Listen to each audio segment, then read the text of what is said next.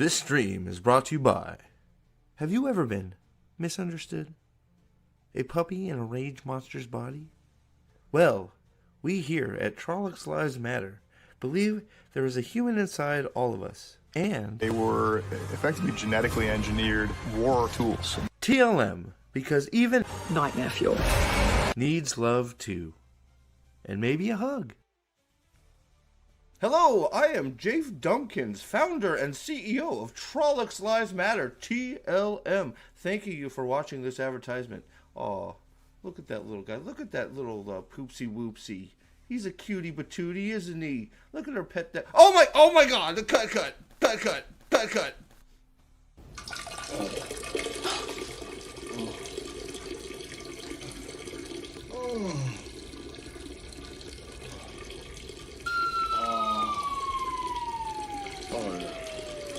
Could be a record.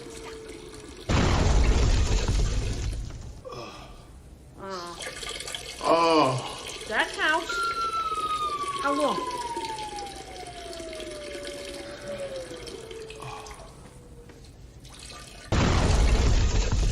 Keep going. Wheel of time, you say? I have no idea. But I do love this chair. It's great. Ooh, what's that? Hey, a pine cone. Smells delightful. Let's get that out of here. Let's go. Man, my own bones are aching. I like going for a walk. Hey, that's a birdie. Look at that up there. I like birdies. Oh, what's that over there in the forest? Oh, you know what I could really go with? A tree hug. Wonderful.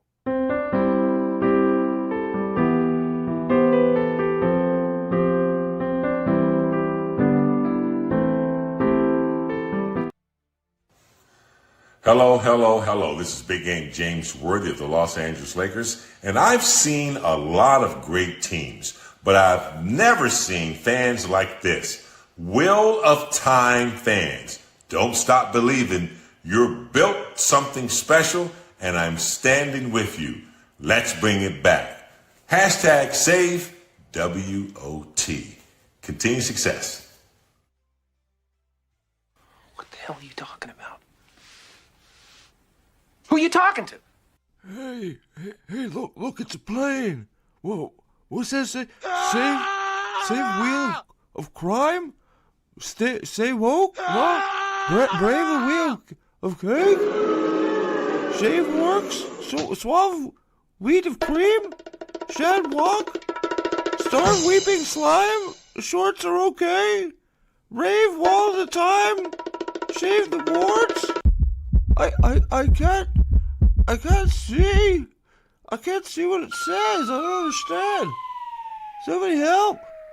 I'm lost. Help me, please. Save me. Karakan!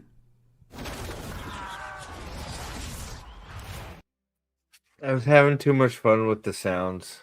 My timing was all off. It's too bad. Sorry. I thought you were going to add the goo video to that. The goo is the end, isn't it? Oh, okay. That works. Right? So I was going to put this one in there today, though. What are you doing here, dipshit? Suck my fat one! Jesus, what? Suck my fat one! Listen, dipshit.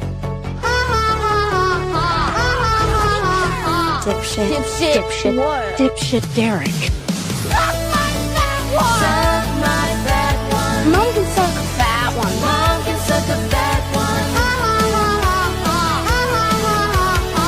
Dipshit. What? Dipshit Derek.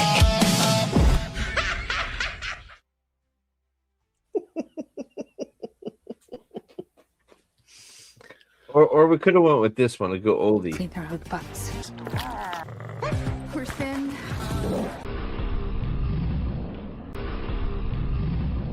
I could crush a walnut with my vagina.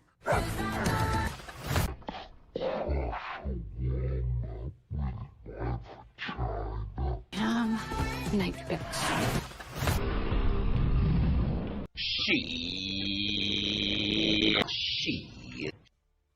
Rest in peace, brother. Did he die? Yeah, he died. No. About a month ago, I think. Yeah. Man, that doesn't make me feel all warm and fuzzy. Yeah. He died, and then yesterday, Man. Kevin's mom died. Yeah, I heard about Kevin's mom dying. Oh, Home Alone will never be the same.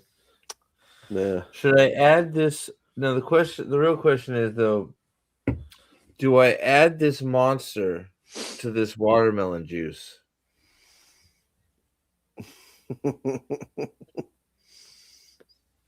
You shouldn't be adding monster to shit. Should I add the monster to the watermelon juice? Yes or no?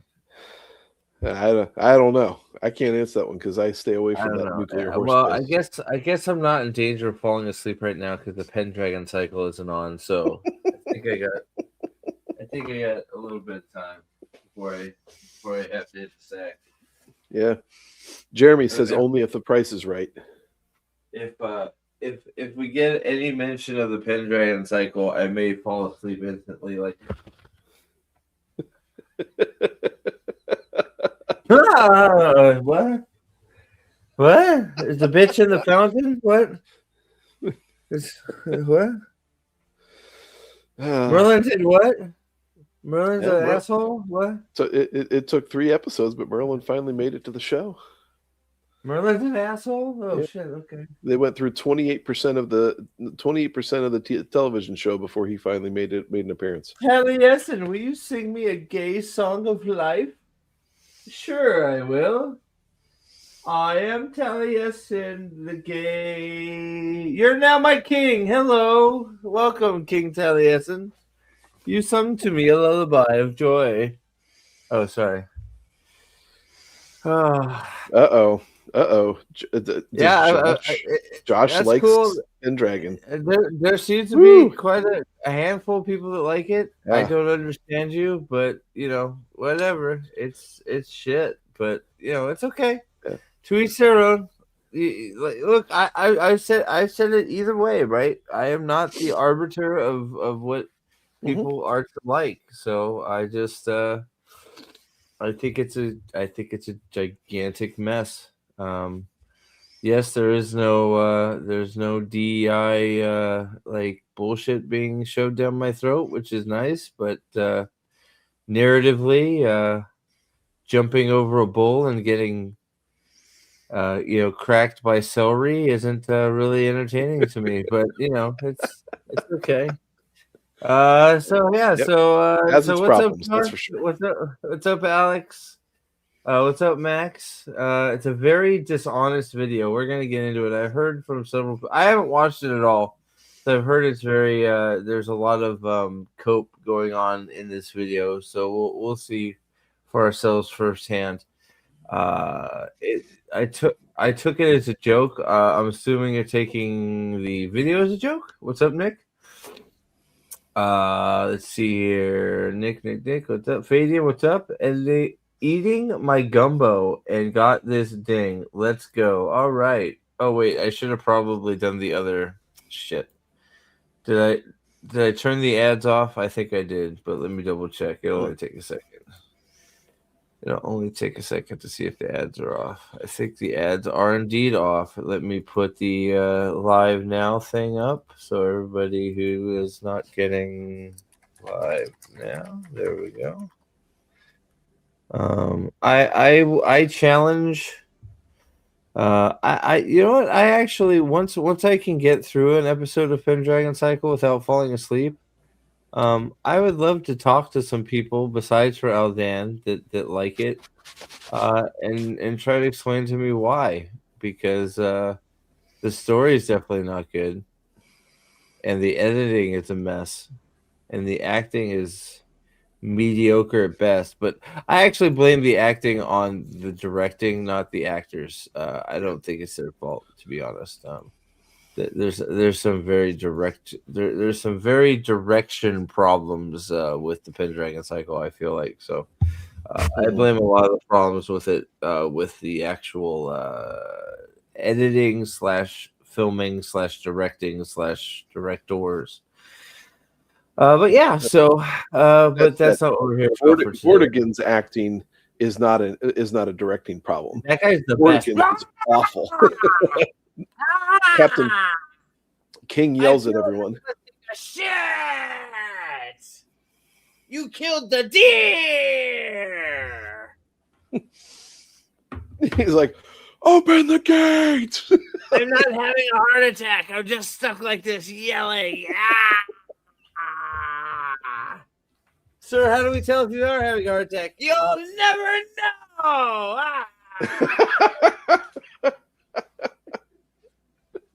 I am Borken, king of heart attacks. Sorry. Oh God, You got the job. yes. Me and Easton, we're in. All right. Easton can play. Rufio. I was gonna say Easton can play the little boy that stabbed him, Ooh. and that way he? he can stab you. Can I make him king afterwards and be like, damn you! Yeah. This is not a stab wound. This is a love touch. Ah! I don't even know what I'm reciting because I think at that part of the episode I was asleep, Nathan. It might have been actually. I think that's the part of the episode where I was like this, and you were being polite, and you're like, "Hey, Steve," and I'm like, "Yeah, I'm."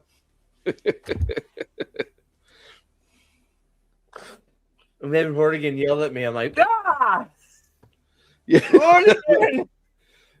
Damn you, Vortigern!" Steve immediately pulled it down and set Vortigern as his alarm clock on his phone.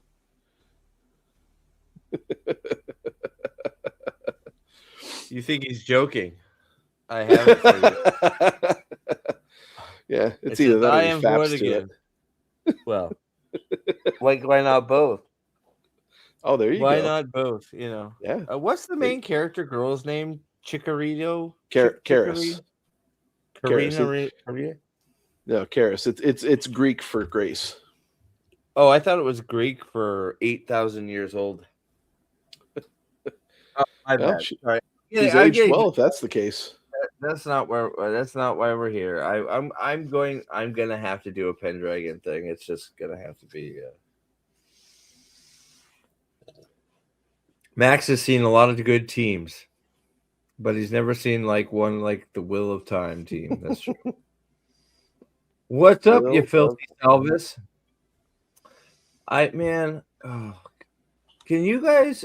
So, is there a one-time way to change your @ symbols to your names? I miss your names. I really do. I love you all, but I miss your names. Hey, this guy wants to promote me. How much is that going to cost me? $20,000 to get 2 more viewers? Right. Boosh! Boosh LaRouche. Does anybody call you Boosh LaRouche? I have to ask Boosh. Anybody? Boosh? If somebody calls you Boosh LaRouche, please say yes. No? Damn it. I'm alone? All right. One of these days, I'm going to get Boosh on here just to talk shit about something. Boosh, what do you want to talk shit about? Like anything. Please say Pendragon Cycle. Probably not because it's right wing. Damn. Add some vodka to both. Add some vodka to both. I don't drink. Why is Ryan playing a game called Don't Starve Together? I don't know. Is it about cannibalism? Maybe I should be. Ooh, that sounds like a fun game. Maybe I should look into it. I know my two Bella and Easton are playing this game called Lamb of God. No, it's not called. I call it Lamb of God. It's called Cult of the Lamb. Your character is a lamb, and you form a cult, and they kill themselves for your so you can eat their blood. It's fun. I'm teaching them good. It teaches them good. Look, I'm telling you, it teaches them good leadership skills.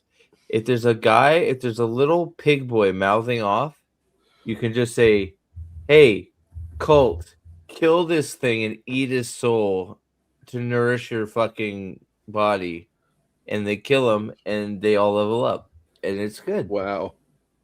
God is good, right? I mean, that's what it says right there. I mean, I don't see a bad message in there. But, you know, do you see We a need to bad get message? you to church.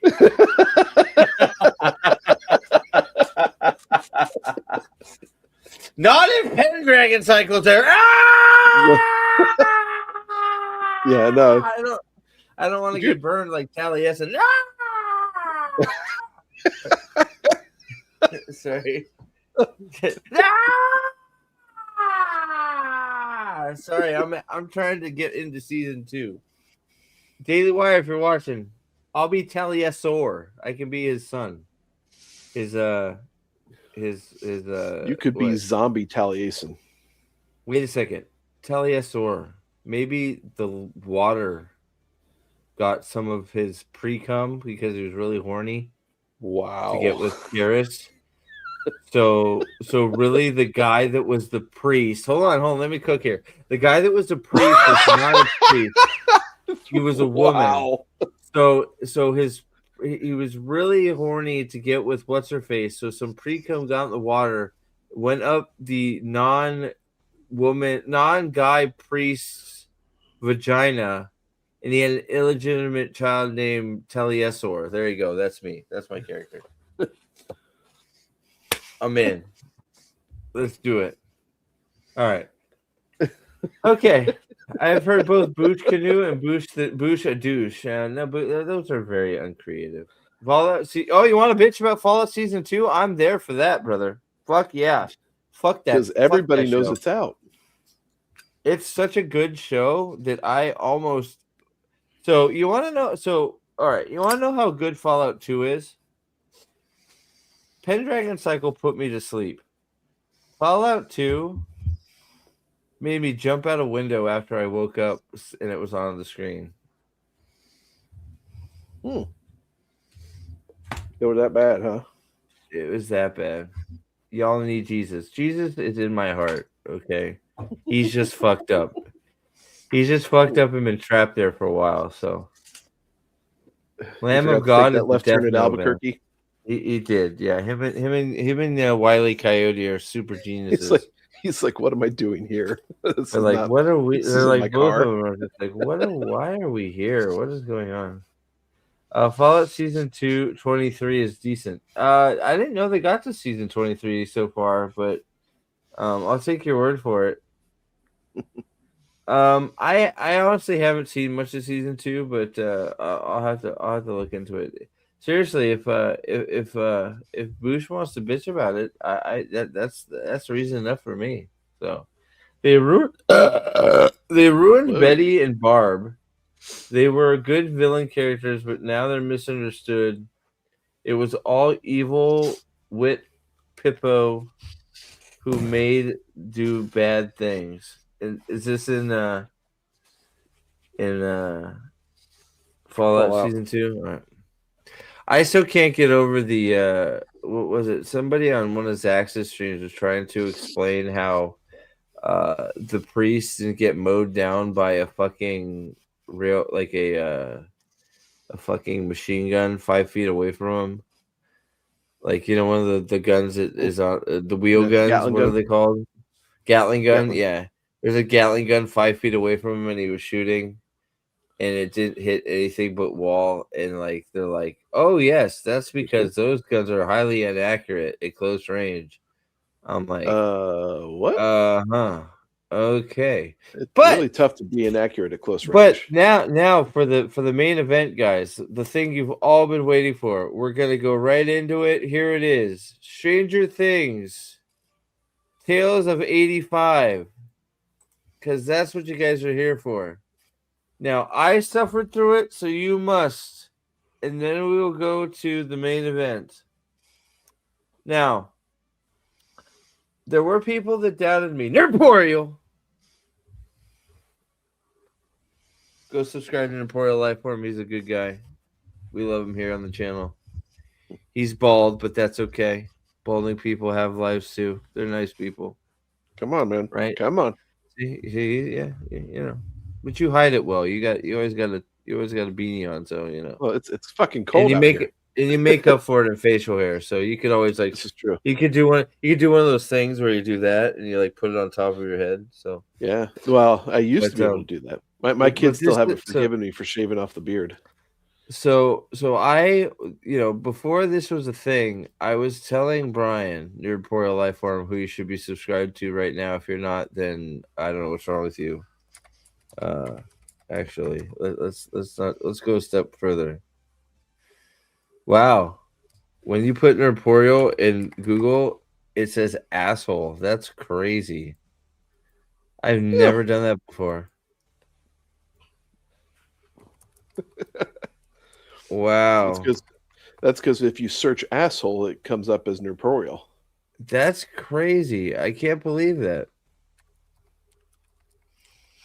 I put Nerdporial Lifeform into YouTube, or not into YouTube, into Google, and it came back with a-hole, punching bag, fuck face. It's like, wow, a little harsh. Mirror is up to 30% on Butcher's website now. Nice. Yes. We'll have to look at that too. Keep it going, Jimmy. Keep it going. Aldan arrived just after the banging of the other thing. So we'll keep it there.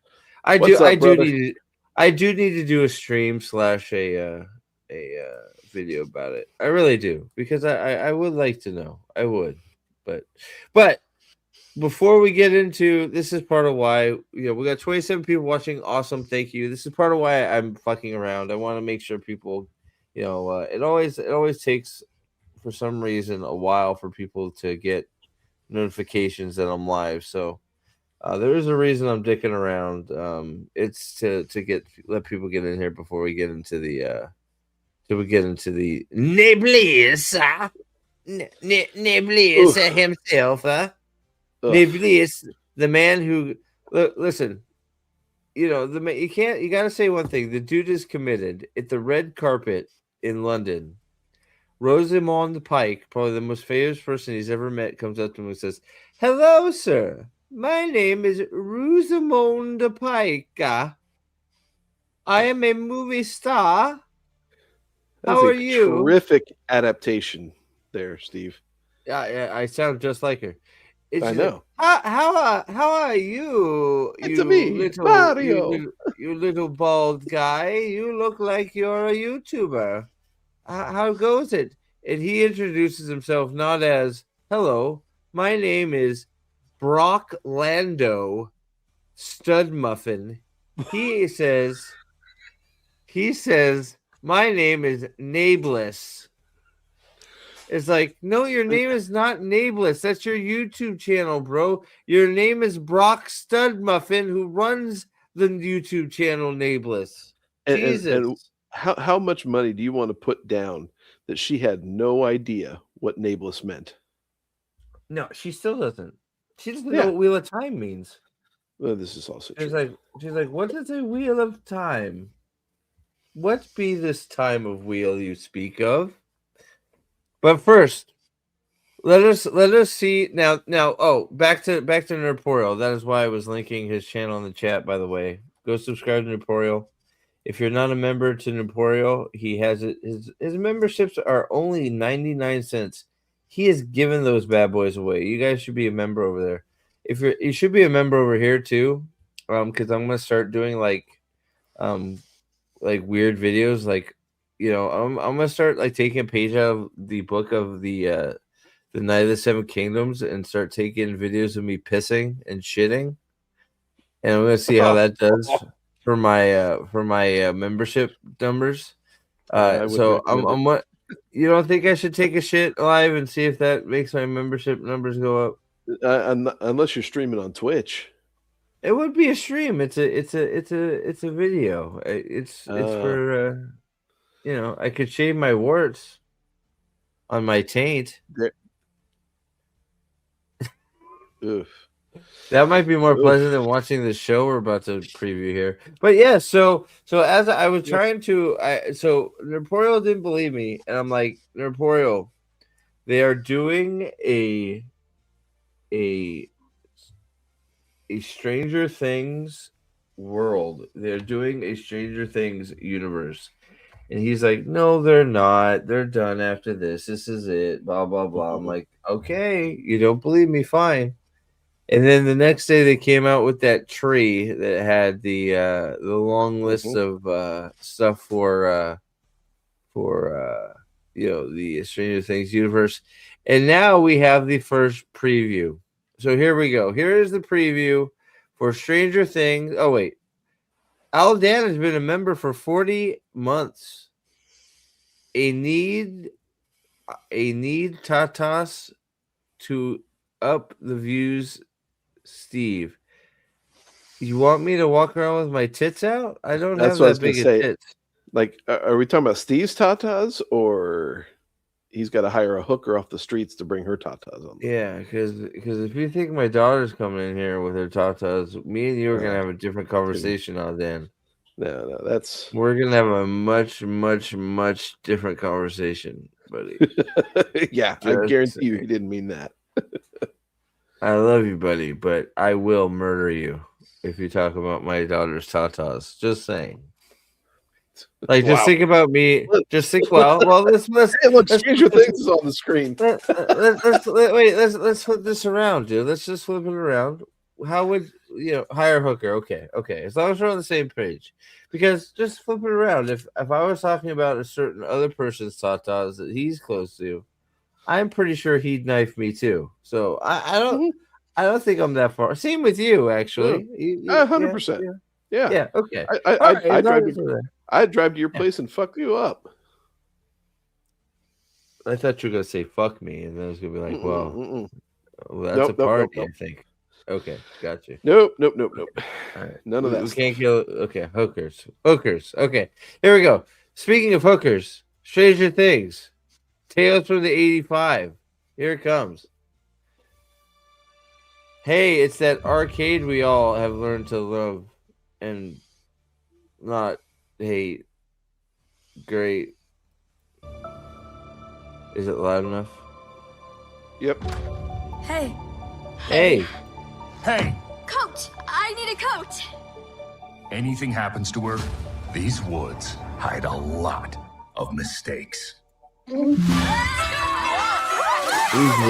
hide a lot of bodies. Walk along the city streets you used to walk along. Hey, so look, they're still in love. How about that? Get you right here. The big snowstorm is coming next week. That's when we'll start the campaign. All right.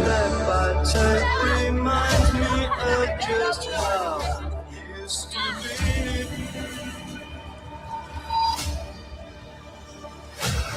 There's always something there to remind me. Something from the Upside Down must have survived last year. Looks like it's mutating.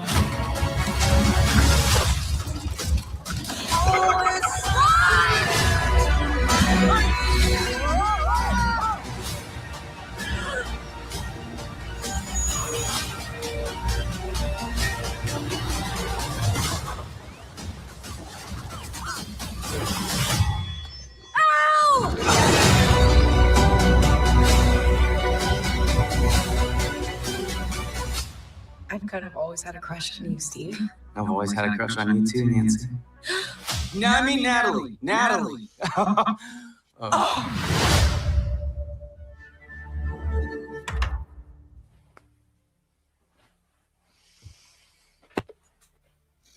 Yep. What happened to Steve's game, man? Steve, man, I thought you had game. What happened to Steve's game?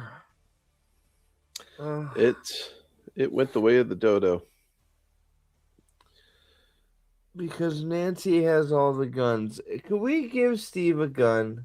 Because I guarantee you, the minute Steve gets a gun in his hands, everything in his brain will click back into place, and he's going to be just fine. What do you think? Could very well be. Yeah. I mean, I enjoyed season 1. What the of the 2.5 seasons of it that I watched, season 1 was solid, and Steve was had a great arc in it. Yeah.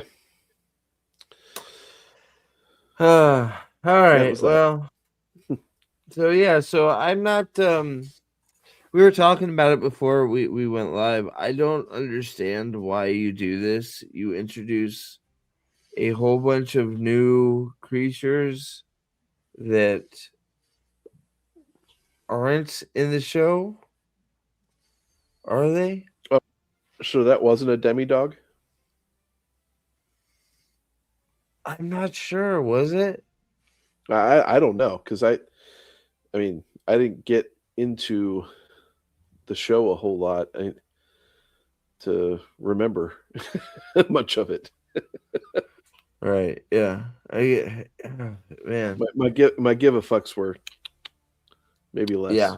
Yeah. So I don't know. It's sort of weird. What have they done to Steve? They made Steve Cuckaroony number 1. They have turned Steve into Captain Cuckaroo. Like, he's always right, but it's, I guess, I don't know. Only when Nancy's around. I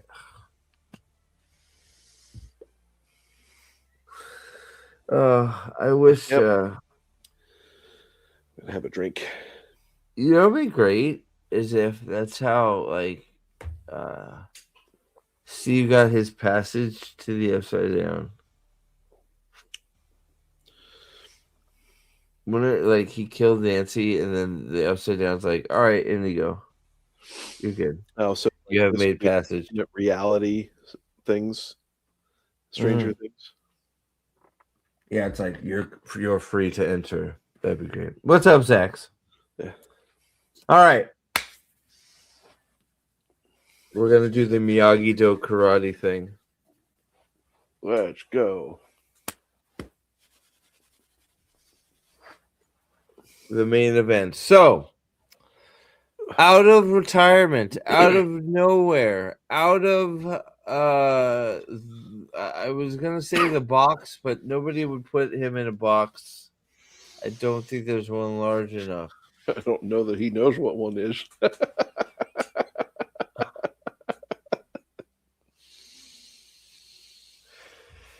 Maybe. Shit, how did all these windows get open on my... What the fuck? What is happening?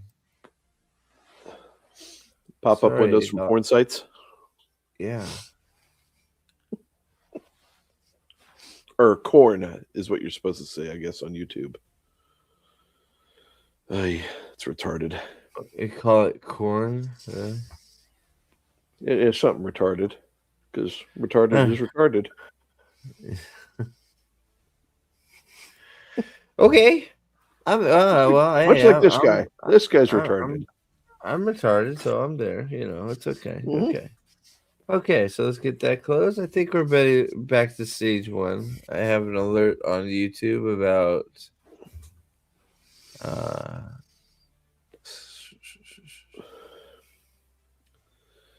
all right, here we go. So back to that is working. Okay, here we go.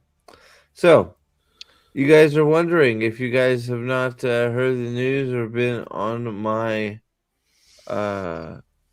Discord, what are you talking about, Steven?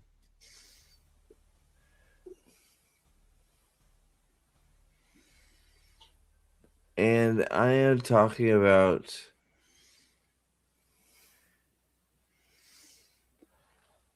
this guy right here. Nae'blis himself. Now, of course, he will never change style. He will always have his "I'm not as" whiteboard in the background to pretend to be heel versus babyface, but not quite. Because remember when heel versus babyface had the whiteboard back there? I do. Back in the days, yes.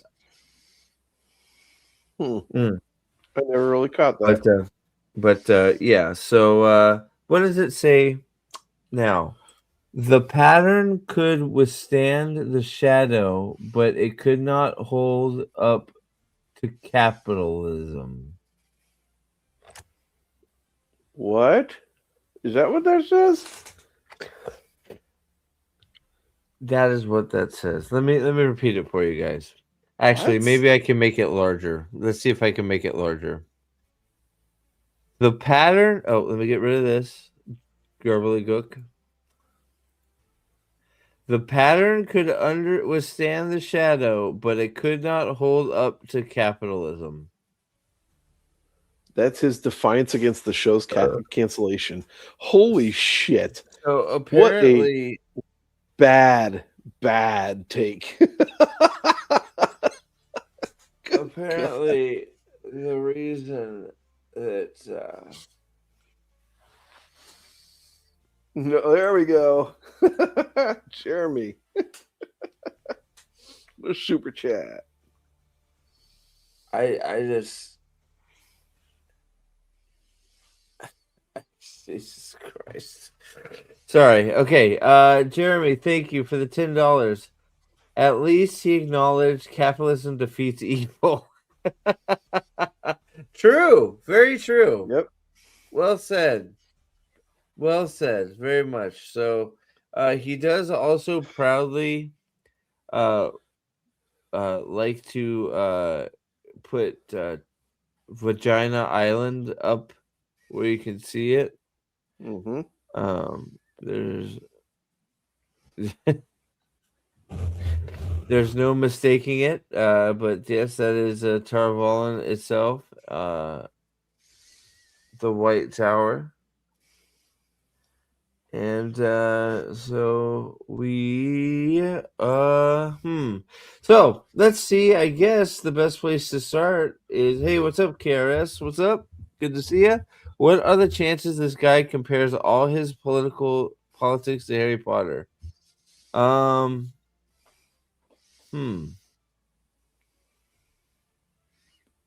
know.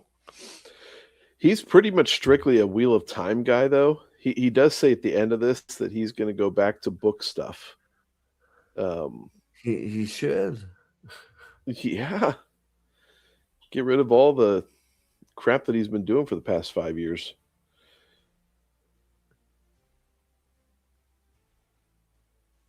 I mean, he was doing pretty good with the book stuff, right? I mean, hey, I think I remember this guy. I was looking for Amazon, the Wheel of Time reviews, and found this guy. He's retarded. Well, don't you worry. We're gonna get.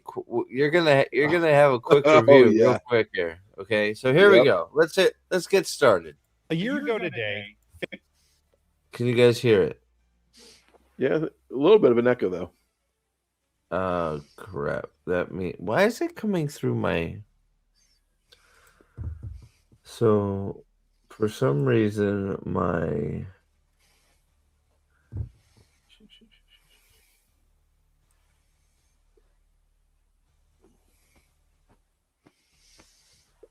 and see, Cody, there's a reason why videos on Fans of the books Wheel of were Time pretty on- good because they're focused on the books, which is what the show wasn't.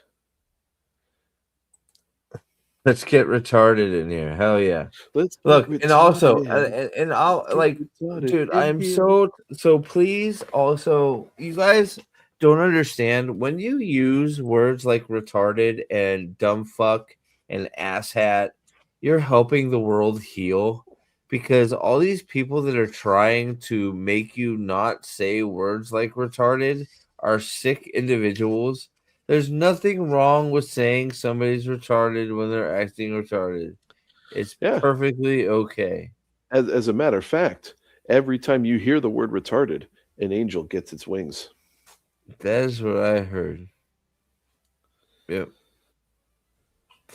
All right, so let's back it up a little. Oh wait, first we got Nick demoted for $10. In a communist country, this show would have not made. Wait. In a communist country, the show would not have been made because there would not have be the resources to make it. That's true. Too many ugly women. Oh, sorry. Is that not what you're referring to? They would Or all be in the work. semi-attractive women that they uglied up. The ugly women would be in the work camps, right? So they wouldn't be able to be on the show. Is that what you're referring to, or are you referring to something else, Nick? Are you referring to the day camps, the nightclubs, the day clubs? Because all the actors would be working in the rice fields, the rice paddies. Well, yes. The rice patties. I love rice there patties. You go. Rice patties are delicious. Boosh says if you ever have him on, he needs to tell you the retard story. Well, what the fuck? Like, why not? You can't tell it to me now? It's a lot of typing. I can send you a link right now. Does anybody want to hear the retard story right now? I don't know if Bush is equipped to come on right now, but does anybody want to hear the retard story? Is he ready? The world could always use a retard story. I mean, you could have a fleet of angels getting their wings. I mean, I'm pretty sure Bush could respond to Nae'blis being retarded pretty fucking well if he wants to come on. Anybody want to hear the retard story? Well, hold on, man. Bush, hold on. Give me a second. I am a slave to my audience. If my audience says "fuck you, Bush," then sorry, Bush, you gotta go. So, do we want Bush or no? Yes, he's a whore for the thumbs up his bum. So SB came in hot with a yes. So good, you're in. Are we hooked up on X, Bush? I gotta check. Why is it the first thing that I open up is from Nadia and it has Eyes Wide Shut? And it has Nicole Kidman getting fingered by Tom Cruise. What the hell? Yeah, I don't understand. What a weird thing X is. Bush says you're gay together on X. We're gay together on X? Sweet. All right. Well, getting gay with kids is here. For joyous kids and kids are queer. Wait, sorry. Have you never heard that? Getting gay with kids? It's from fucking South Park. Getting gay with kids is here. You want me to find the song? I'll find it. It's okay. We've got enough going on. We got a retard story coming up. We got to get to this video with Bruce. You're gonna have to send me a message on X. I can't seem to find you, even if we are hooked up. Just send me a message. I'll send you a link to the streamy poo. You know who I haven't seen in a long time, and I wonder if he's okay. Like, seriously? Lyle Hammock. Has anybody heard from Lyle Hammock? Oh, yeah. That would be a good one to hear from.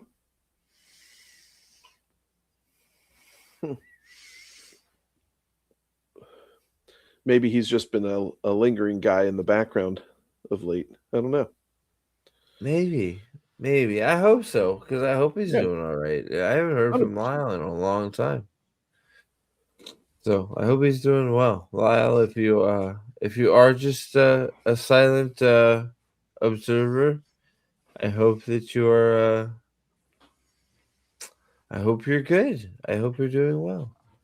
So boot. We're waiting. Well, actually, we can. Let's just go ahead. We'll get a few things going while Boosh is getting himself set up, and then Boosh will send me a message when he is ready. So here we go. Your camera's off. My camera is off. Yes, I did know this. I didn't know if it disconnected on you. I had no idea it was off, but yes, I did know. Okay. I'm having that type of night, Nate. Here we go. There we go. So let's read these first before I hit play. Ars Techina. The Wheel of Time is back for season 3, and so are our weekly recaps. We're back in the saddle for season 3, along with insights, jokes, occasional wild theory. Gird your Woohoo. loins, motherfucker. Watch for your testicles. Weekly They're gonna recaps that get tens of clicks. True. Gizmodo, another publication that is no longer a thing. Gizmodo, Wheel of Time, season 3 arrives here. What to remember from season 2? The Wheel of Time is preparing to crank it back up, with the first 3 episodes arriving March 13th. Prime Video will like seasons 1 and 2 will run blank blah. Boo. And the last one is from Forbes. Wheel of Time season 3 trailer surprisingly good, because as Forbes has said in the past, season 1 and 2 were dog shit. Oh, wait a second. That's not what they really said. That's only what they meant. They said it was good, even though they meant it was shit. My bad. All right.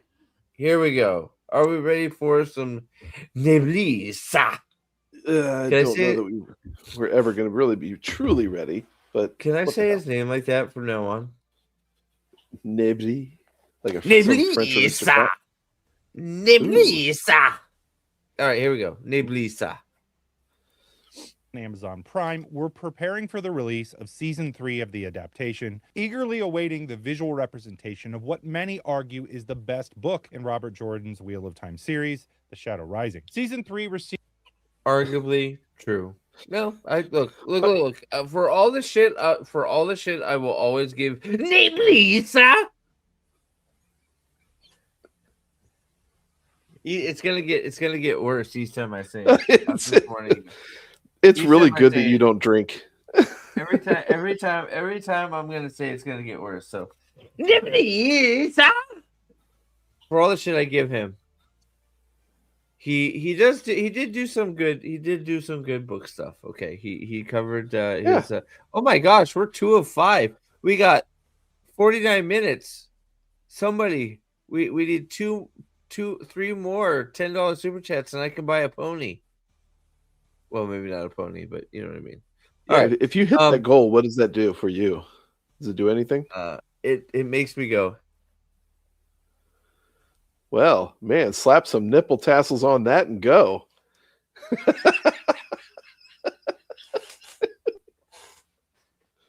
Jeez.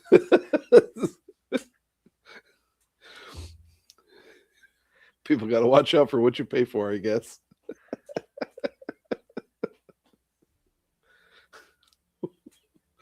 What the fuck is wrong with you, man? You asked what it gets you. That's what it gets you. Jesus Christ, man! You're the one that asked. That's what you asked. That's what my eyeballs are saying right now. Is my God, you're the one that asked me. It's either that or we could just do this if I get it.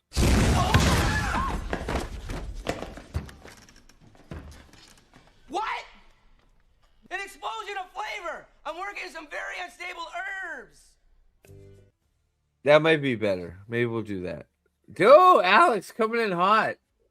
Can I pay for you to stop dancing?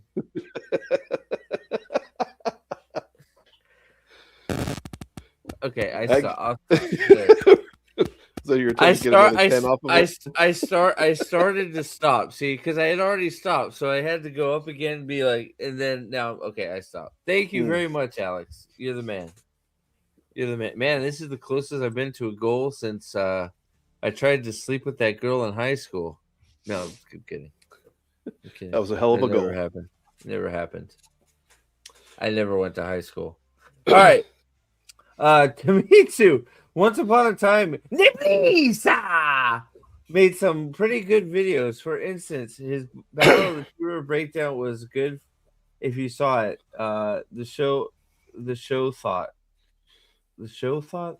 The show. No, The show, though. Okay, my bad. I can't read. No, that's what I was trying to say. To me too. I actually think that both Nae'blis, I'll say his name regularly this time. Both Nae'blis and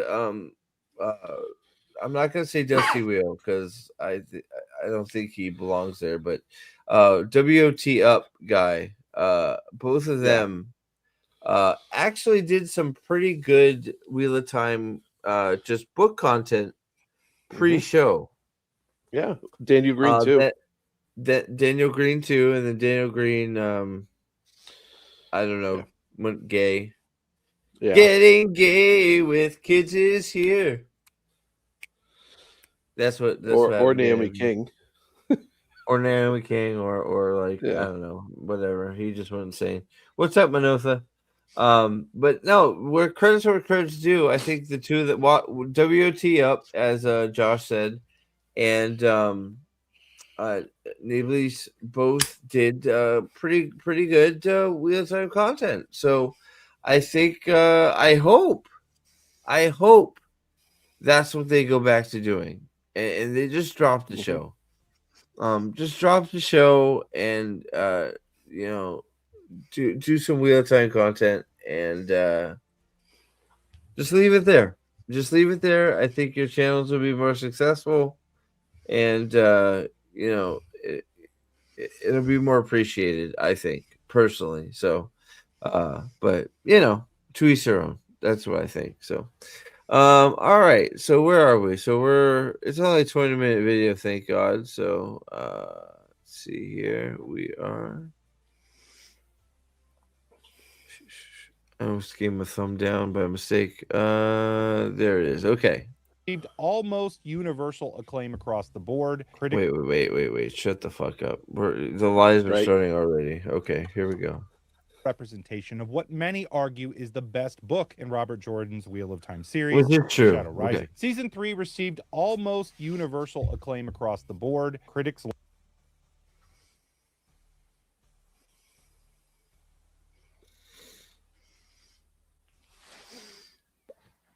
So, Steve, let me say this.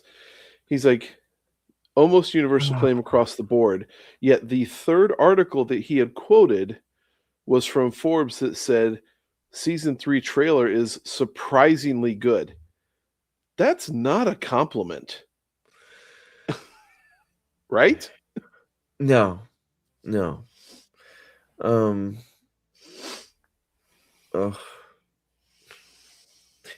were doing okay too. Then the lies just, man, we're not 5 minutes. Are we in 18 seconds in? 18 seconds. Loved it, but that gave a false sense of hope, as just months later, the Wheel of Time was canceled, ending a 3-season run that many hoped would extend for 8 or more seasons. Many hoped would not. Nope. No. How about no? Many hope would not, and were rewarded. So thankfully, it got canceled. All right, here we go.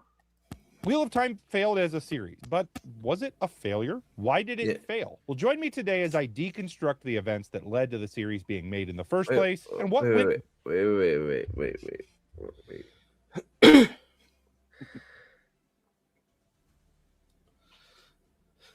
It failed, but was it a failure, Steve? Despite the fact that it failed?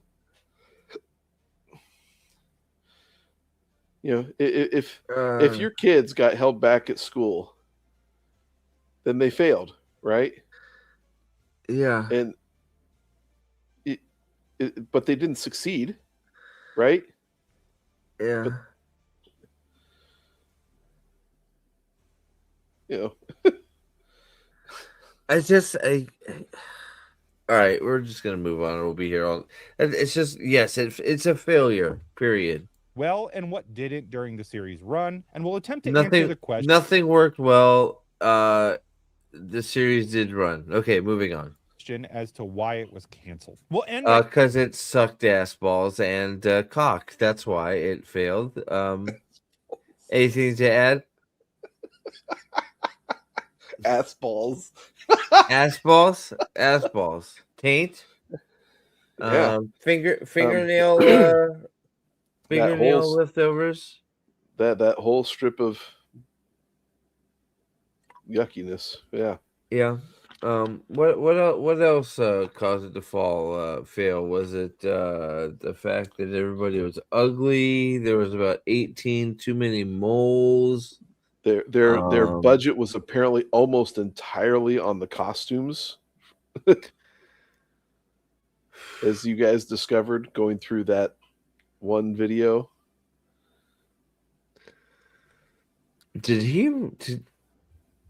Okay, moving on. Wow. Okay, yeah. All right. Yep. Talking about what's next for the Wheel of Time now that we're nothing, death, and back to the books. We're almost a year out from the release of season 3. What? What did he just say? Demetep says it failed because it did not adapt the Wheel of Time. Correct, sir. That's 100% correct. What did he just say about release of season 3? I'm okay. Nae'blis! Love it with feeling. Chapter 1: The Promise. Why the Wheel of Time was a perfect bet. Well, so here, can we answer these before he answers them wrong? Should we do that? Yeah, sure. This question is this is correct. It is the perfect bet. Absolutely. I agree with this 100%. So, would you like to give your answer first, and then I will give my answer why it's a perfect bet? Well, so he'll point it out too, but huge fan base, one of the most successful book series. It's a rabid fan base that loves the material. More than I do because you were reading it in the middle of all of it. What the theory crafting and all that stuff that was going on while the series was being written. This why it took as long as it did to get not an adaptation, but a show. Is a complete failure of IWAT. It should have been done much sooner to capitalize off of the success that the movies Lord of the Rings brought out. I agree, 100%. So, I think besides what you just touched on, it's a perfect bet because of that built-in fan base. So you have a built-in ravaged fan base that is just waiting for anything besides for the books of Wheel of Time to be produced. A game of some sort, a movie of some sort, anything Wheel of Time was going to be just consumed and watched. Whether it had the initial little startup problems, I don't know, it would have been just eaten up so fast that nobody would have known what to do with it if they stuck to their guns and they followed the source material. If they gave the people what they wanted, so to speak, it would have been a hit that I don't think that any company has even gotten close to today. The amount of records and the amount of money that IWAT and INR, that Red Eagle and IWAT and all of them would have been making with this series is astronomical. And the fact that I don't know how they messed it up, but they messed it up straight from the beginning, and they didn't do any of those very few things that would have caused it to be successful. Basically, turn on the camera, take some lines from the books, and you have an episode, right? So, I think it was basically boxed and ready to move, and they just screwed it up. So it was a perfect fit. So let's see what he has to say. It's really an understatement to say that The Wheel of Time is a popular book series. It's one of the best-selling books. Understatement. Yeah, I saw that. I'm sorry. Thank you. Okay. Sam, for $2. Fuck this show. Matt is my favorite character. Thank you very much, Matt. I appreciate you. Oh, sorry. Thank you. Yep. Thank you very much for that, Matt. As always.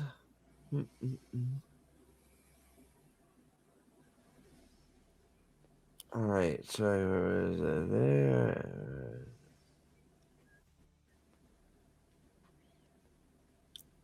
Yeah. Sorry. Okay. And sorry, I was looking for something else. But all right. So let's see. Harry Potter 500 million plus. Lord of the Rings, Hobbit 2.5 or 2.5 million. Narnia 100 million. Wheel of Time 100 million. Ice and Fire 100 million. The best selling fantasy series of all time. Okay.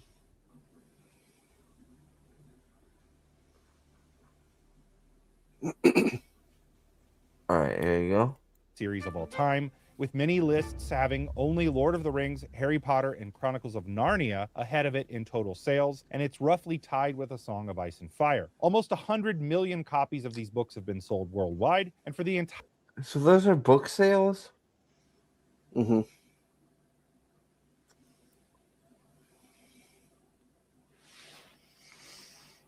I don't know. That seems low for Lord of the Rings, but it seems low for a few of them, doesn't it?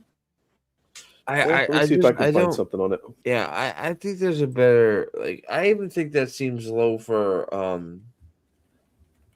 A Song of Ice and Fire. I need to be give me 2 seconds. I gotta go right back. My poppy. My dad's calling me real quick. Give me 2 seconds. I'll be right back. Daddy. My daddy's calling me. You're okay. You sent. Oh, perfect. Let me send Boosh this. Okay.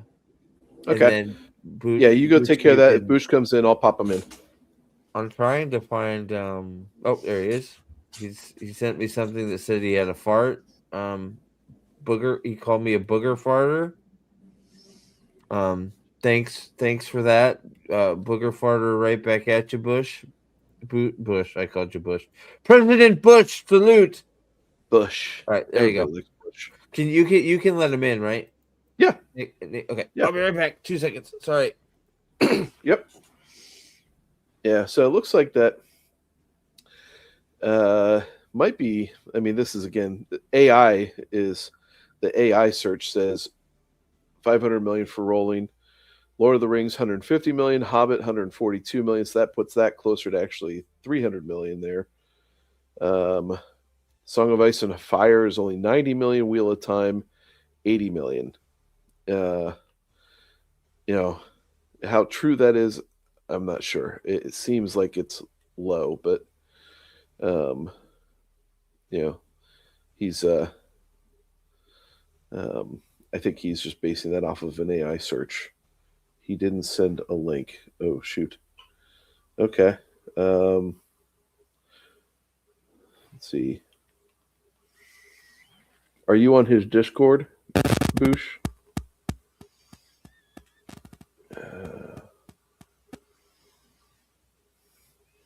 Yes, Song of Ice and Fire is funny since it won't get done. It's let me see. 20 best-selling fantasy books of all time. That's just individual books. Yeah, I'm not on X, otherwise I'd have you ping me. We'll give him some shit when he gets back. He'll be good for it. Maybe he has it all typed up and he just didn't hit send. Yeah, Sam, 12 Months was a hell of a book. Phenomenal finish. Yeah, Murphy, yeah, tears on that. Oh, Salty Steve has stepped away for a few seconds, so he'll be back. Yeah. That's the solid point there. You know, the success of Wheel Time is completely on the books alone. The show didn't help it out in any way, shape, or form. Well, I'll retract that. The show. Oh, did it have a problem? Did it not go to him? He said it didn't get to him. Huh. Failed. Try again. There you go. I tried again. For some reason, it didn't like the first one. Did that one work?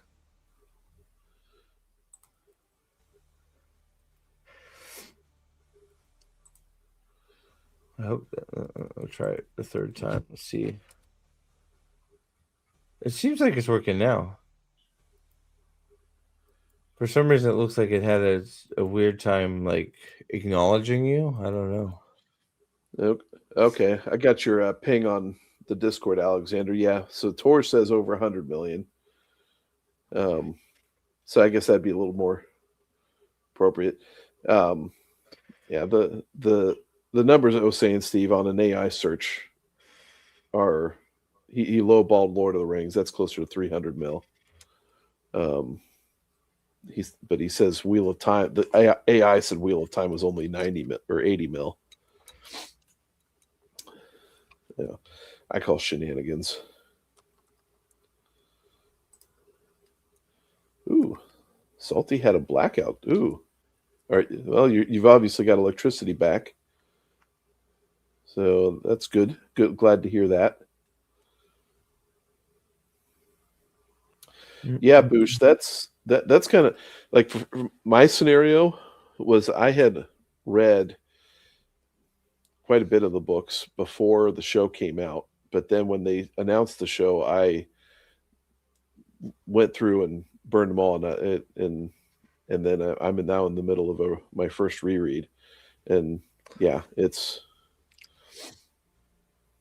the books are so good. Another one from Sam for $2.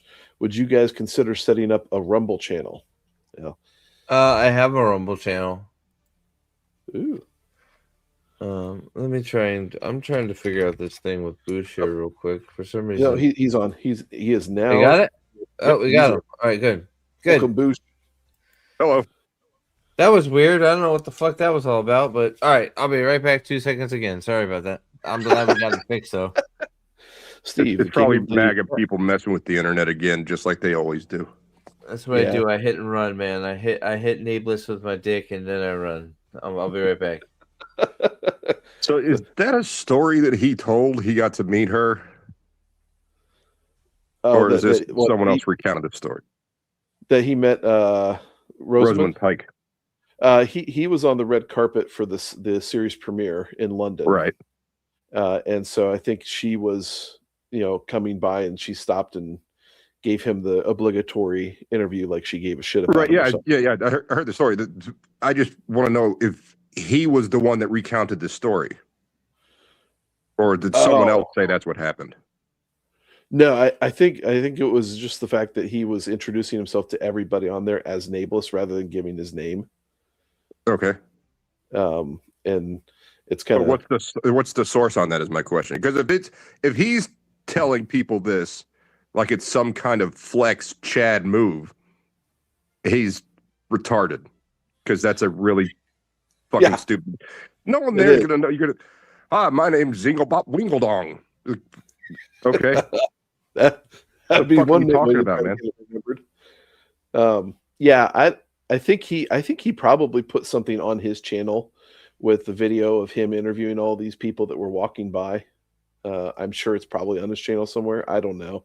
I didn't. Sorry, I'm back.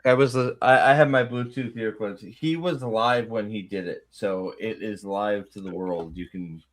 So he didn't announce it to anybody. He didn't tell anybody. It's recorded in history. So he's a dork. He's a fucking moron. Yes. Yeah, he thought he was flexing by calling himself Nae'blis. Yeah. Yes. He's a special guy. Yeah, he is a special person. I'm Yeah, he Zay thought he Fob was. Brox. that would probably be better. Yeah, more people might know who that is. Yeah, exactly. So what did we come with on the numbers, Nate? Ice and Fire's a little low. The rest are close. Well, I think he pulled the numbers off of and just a quick AI search. Wheel of Time on the AI search is only 80 million. Song of Ice and Fire is at 90. Lord of the Rings is actually 300. Low, man. I can't. Right. It's low. I can't believe the Lord of the Rings sold less. Like it's been out for what 40 years, 50 years, something crazy. What, Lord of the Rings? Yeah. It's been 75. 50 fucking years. It has 3 generations of readers. Yep. Yeah. Harry Potter has 1, 2. Yeah, that's got to be fucking low. Did we get Sam's other supers? Yeah, we did. Okay, good.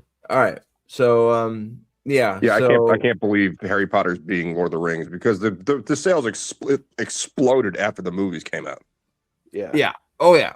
Yeah, it never died, really, right? I mean, Lord of the Rings has just grown in fucking legend since. My niece just bought the set. She just bought a brand new set of Lord of the Rings, the 3 books in a what do you call it, book box? My kids are starting to get into it. They're talking about wanting to get the books and shit. It's just like, I don't know. It doesn't make any sense to me. So her boyfriend read them when he was younger. Like his dad gave them to him, and his dad's dad was interested in The Hobbit way back in the day. And he watched the movies with his dad, and then showed them to her, and she was like, "Oh my god, this is amazing." And I have 2 hardback copies of Lord of the Rings and a paperback set. So I mean, I've got them all over. She has my hardback set of the Wheel of Time. So Salty says, I actually fucking researched for my videos. Potter is way down the list. The Bible is number 1. Tolkien is number 2 for all languages around the world. Yeah. Thin air. Yeah. That sounds more right than. Yeah, there's no way Harry Potter's being Lord of the Rings. That's just nonsense.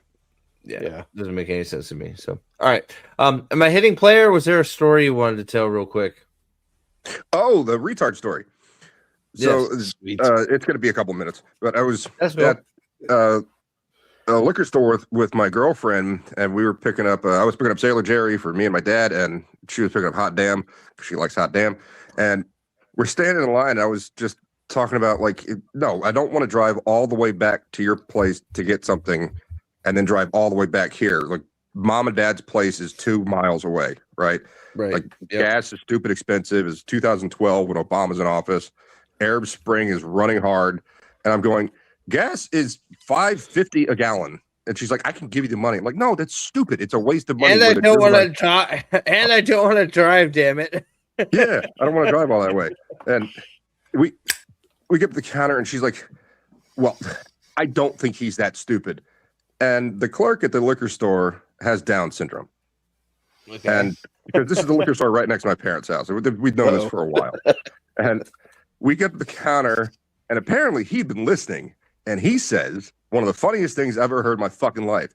He goes, Obama's retarded. Even I know that.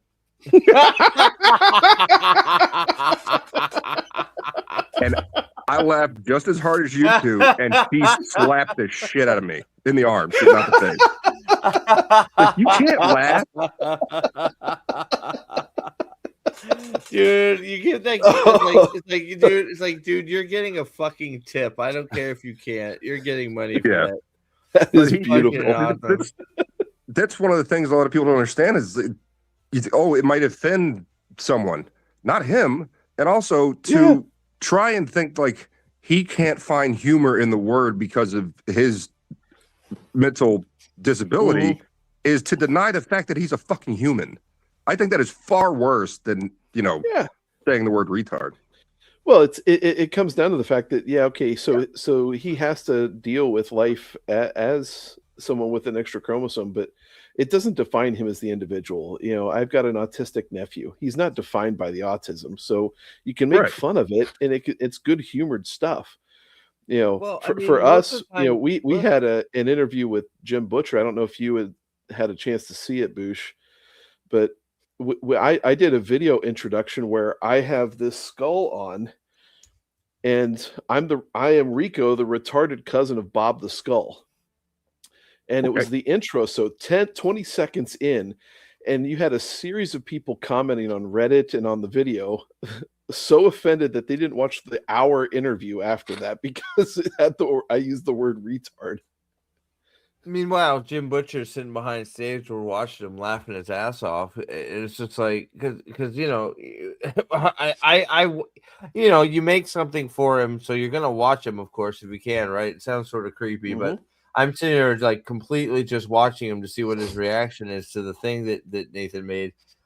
And you know, he's like, "Hi, yes, I'm Rico, Bob's retarded cousin." But I get to hear we go to the strip club place, and he just starts fucking wailing, and it's like, well, fucking good, fucking sense of humor, right? It's just, you know, I'm so tired of all this walking on eggshells to protect people that don't need protecting. People with disabilities and shit. Thank you for being offended on behalf of someone else. Yeah, they have you're an idiot. They have the best sense of humor when it comes to that shit. They probably have the best retard jokes out there because they live it, right? So fuck, right? So yeah. So, but yeah, it's aggravating. But yes, that's all right. That's the retard story. That's excellent. I love it. Very good. Glad we got that out of the way. So yeah, so this seems to be a weird list, but we'll move on from here. In total sales, and it's roughly tied with A Song of Ice and Fire. Almost 100 million copies of these books have been sold worldwide, and for the entirety of its run as a book series, there were calls to adapt the series into a live-action story. As early as the year 2000, he looks like a 40-year-old baby. The release of Winter's Heart, the ninth. Robert Jordan? No, he doesn't. He looks like a grown man. Nae'blis. Nae'blis! Yes, yeah. Look at that stud. NBC. Hey, just make sure if you ever meet Rosamund Pike, you introduce yourself as your YouTube name, not your real name. Okay, that's all I know. I'm gonna introduce myself as Nae'blis. Yeah, exactly. There you go. Exactly. Nae'blis. Hello, my name is Nae'blis. I mean Nae'blis. I mean Steve. Nae'blis. Oh, that's so wonderful. Are you East European? No, you fucking idiot. Why didn't you read the books? Which character are you identifying for this red carpet, Miss Rosamund Pike? Are you? Yeah. Well, like, she has read the first 4. It's on audio. You can get that at nowhere that anybody gives a shit about. She's repeated. Oh, she has read it. Oh, okay. Yeah, just the first 4. She has repeated them. I don't know if she's. Yeah, Nae'blis doesn't come around. We get Moradin, but he's not made Nae'blis until book 6. I think 6 is correct. 7, maybe? 6, I think officially 7. But he's back in 6. I think 7 he's made Nameless officially. I think. I have to go look it up. But yeah. You got this. All right, moving on. Let's see. Purchased the rights to turn Eye of the World into a TV miniseries that would have aired on network television. Without the leadership changes that happened at NBC at that time, we likely would have gotten our first live-action adaptation all the way back then. In 2004, the rights were sold to Red Eagle Entertainment, a move that Robert Jordan himself would later regret. Although Red Eagle spearheaded the creation of some of the graphic novels about the Eye of the World, the first book in the series, they failed time and time again to get the series adapted into a television format. Despite a huge fan demand, Robert Jordan became very publicly critical of Red Eagle and voiced his feelings publicly in his own blog. The hopes of the fan base to get a live-action adaptation took a major blow in September of 2007 when Robert Jordan died due to complications of cardiac amyloidosis at the age of 58. Not only were hopes dashed about a live-action adaptation of the story, but it also seemed as though the series itself would remain unfinished. Robert Jordan's last book, Knife of Dreams, was largely a major success, and it had begun the process of wrapping up much of the plot of the series so it could move towards completion, only to have the author die and the series seemingly end. Fortunately for fans, a relatively unknown author at the time, a nice map of Tarvalon he's got over there, selected to finish the series. And between 2009 and 2013, he was able to release the final 3 books in. Yeah, I did point out that the vagina is very prevalent in his maps. Rather Yeah, than the one on the show looks nothing like it. I have a nice picture of Randland behind me. He has a nice giant vagina behind his head, but to each their own, I guess. Well, it's because he doesn't have an under the desk cam. He wasn't subtle about it. Like, women had tons of power in the Wheel of Time. There's no reason to go full woke and just there was no reason to take every single male character and break them down. It's Boosh. It's one of those things that drives me the fucking, because we haven't really talked about it like this, voice to voice on streamer. No. It's one of the fucking things that, and we really should, because it's one of those things that pisses me off the most about this adaptation. Is first you have people, mostly women, in full denial that it's a matriarchal society. Fucking the Wheel of Time is the world is run by women. They complain about men constantly. Like, they don't have the fucking power, you idiots. What are you talking about? You have the most powerful nation on the planet is run by women who use magic. The largest nation in the world is run by a queen. The second largest is also run by a queen. Then you have fucking the Aiel, the Aiel, who have wise women who basically run everything, because the male clan chiefs have to run everything by the female wise women to get anything done. It's crazy. It is a matriarchal The Empress society, makes you live forever.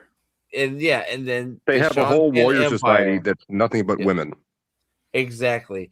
And then like Nate just said, the most powerful fucking nation in the book, a whole nation across the sea, is run by an empress who have lieutenants that are all female. So what the fuck are we talking about? Wait, hang on. I have some maiden hand talk as an avatar. Hang on just a minute. Ooh, I can't wait. Yes, yes. There we go. Is that hello? Excellent. Yes. Hello? That's hello, yeah. That's you should smell it. Yeah. No, they say hello by kissing you and then they kill you. Oh, they're like fucking okay, so they're like praying mantis. Okay, I got it. What is this? It's like the maiden's kiss.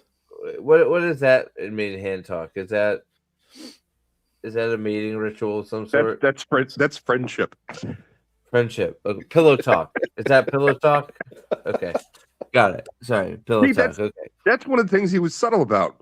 It's like Chiad and Bane could be kind of gay in a relationship, but it's not really flat out said. It's not explicit. It's kind of hinted at, but they're also into, what is it, Gaul, I think his name is.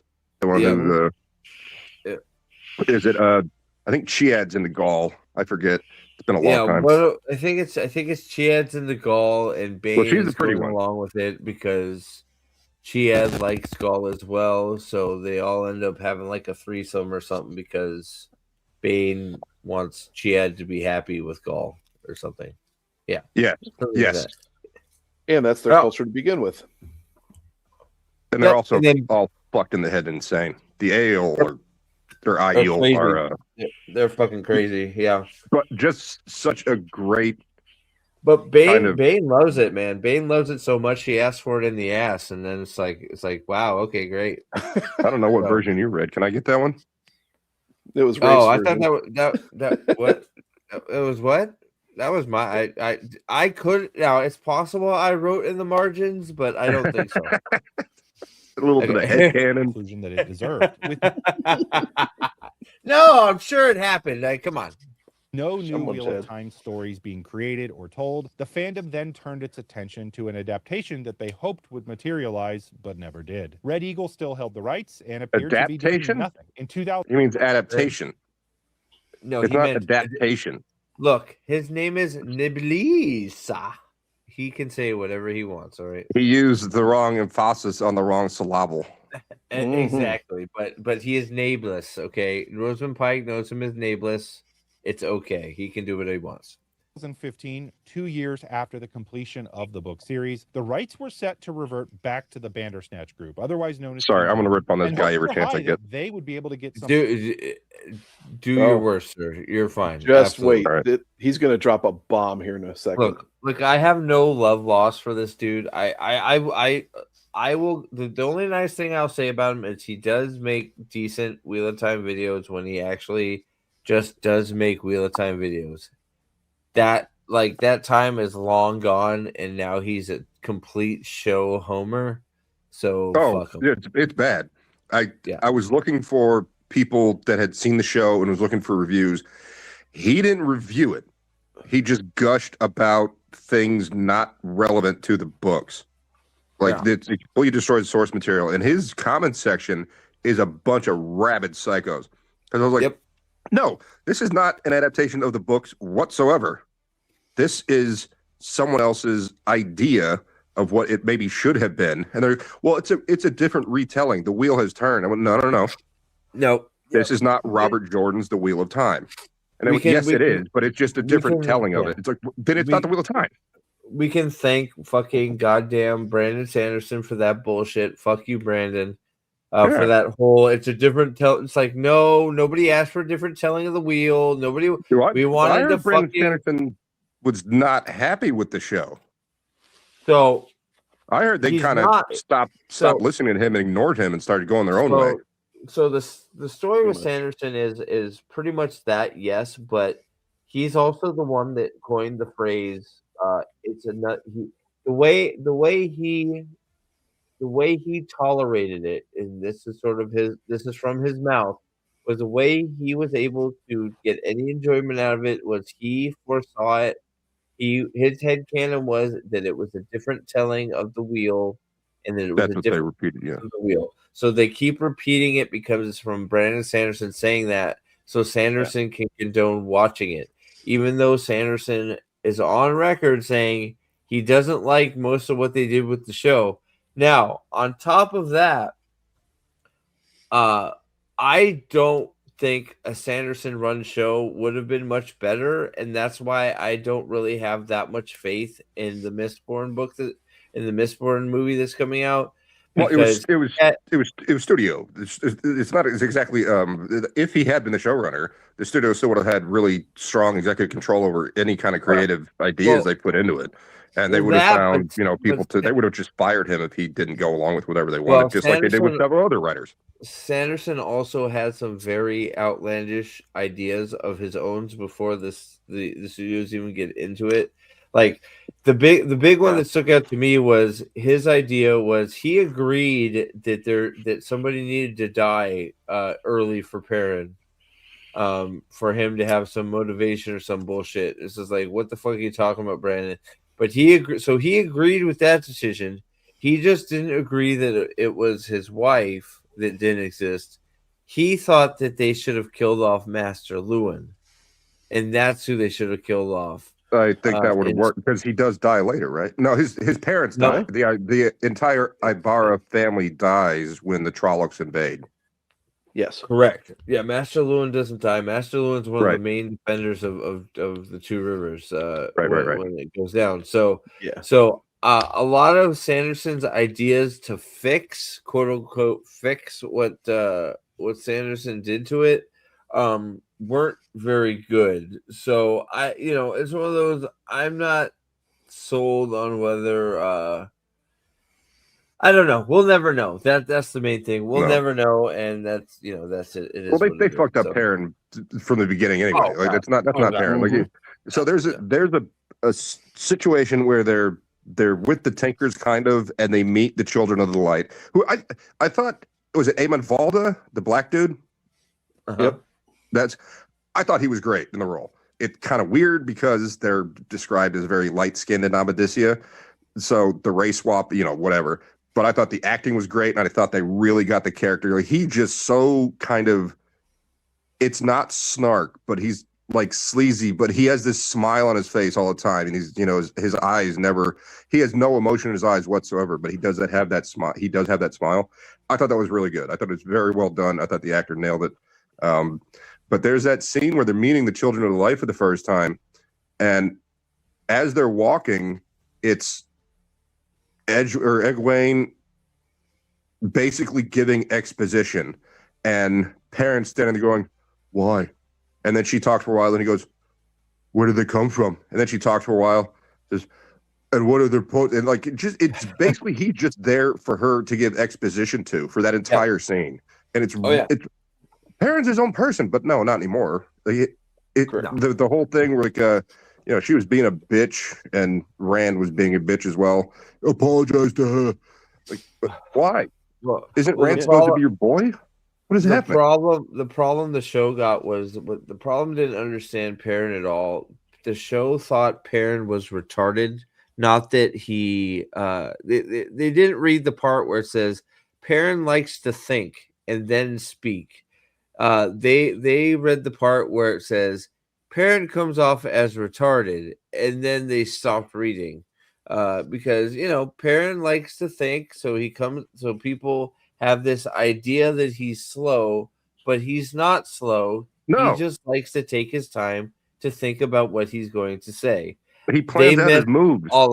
They missed all of that shit. They just went with, and he's Rand, an idiot. Matt is extremely impulsive, and it usually gets him into trouble. Perrin sits and thinks all the time and stays out of trouble, and Rand is somewhere in the middle. Like he can be extremely impulsive, or he has plans within plans within plans, but then sometimes it seems like he's impulsive, but it's actually part of a greater plan. But that's one of the main characteristics of the characters. That's a stupid way to say that. Perrin's a great example of masculine restraint.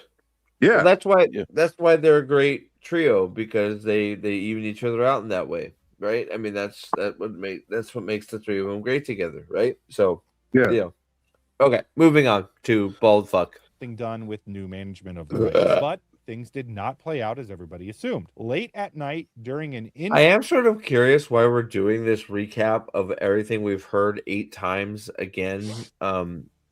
But whatever. Moving on. Just wait. He's about to drop Red it. Eagle released a pilot for the Wheel of Time series with incredibly low production quality, despite having actor Billy Zane of Titanic fame in it. The pilot.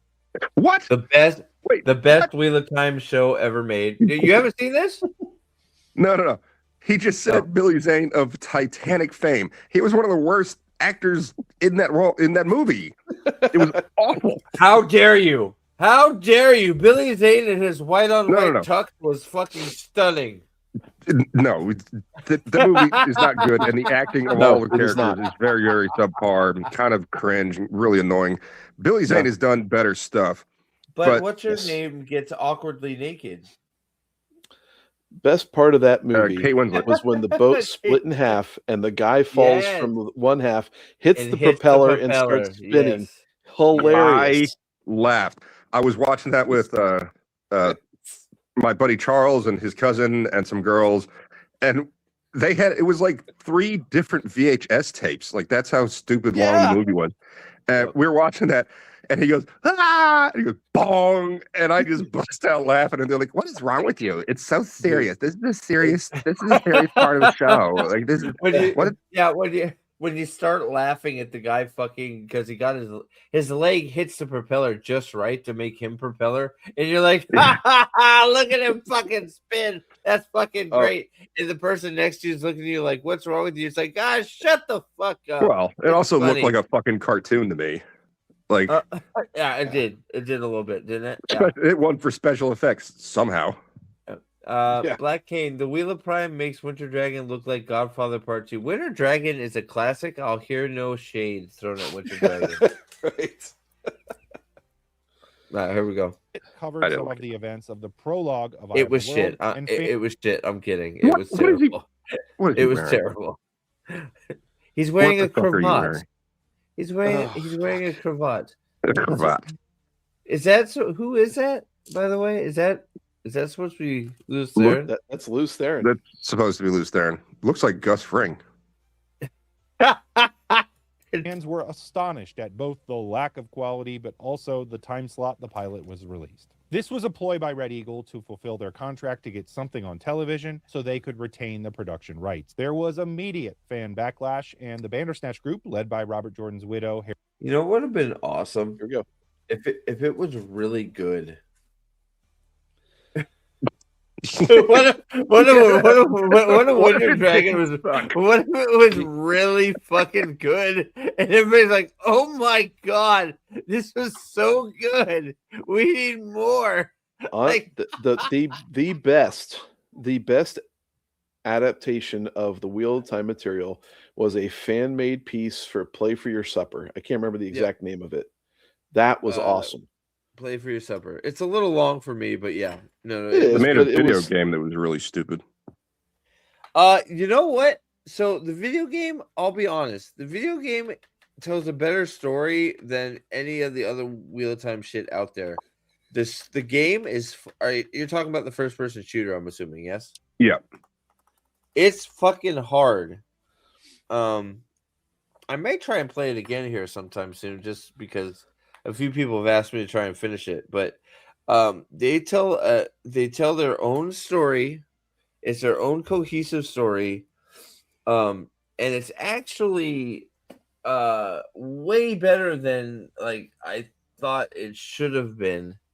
And the game is fucking hard. It's really hard. So. Is Alana a fat old lady in the game? Alana isn't in the game, I don't think. But if she were, she'd be a buxom young green. I would imagine. Yeah, she's supposed to look like a mid-20s kind of Indian, but with more like tilted eyes. She's from Salvania, isn't she? Oh yeah, I think it's Salvania. Or maybe Arizona. Where's Alana from? I'm thinking of Leanne. I'm thinking of Leanne. Let's see. Yeah, I don't know. Hold on. Alana. But she's got darker skin, like brown skin. But all the rest is not overweight. Isn't she Damani? No. I thought, yeah, that's where they're very provocative. I was thinking Daman. Arafel. She's from Arafel. Who, Alana? So, yeah. Yeah, okay. Yeah. Leanne's the one from she's Damani. Yeah. Because Liana goes full fucking like I'm gonna fuck everything that moves when she's out of her bond. Yeah. He's about to get something epically incorrect here. But what was I gonna say? Oh gosh, I was gonna say something. What it'll come back to me. Okay. Something about the video game. Oh, you're welcome. Yeah, I don't know. Yeah, no, they fucking actually did Mosh and Shin really good in the video game. I was taken aback at how creepy Mosh and Shin was in the video game. They did a good job. It was very creepy. Couch? Well, yeah, I did learn that I was a bastard and that I need to kill myself. But you know, I did take it as a video game, so I'm like, well, maybe I should not do this, but you know, no, in all seriousness, Mosh and Shin was done very good in the video game. It was creepy as fuck, but it's kind of stupid in the show, from what I remember. Well, the show, it was a bunch of little locust dots, and it just had a therapy session with you, so it was like. Rand, you're an asshole, and you breathe. You're a mouth breather when you sleep, and when you put those strawberries in your pocket, Egwene doesn't really like them when you put her in her mouth after you fuck her in her mouth because it tastes like cum and fucking strawberries. She hates that shit. And then again, you read a different book than me, man. I'm talking. No, I'm reciting. I'm reciting. That's from the show. That's from the show. Okay. That's the show. That's what the show says. Yeah. And they definitely read a different book. What I thought it was like when it starts getting close, it's starting to play on their minds, and they start hearing things inside of their head. I equated it to Event Horizon when they're showing the death scenes. Like just horrific, like brutal, just like flaying pieces of skin off and then tying around your neck like a noose, like just horrific things.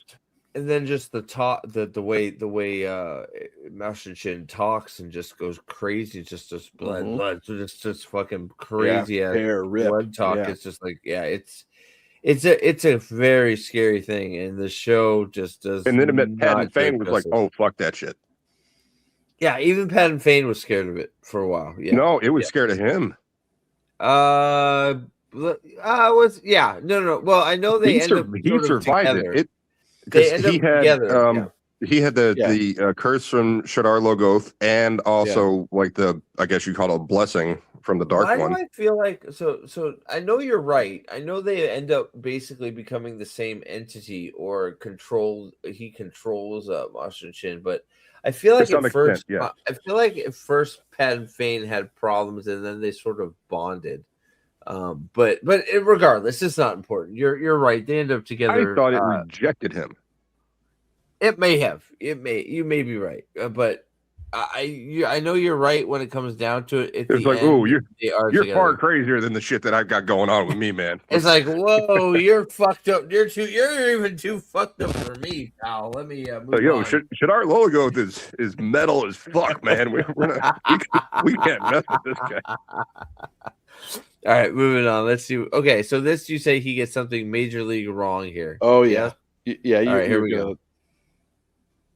Harriet McDougal spoke out publicly against the pilot. What resulted fulfilled their contract to get something on television so they could retain the production rights. There was immediate fan backlash, and the Bandersnatch group, led by Robert Jordan's widow, Harriet McDougal, spoke out publicly against the pilot. What resulted was a legal battle between the Bandersnatch group and Red Eagle. What seemed a low point, however, had a happy ending, as by 2016, the lawsuit was settled and the rights reverted back to the Bandersnatch group, opening the door for a television adaptation. Later in 2016, Harriet McDougal announced that a major studio was in negotiations to produce a television adaptation, and in April of 2017, it was announced that Sony Pictures Television would be spearheading the new adaptation with former Survivor contestant and television writer Rafe Judkins as the showrunner and executive producer. Fast forward to February of 2018, right, and they it kept was firing announced that people. Amazon Studios would co-develop. But did you catch that though? He said the rights reverted back to Bandersnatch and not Iwat. They didn't.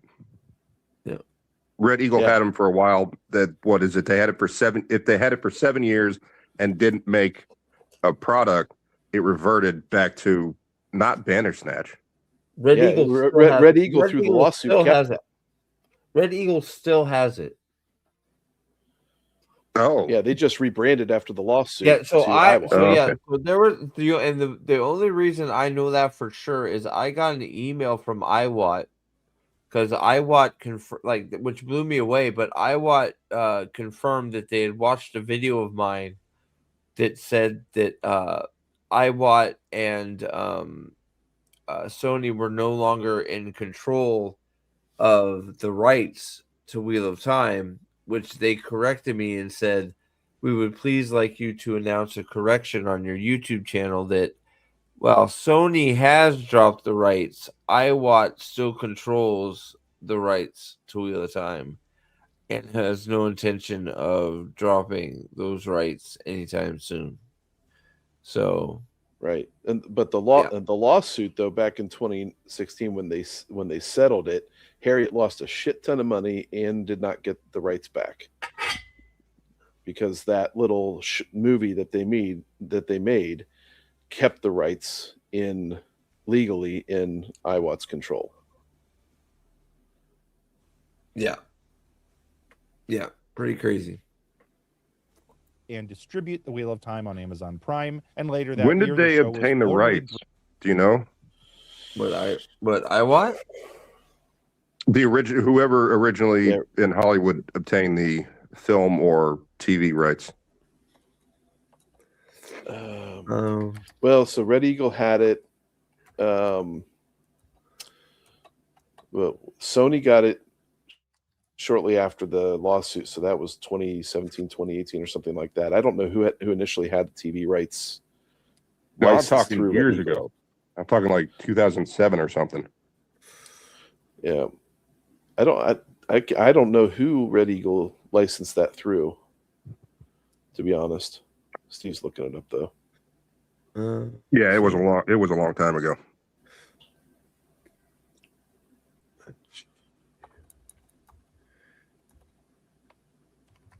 Yeah. I don't think they sold don't think they sold the rights in the 90s. I think they may have leased the rights in order to make the comic book and the video game. Red Eagle Entertainment acquired the film, television, comic book, video game rights to the Wheel of Time from author Robert Jordan in March of 2004. These rights were later 3 years before I figured. All right. heavily contested, particularly around 2015. So they had it in 2004. Sold them, Jesus Christ, for $600,000. That's it. What? Initial deal in 2004. Dude, we could have bought the rights. Yeah, I know. Fucking hell. The initial deal, Robert Jordan sold the rights to Red Eagle Entertainment for $600,000. Wow. That's fucking crazy, bro. Oh. That's one of those that hurts. That's, I mean, if you think about Tolkien sold the animation rights to Lord of the Rings, and he sold it for shitload money because he needed money, way back in the 60s. I thought that was just leasing the rights. Yeah, I mean, because I mean, there's always a revert clause after a certain period of time, right? But yes, still $600,000 in 2004 for a series that was raking in sales is wildly low. Even 20 years ago, $600,000 is not that much for the right to the second greatest fantasy epic of all time, man. Yeah. I mean, you imagine how much, if you did it right, how much of a gain you would have on a $600,000 investment? Fucking hell. Well, Jesus, like Wheel of Time. My God, if you did it, oh my God, it's so frustrating. All right, moving on. Jesus. By Amazon. Now, this announcement lit a fire under an already large fan base. Fans of the books rejoiced. New Wheel of Time content on YouTube started being created, and this channel came from that. The books got a surge. No, it didn't. Liar. No, it didn't. Sorry, I just had to. His channel did not spawn from fucking the Wheel of Time show. I'm almost positive. I'll look into it a little bit more just for my own, but I'm almost positive that his channel did not spawn because of the show. It could have, the announcement of the show could have spawned that. Because I mean they announced the show was going to be in development around 2017 or 2018 or whenever he listed that.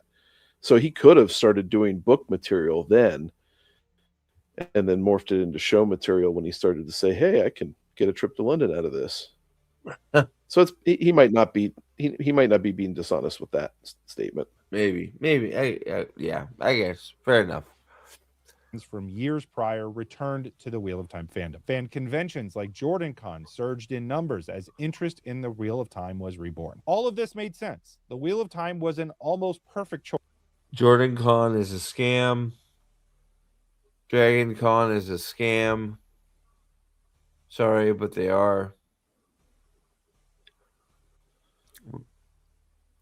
For a major television adaptation. It had incredibly popular and well-received source material. It followed a vast, diverse, and deep ensemble cast and sprawling locations. The magic system was both interesting and unique, and most importantly, and different from the Game of Thrones TV show, it had an ending, and it was a well-received ending. Everything seemed primed for Wheel of Time to take its place next to Game of Thrones.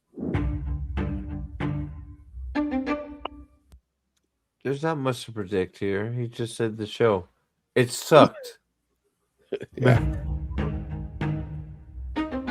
Dude, the mental gymnastics that his people in the comment section go through to defend crazy, the show. isn't it?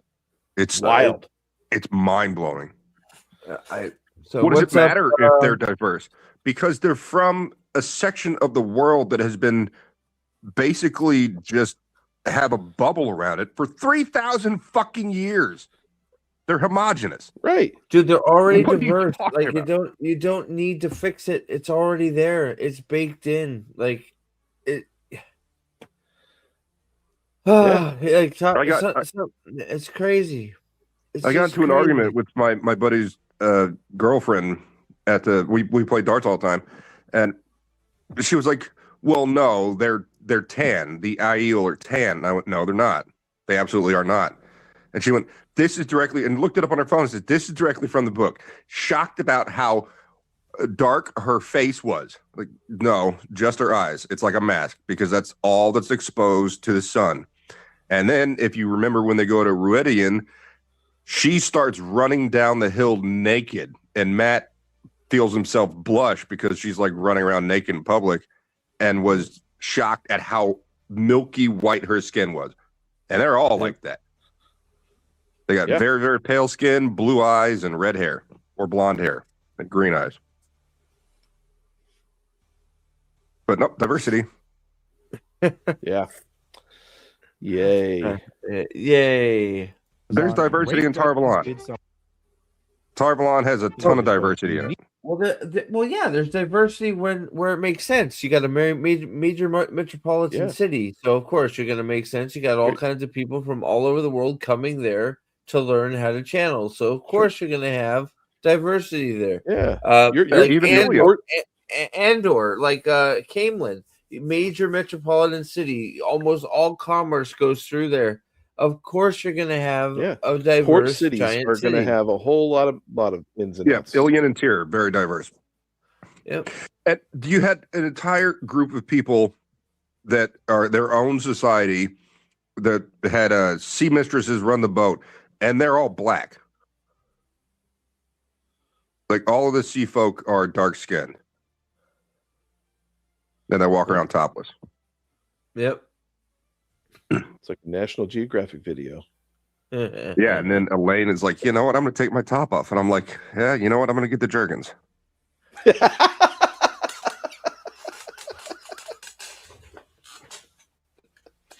Yeah, for Elaine, absolutely. Absolutely. I thought she was cute in the show. I thought It's she all was very, baby very psycho. pretty.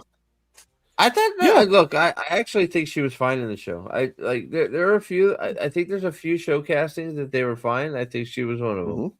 Rand looked okay. He should have been. He needed to be taller. They can't make Perrin taller than Rand. That's just dumb. I think Rand could have done it if they cast Perrin correct and they frankly closed him right. Well, they ruined all the male characters. Yeah, they did. Yep, 100%. Agreed. All right, here we go. You showed me Morghese. I did not see Morghese in the show because I cut that shit off in episode 1 of season 2, and then he was showing me the castings for all the characters, and I saw Morghese, and I was like, she looks like the landlord from Kingpin, who forces herself on the Woody Harrelson. But that's not a queen, homie. Oh. You okay, man? Late to the party. Yeah. You have a heart attack. Yeah. Okay. Let's see here. Late to the party. Sorry, I got scrolled up here. Where did it go? Where is I it? got it up on the screen. Oh, I know, but where did it go on my shit? It's weird. As a colored person myself, I've been sick of hearing about diversity for years. Story and writing greater than everything else. Story and writing greater than everything else. I agree, 100%, 100%. So, again, late to the party. I was fine with the race swap of Aemon Valda because the character was awesome. Look, if not it makes awesome, sense, but he it makes was sense. pretty damn good. I enjoyed it. It's one of those. If it makes sense, I don't care so much as long as the acting is fine and it doesn't it just. If you can make it work, make it work. If it's not hurting anything, fine, right? And it doesn't It doesn't really break the lore. Like I said, Amadisia is a fairly white nation. Yeah, they're basically the clan. I mean, that's kind of what their whole thing is in the books. Like you already had this whole group, this whole nation that's the evil bad guys of what you think the boogeyman is in the real world. Use that. The white cloaks are going to be all types, all colors, creeds, whatever. Fucking, it doesn't matter, right? So fine. if you're gonna make some of your races, make it there. I'm not gonna give you that big of a fucking hard time. There's certain ones like Jeffram. I would have been upset if you changed Jeffram. I I was gonna say Jacrum, but since he's just a throwaway. Jashim Carradine. Yeah, which is one of the most interesting and cool stories of the White Cloaks you can have, and they completely trashed it and destroyed it. Dude, I was reading. Did I tell you about you didn't hear about Jacob Carradine, did you? So I know him from the books very well because he was he's a great at the meeting of the Dark Friends, and he was analyzing all the other people. And they're all wearing masks. But he's like, I always have a hard time. I always have a hard time like pronouncing his name. But Jacrum Carradine, he's a great fucking character. Jashim Carradine. Jashim Carradine. Okay. Jashim Carradine. Jashim Carradine. Okay, I'll try to remember. Great character, so many levels. The fact that he's so cold and he's like, well, I only got so many family members before I'm dead, so I better fucking hurry the fuck up because I'll run out here soon. It's like, holy shit, right? Gives you a view into his. He gets a note that he gets a note from another dark friend that his sister's been murdered, and he's like, oh, shit. It's like, God damn it, my fucking nephew's the only one left. I better hurry the fuck up, right? It's like, holy shit. No, in the show, Mogideon just turns him into a gray man, and he's a gray man. No, it's not just that. As I was mentioning before, I was getting the books when they came out, or a little bit later, and there's a scene at the end of one of them that's the scene at the beginning of the next book where he's at a gathering of dark friends, and he is crazy intelligent and crazy detective. Like he's like what's his name, Hercule Poirot, if he were a piece of shit. And he's noticing, like, he sees a woman over there, and he goes, the way she holds herself up, that's definitely an Aes Sedai, and I can also tell because her hand is exposed, and I can see where the serpent ring would be around her finger. She took it off to think she could hide herself. That's Jashim Carradine. He's extremely intelligent and extremely dangerous, and he's way high up in the White Cloaks. But yeah, I'm not surprised they turned him into a bitch. Yeah, you can't have that kind of a character, The bad guys have to be really stupid. Mogideon turns him into a gray man. Yep, turns him into a gray man. That's it. Yeah, Mogideon, who has no business turning anything into anything, turns him into, because Mogideon is the person that created all the Shadow Spawn too, by the way. So and she's more powerful apparently than Lanfear. Wasn't Wasn't that the Agenor? Agenor from the beginning. Agenor created all the Shadow Spawn. Mogideon is the weakest besides for Asmodean. She is the weakest aside from Asmodean. Asmodean actually might be slightly more powerful than her just because all he's male. Men are stronger than the women, but the women can bond more easily. Right. So I think Asmodean is barely stronger than her because he's male, and that's the and he's the weakest of the men. Yeah, by far. But she is the weakest. But she was strong with compulsion. She was strong with compulsion, and she was very good in tar. She was that's why they called her the spider. She was a master. She was a master spy. She was very good at hiding, very good at getting information.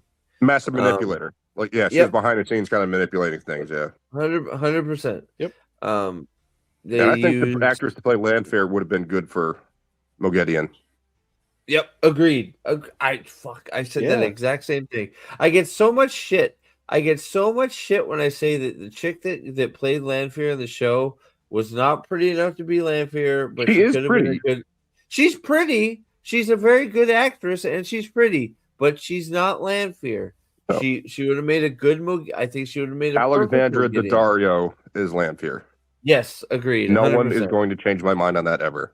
Agreed, she's got those 100%. piercing blue eyes that are like very pale blue, but they're so blue, and just a rocking body and massive jugs and wonderful hair, and that's just everything you want. They're gigantic. It's still perky. Like, how the fuck? And she looks like she's 25. Like, that's what you're looking for. It's like 25 years old, The only way you can tell that they're Aes Sedai is by their eyes. Like their eyes look older than the rest of their face or body. Put her in some black hair and just perfect. I agree, 100%. But I don't know what they're thinking, but whatever. But so here, let's move on a little bit, see what he's got to say. And something that was incredibly smart. He interacted heavily with the fans. Through social media, he shared development ideas and timelines.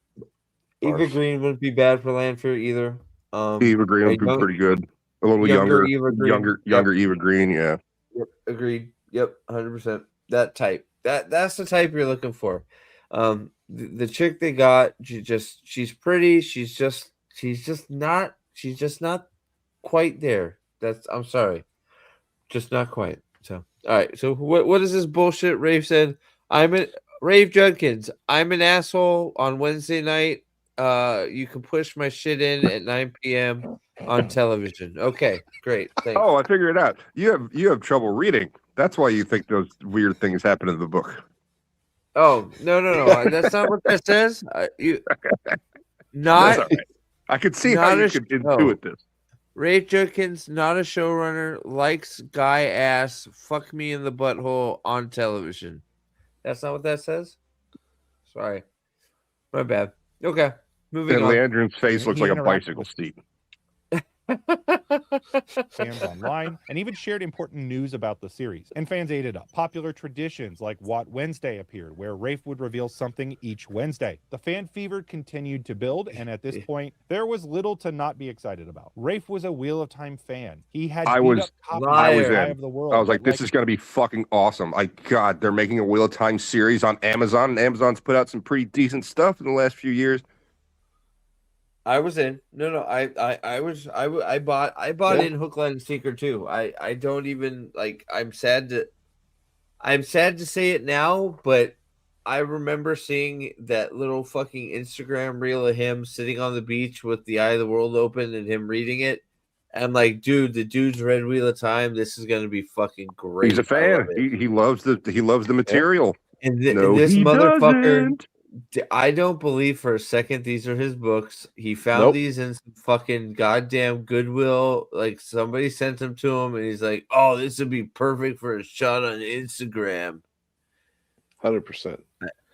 Yeah, these pictures we now know are bullshit. I've read mine. Well, I had them hardback. I read the hardback 3 times, and I've read my current set of paperback 3 times, and they don't look like that.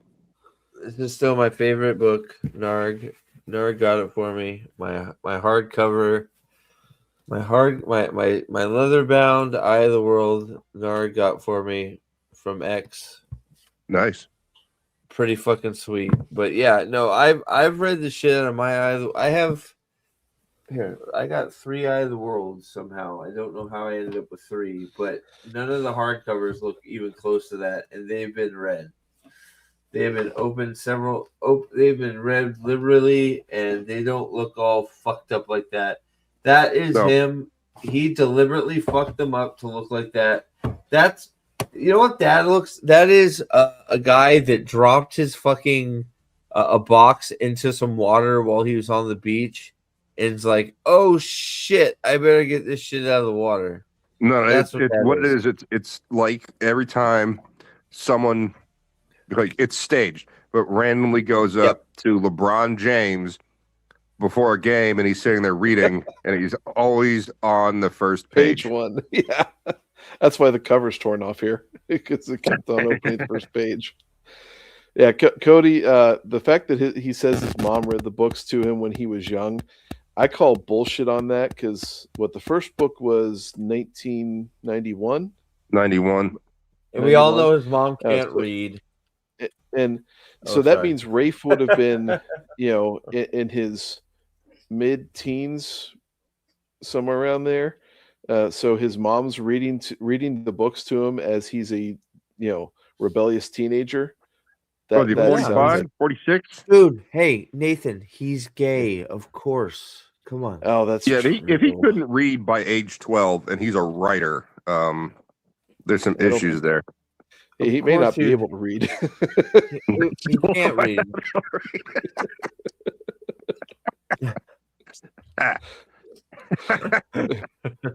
Other fans he had read over and over and over again. He was one of us. This remained. I want somebody to ask him, like, I want somebody to Text ask it out. him, get another Ask Me Anything and say, okay, Rafe, name me 3 non-main characters in the Eye of the World. Go. The Nim. He would probably say Rand, Matt, and Perrin.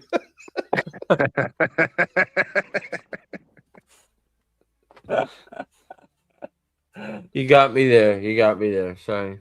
Oh, what's the name of Dark from them meeting Bearlawn? I can't remember her name. What, the fake one or Gina? No. Are you talking about are you talking about the show or the? It's in the book and in the show. So, but Bearlawn is where they're show... supposed to meet men, and they don't meet men in Bearlawn. So in the show they meet. In the show they meet it's Deanna, and she's fake in the fake town. It's not in Bearlawn, but yeah, they don't have Bearlawn in the show. Yeah. What? Oh, I thought that's where they went. No. It's some mining town, and they made up. It's not Baylor. Boy, that's where he gets to meet not Tom Maryland. Exactly. Yeah, he meets him, but he goes, "I'm not gonna sing a song that's gonna make you wanna kill yourself." Yep. Now go mine some shit and die. Please tip me on the juggle, but juggling's gay. But I'm not allowed to say that because this is a woke show, they say. I would juggle, but I can't because I got one hand that got chopped off in the mining accident. This is my heart, but it's a guitar. Pay me now, scumbags. It's like, oh shit. Yeah, I'm going to beg for my money. Production. The announcement of most of the cast was met mostly positive. Look at how fucking diverse. All right, so if anybody, okay, I would challenge anybody that has read The Wheel of Time that does not know the show to pick out who is who. Because I could pick out Rand and Matt. Or yeah, Rand and Matt probably. I could pick out Lan. He's supposed to be taller. Yeah, Lan just because of his age. Right, I think Lan has gray hair. I'm just saying the age of the group of kids. Oh, just the kids? Yeah, I don't know who those two in the front are. That's Matt on the left. Well, you Rand on the right. You haven't seen the show, right, Boosh? I've seen the first season. Oh, okay, and, so I was gonna say, so can you pick out who's who? Oh yeah, that's Nae'blis in the middle there, and that's Egwene with the big mole on the side of her face. Mole. Yeah. Mole. Yeah, that's not Perrin. If you hadn't ever seen the show, if you could figure out Matt and Rand, you can pick out the rest of them.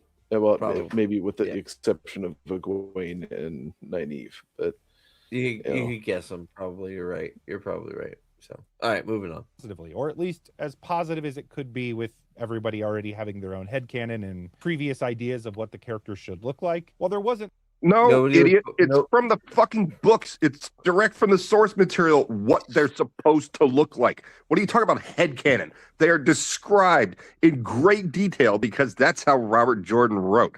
He could tell you about a tree in an entire paragraph, and all that meant something because it was pertinent to the story, whether it be getting cold or whether, the blight making everything hot. That was important, and he was very descriptive of his characters as well, even more so. Yep. 100%. God, what a fucking idiot. Sorry. I'm sorry. No, you're great. No, don't stop. Don't apologize for shit, man. You're on point. Fucking, like, I bet you if you ask, like, one of the fucking AI. Yeah, exactly. Like, right, here is the description of this character. Can you pick a actor that is resembles that from this day and age? Go. You probably get closer how about versions this? than they got. Robert Jordan said Liam Neeson as Lan. Yeah, there you go. Direct from the author's own mouth, Liam Neeson. But maybe because he has more. I can't say this. It's going to be racist as fuck. Liam Neeson has more like slitted eyes than a lot of other white people. Like his eyes are a little more pinched and closed. They're not round. Yeah, you got a big old honking nose, and Lan is supposed to have a big old honking nose. Yeah, I think Liam Neeson would have made a great fucking Lan. Absolutely. Fuck yeah. Like 2004, if they had made it back then. He's too old. Yeah. Too old now, yeah. Yeah, he's like, I would imagine him somewhere in his 40s because he does have gray hair. And I do have the companion book for the Wheel of Time that came out when Robert Jordan was still alive. And they show Moiraine and Lan. And she is petite and tiny and pretty. Like she looks maybe 30. Rosamund Pike looks like she's 50. Yeah.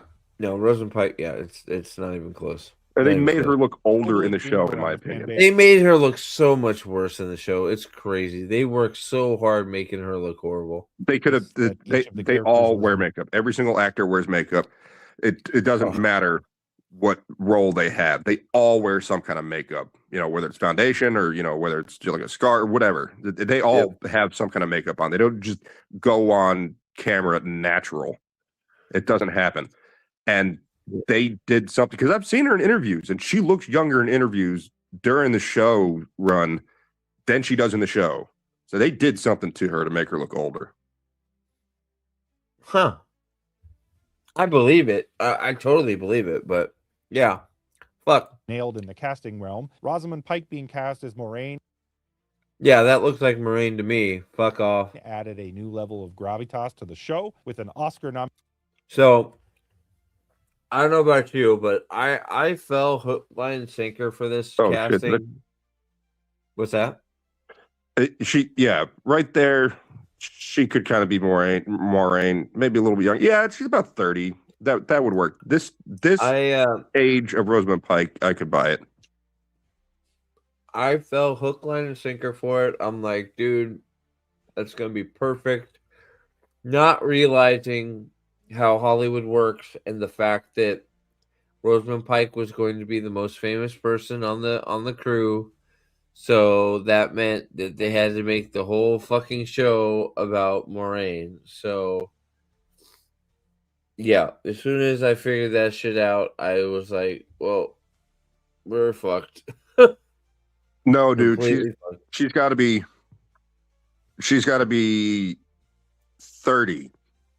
If she's 45 when she meets Rand, she's got to be 30 when she sets out to find him, because he's 15 years old. That's when the Aes Sedai has the foretelling that he is born on the slopes of Dragon Mount, and then she dies. Right. Yep.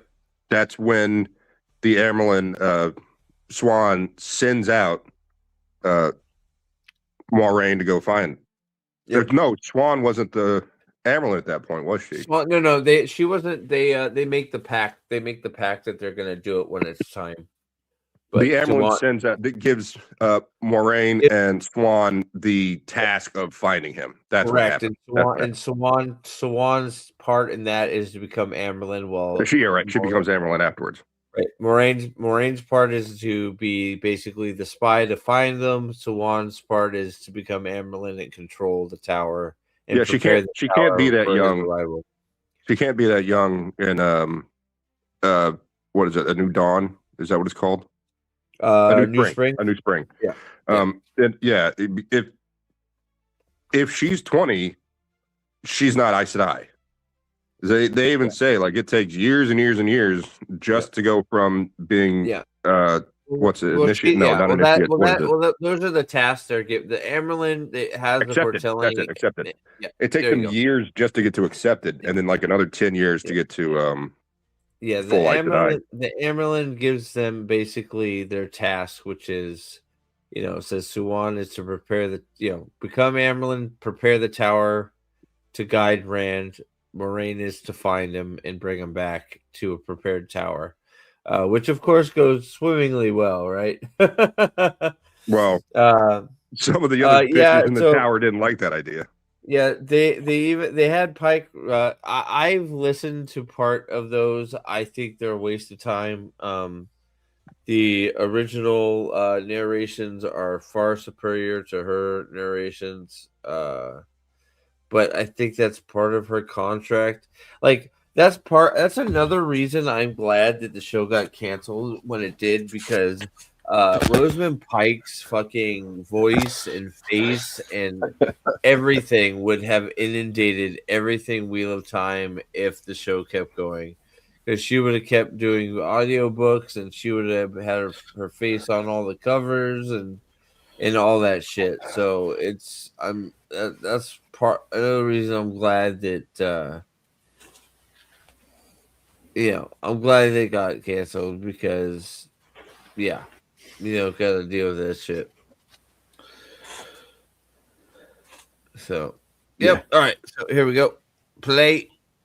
Nominated actress being cast. This would provide both a boon to the show in terms of marketing and excitement, but also a potential seed of a problem facing the show that we'll discuss here later. And while the casting was mostly positively received, there were the seeds at this point of the discontent that would show up later on. Books with a rabid fan base like The Wheel of Time are always notoriously hard to adapt because of what's required to turn a massive story that every reader has visualized differently in their own head and turn that into something that will speak to everybody. Not all of the characters fit the preconceived notions, and that upset people early on. However, there was not nearly as much. There were a lot. Okay, correct me if I'm wrong, Nate. There were a lot more people that were forgiving and willing to see how it went than there were people that were hard nosed. Correct. Well, he's also missing, at least from the initial audience. The most important thing he's missing is where he said, it's absolutely caveats need to be taken when you're switching mediums, especially from a book to a visual medium.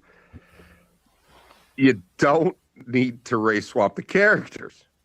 That's not part of adapting a book to a movie. That is purely Hollywood agenda.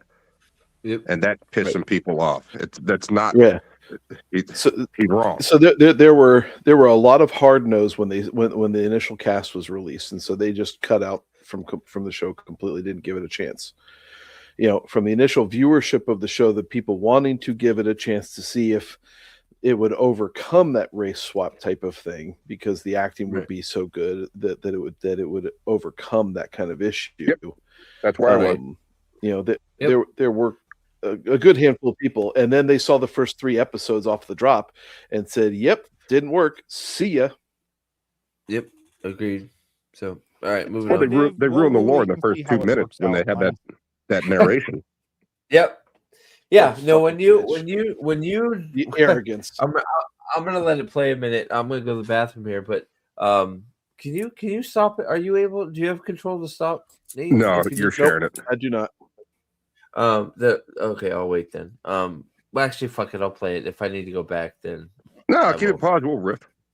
Okay. Yeah. I'll be right back. Bush and I are getting along. Yeah, whatever the hell it's called. I'm in trouble then. I'll be right back. Yeah, you're fucked. Yeah, he's missing some. He's not wrong exactly. He's lying, which is different than being wrong. So when you leave out key important parts of a narrative or a story or an idea or a suggestion or anything like that, you're lying by omission. And he's leaving these things out because they don't fit with his political agenda. So he can't include things like, well, it's not exactly like the books, and that pissed people off. That's not the only thing. There are things about the changes specifically that piss people off, like kind of ignoring the entire lore. Yeah. There's the fact that you change it to where the magic system is not a 2-piece magic system. gender specific. You know, and that you're non-committal about that, and then at some point in season 3 they say they imply that it's two part, and then they come back and completely negate it in the next sentence practically. Yeah, yeah. I don't, it's what they did with Abel Cawthon too, man. Like I had just read the part where they run away, like they're on the way back, and like they know that Rand's a false dragon, so they're after, or it could be Matt could also be the false dragon, and they're after Abel Cawthon and Tam Althor, and they go hide in the woods, and the village people or YMCA. No, I mean they're like, we don't know where they are. Yeah, and they flat out lie to these people. The was it the White Cloaks looking for him? At that point, yeah, it was. I'm pretty sure it was the White Cloaks. Well, and when you're talking about Abel Cawthon, it was he and Tam that both went to Tar Valon to try and find them. To try to find all the kids. Yeah. So I mean, it's like Abel Cawthon's a fucking stand-up dude. Yeah, absolutely. And when they made him a stupid drunken lech, call him out a drunk ass wife. Yeah, it was just like the entire family. They destroyed Matt's entire family, and it was like, and then the fighting hasn't broken out yet. The Trollocs are there. At what is it, Beltane? I think is the name of the festival. Yep. The Trollocs show up, and they're on the way. So Matt goes and hides the girls, Bode and Bodwin, and I can't remember the other girl's name. And he goes and hides them under like this little trap door or this little crawl space under the inn on the outside. Mm-hmm. And I was like, well, they're too young to be his sisters anyway, because they're only like a year and then 2 years younger than him. Like they're, Irish triplets or whatever. But he goes and hides them anyway. And then the fighting breaks out and gets really intense. And then they're right on top of there. So he's like, hey, let me go get the girls, because now the fighting is right in front of us. And I just went, that's so stupid. Who decided that was a good idea for a scene? Like they were not in danger. No. So that was dumb. Because they had to give Matt something to do to care for some of the girls. Maybe give him some agency. I don't know, because he can't fight him obviously. Shit for agency, right? And then they have the entire women's circle trying to hold off a bunch of Trollocs with pitchforks, and then you have and then Nae'blis funniest fucking scenes. Kills one with a belt knife. Nae'blis sitting there facing down one of them, yelling at it. It's like, what am I watching? This is comical bullshit. Yeah, it didn't make any sense. I think Abel Cawthon dies that night. I think they kill him off immediately. The old man. Oh shit, who was that? I don't remember seeing Abel Cawthon. That doesn't mean that it didn't happen. I don't know. You asked the chat. Yeah, I remember the old guy, and I can't. The name is drawn. I'm drawing a blank on the name. Like I remember a lot. So many things. It was just, it's like, okay, he uses the phrase word for word adaptation a couple times in this video, and it's like, yeah, send buoy, thank you, SB. Sin the Thatcher. Yeah. He's a Thatcher that's always like trying to start rumors and get people to fight or something. Yes. Yeah. He's a piece of shit. Yeah. Oh, he's one of the Conklins and the Congers. Like he's not part of that family, but they always refer to him as like trying to start trouble, like the Conklins and the Congers. Yes. Yeah. Yep. Basically, the German part trash of the Two Rivers. Yep. Sen Buoy, is that what we're talking about? Sen Buoy? Mm-hmm. Yeah. Yeah, Josh is right here. Abel doesn't die. He was just written off the show just like Tam. Copland's in the Congers. I was close. It's been so long, all right? It's okay. I'll give you the grace, Boosh. Yeah, Boosh, you didn't hear about what happened with Tam and fucking Abel in the show, did you? I was talking with Man, and I thought Abel died on Beltane night when the Trollocs invade. No, so Abel, no, he's just super drunk, so he acts like a pussy and hides. As he does, because he's a hardened soldier from the Trolloc Wars. Yeah, well, all the girls, form a shield wall and do all the dirty work. I remember that.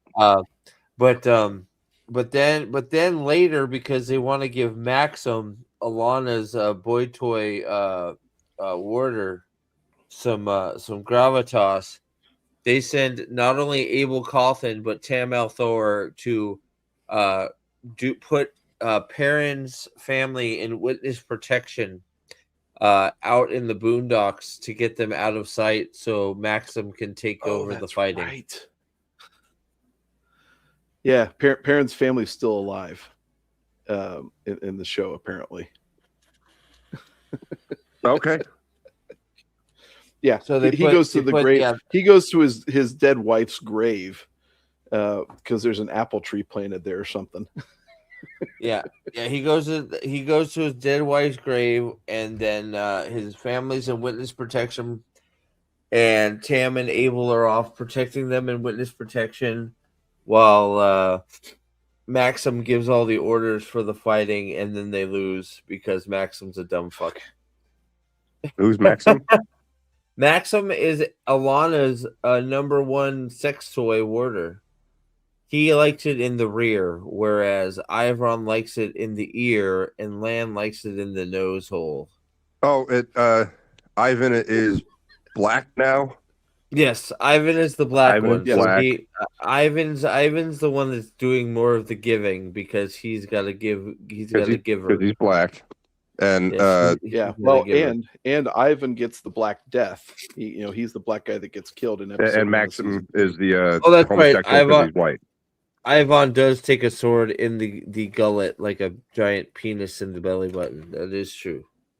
I think it was episode 5 where they had a battle in the woods with yes, Logain people come to free him or something. Yeah, 4 or 5, something like that. And he breaks the shield and then kills all the Aes Sedai and then escapes, and then magically he heals death in the wheel. He uses the one power to heal death. Okay. They did that a lot. I mean, in episode 8, Egwene survives dying. She's brought back to life. Yeah. No, wait. Oh, episode 4. No, and she brings Nynaeve back to life. But in that scene, she brings all of these Aes Sedai back to life who are dead, which is not possible with one power. She does the reverse time technique. Yeah, there's an Aes Sedai, the hair dread spell, floating dreads. The what? The dreads of awakening. Oh yeah, her dreads went up. Yeah. The dreads of awakening, as we call them. She was able to dread them back to. One of the warders came up behind her with a fan to blow her hair up, so it looked good for the spell. But you got to have a man do something. This Aes Sedai who is not in the books, and I think she had 2 warders who are not in the books. Correct. And both of them die. And then the next episode, they spend, I kid you not, 15 minutes of airtime on these 2 characters who are not part of the books, and they have a procession, a funeral procession, and then Lan, being the tough, stoic guy that he is, goes in there and tears his shirt off and cries, and so and then he goes and masturbates. You're pretty close. Steppen is a different warder for not Alana, but another made up warder. But yes, they spent a whole episode on Steppen, who decides that rather than adjoining Alana and her harem of warders, he kills himself. Maxim, he kills himself so he doesn't have to be part of their gay. He doesn't have to get fetish. pegged. He doesn't have to get pegged by Ivan. Exactly. He doesn't want to be a part of their gay sex fetish ring, so he kills himself. Exactly. Yep. Like why? Like he killed himself. Why are you all crying for this man? And that's not what warders do. Warders, like when the Aes Sedai dies, they're Aes Sedai because they are bonded.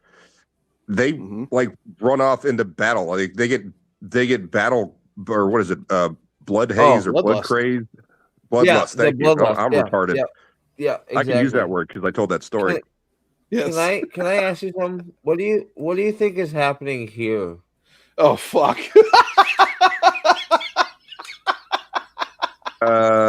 Just based on the way it looks like a spider web. I'm on my phone, so I really can't see that well. Yeah. But based on how it looks like a spider web, I'd assume Moghedien ripped some of the pieces. Yep. So so Moghedien decided because she wanted to see how the insides of a Forsaken look like, she decided to spiderweb all of Samael's insides and kill him. No. So that's Samael right there. Yeah. Where are the golden Samael bees, was man? Where are the golden bees? Yeah. Well, Samael was, according to what Lanfear and Moraine were going to be in cahoots. Moron works well. Samael, say that from now on. Yeah.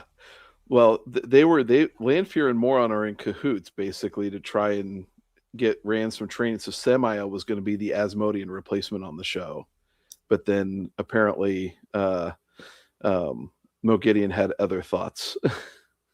So yeah, they're just trying to speed run this bullshit. Mm-hmm. So they cut, but this goes back to the point I was trying to make. Was I'm not mad at anyone because I like the input and conversation. They spent all of this time on characters who did not exist in the books to draw some kind of emotion when they could have been spending time on the actual fucking story of the books. Correct. I'm very angry at this show, irrationally so. It's so bad, man. Yeah. It's like, oh. And you were the smart one of the three of us because you quit after season 1. Dude, Bush, I would like it would be such an interesting thing for me to just like be your spirit animal and like watch this with you as you tried to make sense of what they fucking did to this fucking show. Because we can do that sometime, man. It would be surreal just because well, you could share. I can't share it on the phone because it will use Google. I don't have Opera on my phone, but you could share it through your account because I don't want this garbage. Oh no, I got you. Fucking up my Amazon algorithm right now. No, I got you. I just thought I think it would be hilarious just to get like even if it was just on bits and pieces. I do want to tell you one thing before we move on with Nae'blis' video. The show does end, at least episode 7 ends on a very high note. Perrin is brought up on murder charges for murdering Jeffrey Bornhold in cold blood, which he did do. He murdered Jeffrey Bornhold in cold blood. He is brought up on charges, and nobody does anything to stop it. And they take him. So the story ends canonically. The Wheel of Time TV show ends with Perrin being summarily executed by the White Cloaks for the murder of Jeffrey Bornhold. Well, to be fair, he wasn't doing much anyway in the show. So, so justice. So justice being served. I mean, heck, he didn't even kill anybody in the battle of the Two Rivers. It was Fael. It was killing all the people behind Perrin. Fael's in the show? Oh yeah. Oh God. Oh yeah. It was.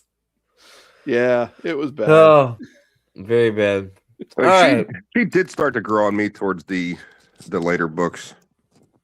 Like they were actually a couple. She wasn't just a horrible bitch anymore. She started going more towards his way, like the Two Rivers way of being a couple, rather than the Saldean way. I wouldn't disagree with that.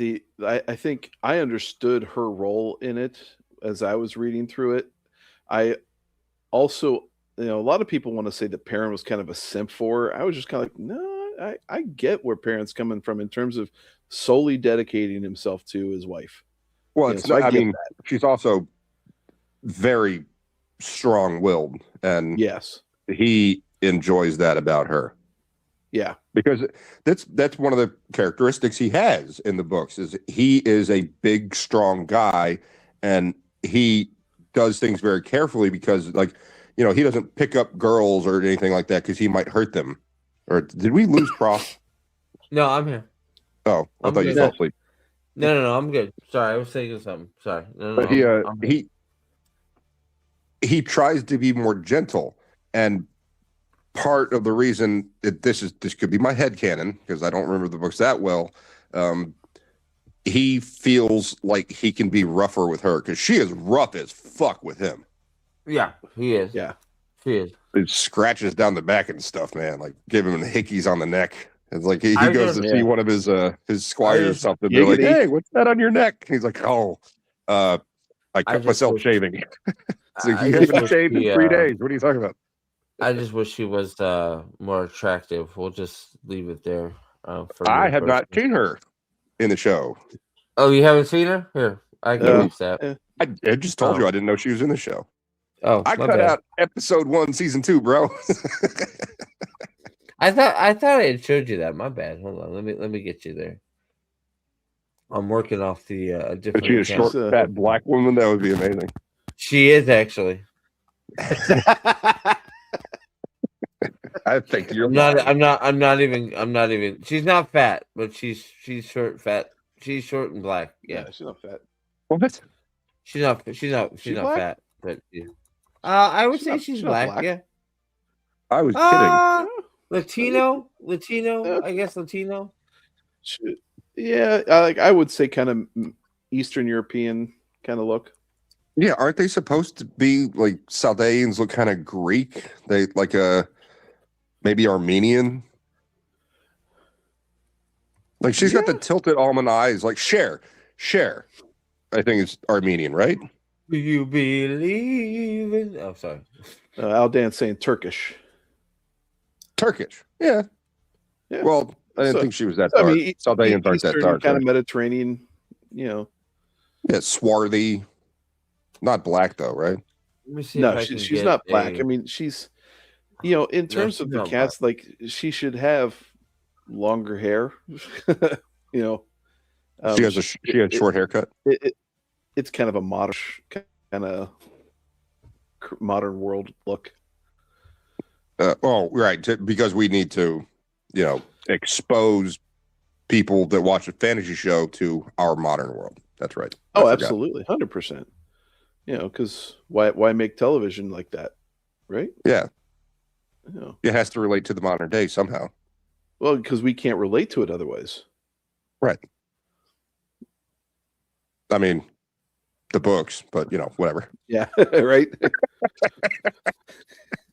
Who needs books, man? Whoa, Jesus Reading Christ, is it's so gay. loud. I'm trying to find a spot that's not so loud and dark and that you can actually see her. Oh, sorry, that's sorry. We don't need to watch you don't want to watch Lael die for a third time, do you? I'm not joking. You don't want to watch Lael die for a third time, do you? I don't want to watch what for a third time? Loyal die for a third time. Oh, Loyal. Loyal, yeah, Loyal. Loyal. Do you ever watch, yeah, his name is Loyal because he's a loyal friend. Loyal, whatever. Do you want to watch him die for a third time? Sure. No. It's fucking hilarious. It was hilarious meeting him in the show. I was like, "What the fuck is that? Is that an Ogier? What the have they done?" No. that was broccoli from VeggieTales.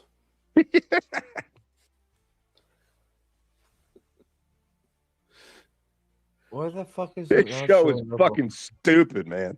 Oh man, it's bad on all levels. He meets him in Camelin, not in Tarvalon, and he's in a fucking basement reading a book. Dude, what is the Camelin, dude? There she is. No. That's Bayo. You have to zoom. Can I zoom in? Oh, yeah, let me try. Let me try. Oh, can you? That's not too bad. Her hair's all wrong. Yeah. You're on like some kind of weird. I'm trying. I don't know why I zoomed in. It's fine. I don't know Phone why view. it's fucking doing this shit. It's because I had to go. What is it doing? My computer's deciding to be a dumb fuck. How do we not see Camelin? Where does Morghese come from? Ruidian. We do see the Camelin throne room, which is also the same throne room as the one in Tarvalon, just a little bit of a set dressing, which is also the same set as Shatter Logoth. And that turned to a blue screen. Why is it blue now? What the fuck? You're having all sorts of problems. I don't know what the hell the problem is. Hold on. Let me. Shatter Logoth. That's a cool name. It is. In the show, it sucks because the moron calls it Shatter Logoth. Shut up, you Luger? Yeah. Oh, shut up, you Loogie. That's it. Shut up, you Loogie. Yeah, she was actually clearing her throat. They didn't know what the city name was. They did that stupid, weird rolling of the R's in a not Wheel of Time. Rings of Power. I couldn't stand that. Stop it. Well, and stop and what that, you're doing, that was a carryover from the movies. I mean, half the time they mentioned Mordor, they would roll the R's in the movie too. No, two characters did that. Galadriel and fucking the Elrond. That's it. Yeah, just those two. And okay, they each do it once. Okay. Well, at least so that's the Elvish way. No, everyone else. Maybe that's Elvish. Like, we exactly. cannot stand to let Mordor beat down our walls. They all say Mordor. What is the Elvish word for friend? All right, does that work? Fuck you. Yes, I zoomed in. I don't know why it keeps doing that. Like when she's all right looking. She looks all right for Fail. She's got the really high cheekbones. That works, but her hair is way too short. Yeah. See, the thing with Fael, she should still have a feminine look. Yes. Because she did embrace that. She just got that girl boss arrogance. But yeah, she's very pretty. Yeah. Well, the biggest problem, but still, the biggest problem is Min is a tomboy. She puts on this weird accent, and it fucks it all up. It does. Oh, it's bad. Shocking. She tried this in the show. Yeah. Well, but she tried it. She just tries this weird accent, and she keeps falling in and out of it. And it's just like, I can't decide if I'm talking this accent or that accent. It's like, Jesus, just talk normal, please. Please, just talk normal. So I thought Camelin was no Camelin, kind of like I know there's no Camelin, but I thought their accents were kind of like high English and. Yeah, Karinian or Karens, I want to call them a bunch of Karens, was more like a lilting, like a higher pitched, more of a Cockney English accent. Yeah. Aldan says, "Yep, which is spot on." Apart, actually, she was a good Fael. She would have been fine if she would have stopped with the stupid accent. I thought she looked all right for the character. Hold on. She could have been all right. Just drop that fucking accent. Yeah. I think there's a lot of that. With this show is, you thought too much. And I think the casting is maybe 40-60. I think Rand would have been fine. I think Matt would have been fine. I think Barney Harris was fine. I think Donald Flynn could have been fine. I Do think we even know why Barney Harris left? they never specified, and I don't think they ever will. I've heard rumors like one of his family members got sick. There's all kinds of rumors, whether it was COVID, family member got sick, he lost a parent, he Oh lost yeah, I heard he somebody, didn't. got I heard really he didn't want to sick. get the vaccine. Was one of the reasons he was fired, but he wasn't fired. He actually quit. There's all kinds of stuff. Who knows I what's would like some real? kind of closure. I just really want to. It doesn't matter, right? Because I don't like the show anyway. But I'm really, really curious. It kind of eats at me. I want to know why he left. Yeah, Agreed. It would be nice. It's one of those things. I would love to have an interview with him, just for simply, hey, let's get this out of the way, and then we can talk about whatever the fuck you want. Why did you leave the show? And just straight up, you don't have to talk shit about the show or nothing. I don't want you to talk shit. Just why did you No. leave? Why did you leave? Yeah. Is it this, that, or what? That's it. Yeah. Black Cane. Tyr is France. Andorra is England, Carrion is France. Tyr is much more French with the poofy arms and the breastplates like they have and the helmets. They're all French. The mustaches and the pointy beards. That's very, very French. Like, look up a picture of someone called Groot Pierre. It's this giant. Along the border, Italian France, southern France, northern Italian.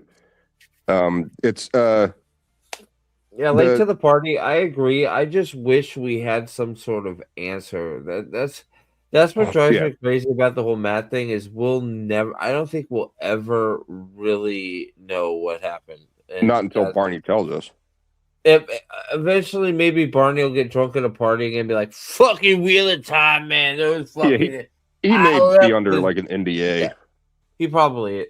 Well, depending on what it is, yeah, exactly, yep, 100%. So, if it were something like he was doing no stuff with the girls, he doesn't have the political or what do you call it? Industry clout to kind of bury that like a James Franco or Kevin Spacey. If he had done something naughty, they would have blasted him all over the TV.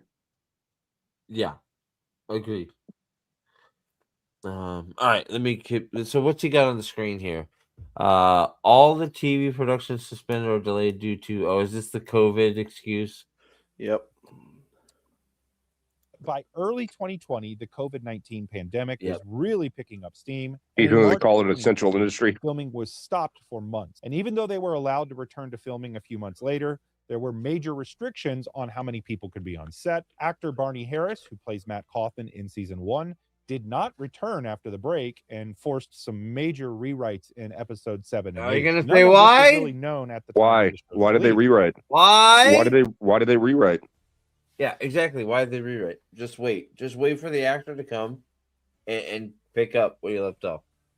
Yeah. Why'd you have to rewrite? Barney wouldn't. Dude, just get Joe Schmo in the chair over there. Pull a fucking pull a Star Wars. Get the fucking Carpenter. No, you know what happened? What happened was they approached Barney and said, "We want you to do this," and he went, "Fuck you," and they fired him. And then they got this other guy, and the rewrite was he's gay now.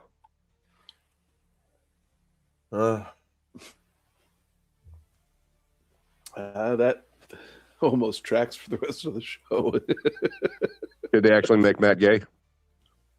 Not really. They made him wear some gay shit in season 3, though.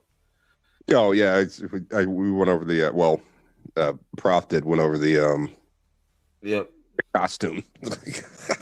How much this should cost? $400 million. Why? yeah. Just because you're kissing. Look, we know better. Just because you're kissing a guy in a TV show doesn't mean you're gay. Okay, Nate. Was it? Yeah. Was it like 10? It was like 10. I know that Lord of the Rings was a long time ago, but it was like $10 million for costuming for all 3 movies. Yeah. It was a lot of money with thousands of characters and actors and shit. Like, Dude, the fact they let that chick go fucking live with how much she spent on all her costuming is fucking insane because like she oh my god. they were terrible. She wasted so much money on costume shit is besides She's and a like lot of costumes they explaining- didn't even use. Yeah. Yeah. She's explaining, I think it was Savannah's dress or whatever that thing was. And she's like, and this means power. And you could see the spikes, and the spikes mean power. It's like, no, who is supposed to intuit that? They can't read your mind. It's like, and then here's a snake for no reason. Okay. Well, I mean, whatever. Actually, you're fucking right. In the desert. The excitement was still palpable, which led us to November of 2020 and the launch of the show. I was invited because we to the didn't know they premiere were in from the London. There were desert. marketing She had to put it on the dress just so we know they're from the desert. No by one the can way- figure that out that they were from the desert, even though they said it thousands of times. By the way, you know what character this is, right? That's Loyal. Okay. Yeah, Looks right. just like him. held in major cities around the world, interactive displays and watch events for the first 2 episodes hosted all over Europe. Is Rafe a midget? Yeah, that's a Waygate too. By the Dude, way. the back of his head looks like what happens when you peel the little paper off the bottom of a Reese's. Huh.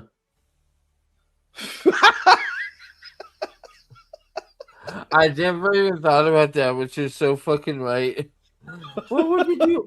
Man, I'm never gonna look at a Reese's peanut butter cup the same way now. Thanks, man. Jesus Christ. I might give them up entirely now. Dude, I've been killing Man of Manatharan all night, man. I'm sorry. US. The hype was even such that season 2 of the show was greenlit prior to the release of the show. Performance-wise, the show did amazing off the bat. It was Amazon's highest. No, streamed oh release yeah, I got to see the of all time. Waygate. As the season I got to went see on. the Waygate too. So There's liar. in promo. No, I saw where they went through the ways. I was like, what is this? Where are they standing? And then Matt's like, I'm out. Peace, y'all. So he just lied. Hold on. Let me play this. Sorry. Yeah, the Waygate in the hype was background. even such that season 2 of the show was greenlit prior to the release of the show. Which Performance they do on every fucking show.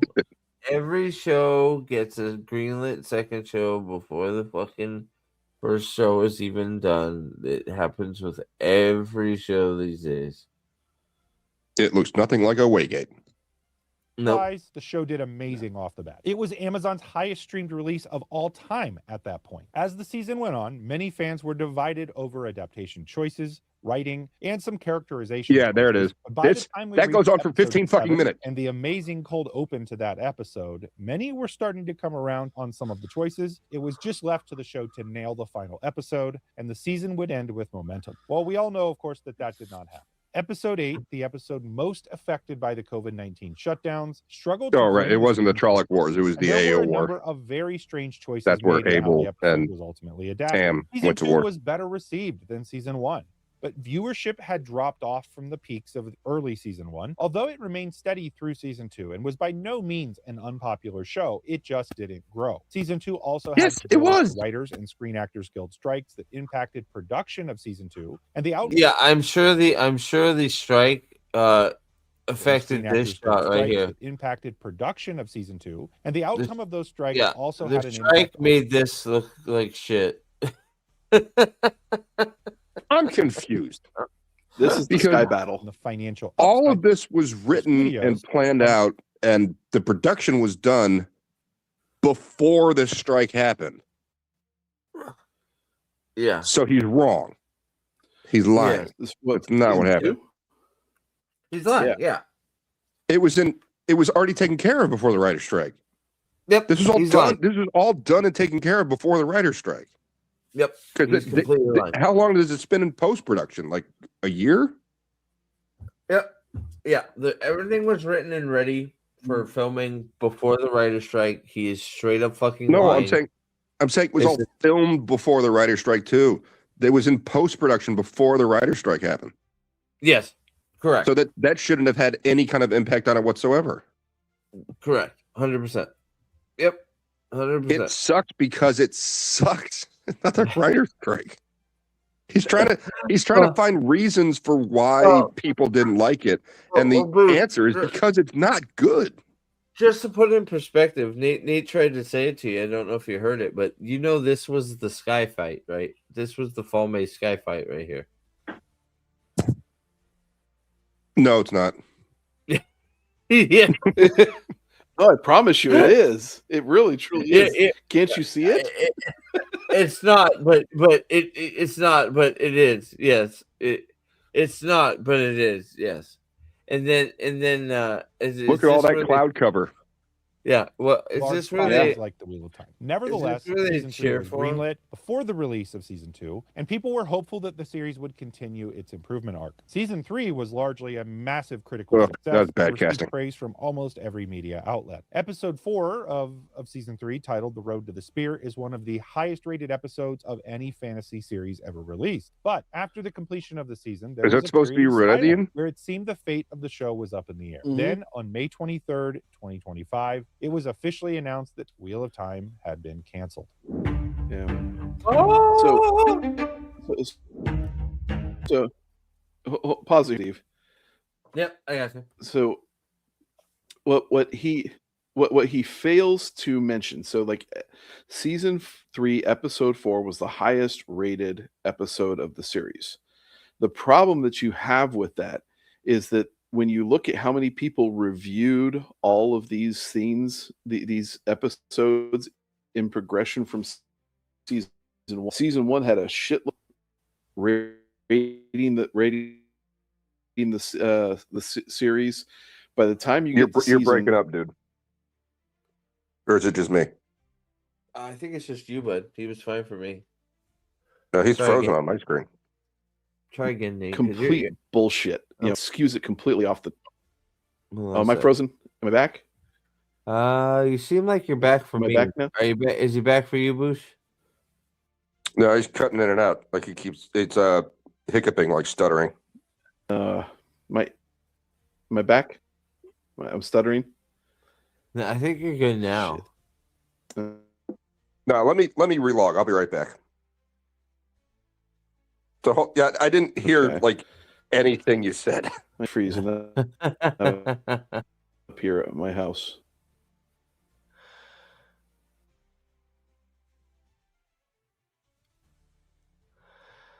Oh man. Hey, Gribble, what's up? Late to the party. Good to see you. Jeremy's still here. How are you? Kane, what's up, buddy? Thanks for sharing this. I don't know that I would have seen it otherwise, so thanks for bringing it up, buddy. SB, how are you? Man, Mule, dude. Why haven't I have not got a meme from Mule in forever. What is going down in Chinatown? Am I back? Yeah, you're back. My internet. I don't know if it was you or him, to be honest. I think it could have been No, a combination. my internet's been kind of sketchy for about. This is Duffer Brothers stuff. It totally fucking is, man. It's God, dude. It's just.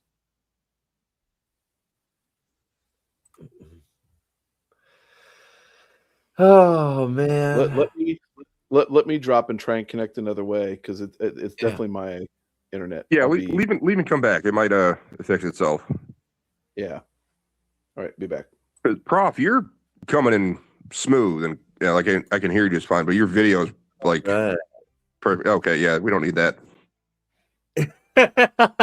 You never need that, right? Never. I'm just glad for once it's not my shit breaking. It's nice. I wish everybody else's wasn't, but yes, Well, the Mule. phone has delays. It gets weird. Mule, we're all haters. What can I say? But you know what, Mule? I'm hating on you because I have not got a Mule original in forever, dude. Right, So Mule, I need to clarify something from my perspective. I don't hate it. I'm just very disappointed. Oh, I hate it. Yeah, I hate it too. It's awful, stupid. Like It's so bad. every step of the way, through every scene of season 1 that I watched, they did something stupid. Well, it's And they just did it for no reason. for Well, they did it no for a reason, reason. but the reason's stupid too. Exactly. And it's like, it's one of those things. It's so infuriating. Just, it's like, and it's one of those things that comes back to like money. I guess money really is just not a factor when it comes to these studios anymore. Is because it's just like, do you know the amount, just the sheer amount of money that you dropped on this? Because I'm telling you, just if they had a successful anything, right? Any season at all, the merchandising options, the fucking, you know, all of it just is staggering, right? Like, There's a lot of money. like you can make I've been saying for months and fuck, not even months, years now. I would love to just have an official Wheel of Time produced dragon banner. Just a real looking dragon banner produced and made from anybody that works at, you know, professionally for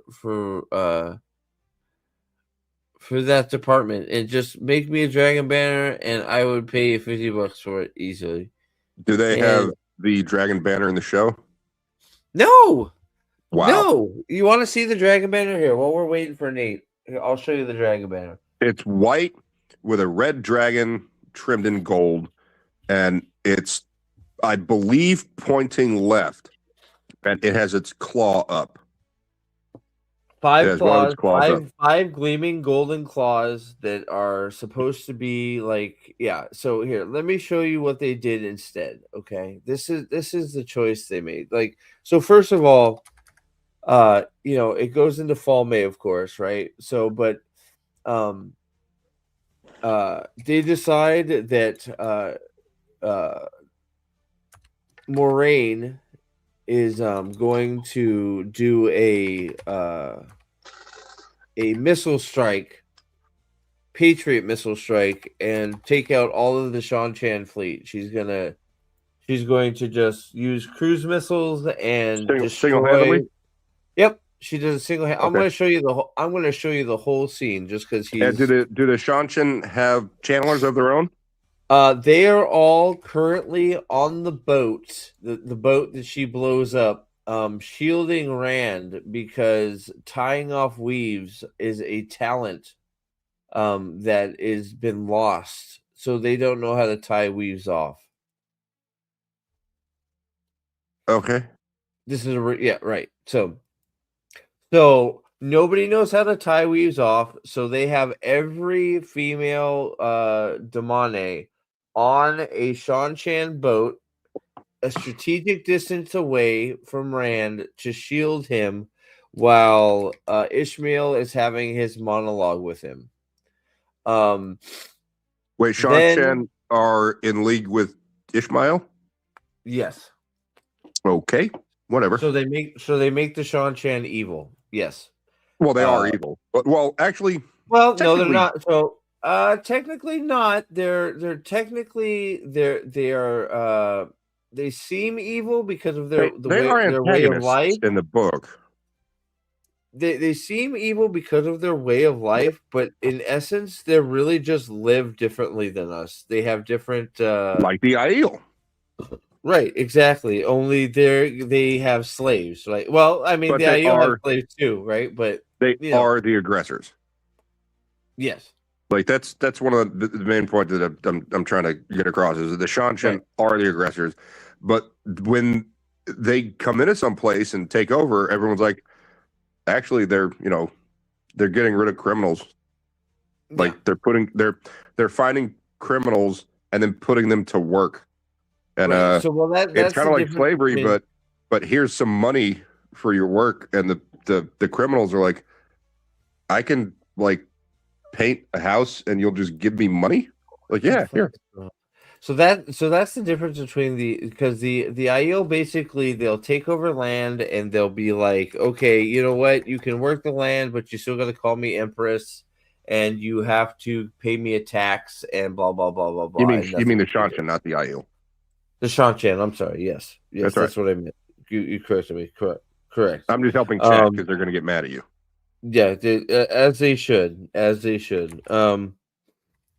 Sorry, I'm trying to do too many things. Yeah, they're authoritarian as fuck, but they also make everything better for like Falm and what do they go to? Do they go to Ebu Dar? Ebu Dar is basically their Ebu Dar becomes their like sort of stronghold. Yeah, that's their base of operations. Right. In the books, anyway. I don't know if it's like that in the show. Yeah, that's basically that in the show too. They why does it keep doing this? It's really and they don't look like they're wearing samurai armor at all anywhere ever. Do we get animals like the the Grom? You don't get it. Was the you don't get any. toad? You don't get any Grom. You don't get any of the toe rakin. There's a rakin and there's a rakin and a toe rakin, and there's you don't get any rakin, you don't get any toe rakin, you don't get any Grom, you don't get any of the animals of the Shanchan for them to flying, so you don't have any Shanchan scouts or anything like that. Oh, they also had I think they called Shret. It's like S''REDT, which are basically just elephants.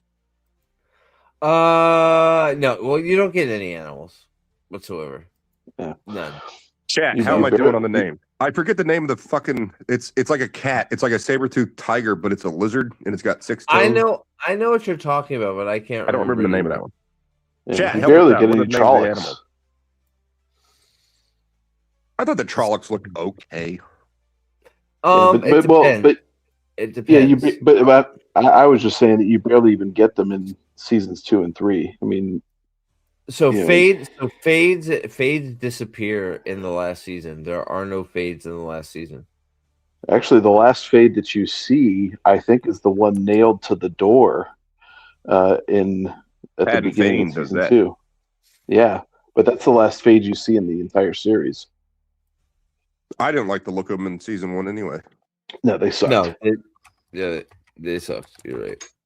Let's make them scarier. It's like, what's scarier than just a regular face that occasionally has a smile, but it has no fucking eyes? It's just flat.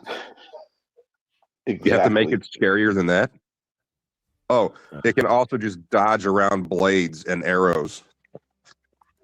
Yeah, it's really bad. So let's see here. So first of all, let's get to the cruise miss. Oh, Suwan dies, by the way. We'll just throw that one in there for funsies. Suwan, she gets her head chopped off by Elida. Have you guys ever seen the Conehead movie with Dan Aykroyd and Jane Curtin? Man, a long time ago. But yeah, SB mentioned when the Fade like screams when he's on the raft or whatever at Alpine, and he opens his mouth and he has all those like just like layered teeth. It reminded me of Beldar getting his teeth tapped in Coneheads, like when he opens his mouth big. I'm like, that's what it reminded me of. Here. So By the way, so here. This is Nynaeve freeing herself by parting the Red Sea. So she becomes Moses. So she becomes Moses. Would they chain her and throw her in the ocean? Yeah, they chained her and threw her in the ocean, and she remembered her dead baby from her viewing that she killed. So that's how Nynaeve's story ends. Thank God. Well, she's the strongest Aes Sedai out of all of them. She's even stronger than Rand because Rand can't do that, right? Rand, who knows what Rand doesn't channel, so who knows? Can he do anything besides make a sword of fire? Rand made it rain. He made it rain today. Okay. She melts because the Seven Towers, the dead country. All right, okay. Oh wait, I'm in the wrong season. What am I doing here? I'm saying, man, this is how messed up I am. What are you trying to show? I'm supposed to be showing him the dragon banner. Oh, did you see the? Did you see Matt's weapon being made? by the way? It wasn't made. It was gifted to him by the. Oh wait, no. Oh. It was no. We have to show you how it No. truly works. This is how it Let me truly guess. works. But before you show me, let me just take a stab at it. A woman makes it for him. Nope. Oh, okay. He makes it out of a bedpost and a What? bed linen. It's the knife. So bound to the bedpost. The dagger from Shardar Logoth is yes. Okay, so Matt. So and it Pat melts Fane, things. So Pat and Fane. Okay, What? so here's This is Lanfear on Mars. Okay, so Lanfear's on Mars for some reason. So they for some reason Pat and Fane. Oh, somebody blows up. I forgot about that. So Lanfear gets whatever. Fuck off. Where is it? We're getting closer. Where is it? What does that title mean? It's Far Dias May is the Ariel Women's Warrior Society. What does Das Daimar mean? Close it, you hooker bitch. Where, sorry. More gay. There's more gay. Oh, I forgot. That's where we find out that tying off is a weave that was forgotten. Dude, there is so much homosexuality in the show. Where is the Dragon Banner? There, Deus de Mars Game of Houses. Oh, all right. Oh, that looks pretty cool. With this is where with this Lanfear. is yes, but this is where Rand summoned Lanfear to blow up Carhian to help them out. So Lanfear goes and kills a bunch of people because Rand asked her to. As she would, you know.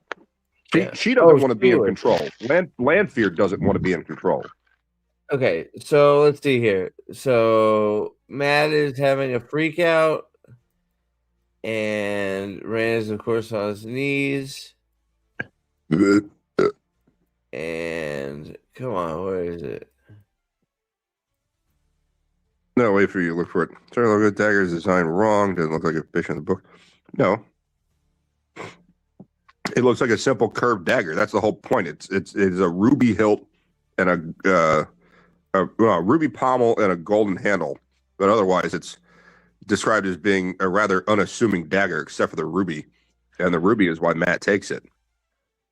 Even though he's been told several times. Well, he's pretty fucking crazy in the books, too. Yeah, but in a more logical, better way, right? Where can I find it? Yeah, he's been through some shit. Is it in the next episode that it's in episode 8? So I'm on episode 7. Okay, I'm on the wrong episode. That's why. Okay, here we go. Oh, this is where we have the thruple, and then this is where we have the non-thruple. This is where Padden Fane takes his most beloved possession ever, and I thought he was all right.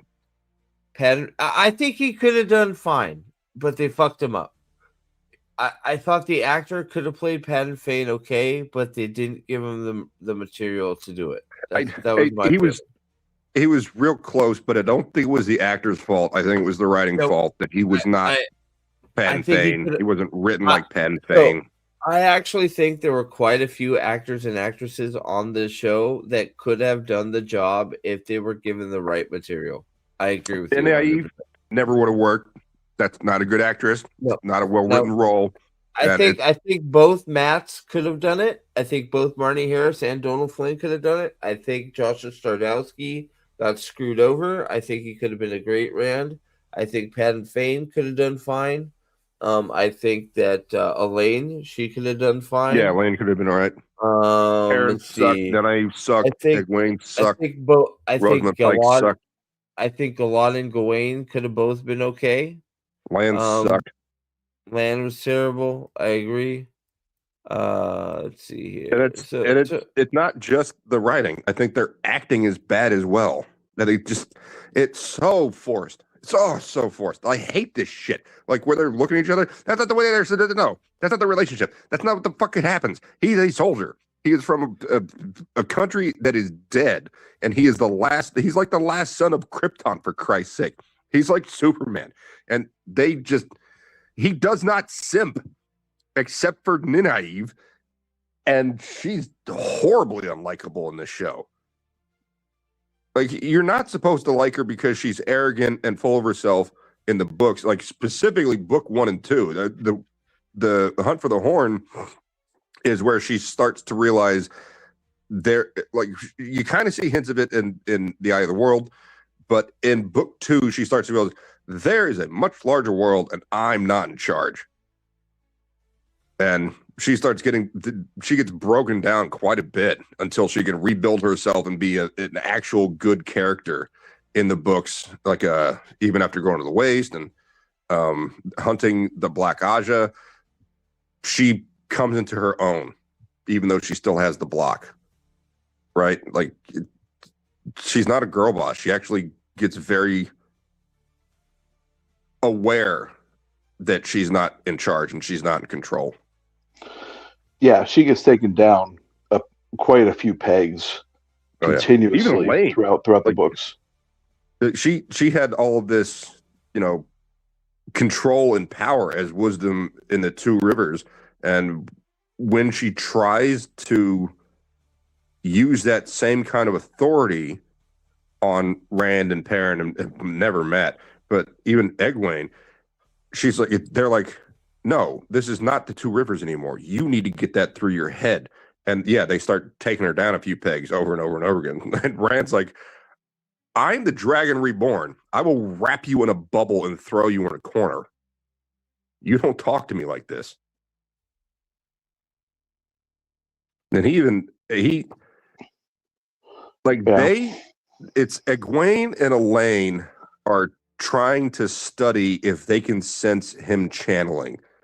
And like, because they love Rand, like Egwene in a different way, but Elaine is like, I need some dick. And they're kind of messing with him, trying to sense the Sidin, and they can't really. And he can sense them channeling because he feels like goosebumps, like his skin prickles. Yep. And he's like, yeah, I can feel you channeling. And then they're like, hit him in the ass as hard as they can with a whip of air. And he's like, that's enough of that. And just like immediately, like both of them snaps them up in air and pulls them off the ground, and just like a boom from the fireplace. Like, that's Rand, right? Yeah. And then you try that bullshit with him. He could have just chopped her head off, Yeah. The other thing we need to show him, Steve, aside from the creation of the Ashendara, is the fight with Turok. Oh God, yeah. All right, here, let's go. So let's see. Turok is one of the High Shanshin. I think he was the one who was at the landing of Falm, and so Turok was the Blade Master. High Lord.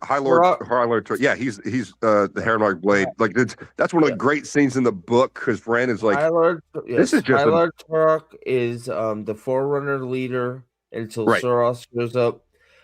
He is a Blade Master, which is exceedingly rare, which makes the scene in the book very, very, very high stakes, because Rand is carrying around his father's sword, which is a Blade Master's blade, and Turok goes, let's see what it takes to fucking get a fucking Herrenmark sword on this side of the world. And they fight. It's not just that. When Rand goes into, I believe it's a tent.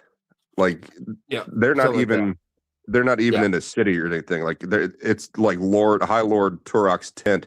Rand walks in there and finds him, and it's like, I can see the scene in my head. Like, I've never seen it on a show, but I can see it because I remember it so well. Wait a second.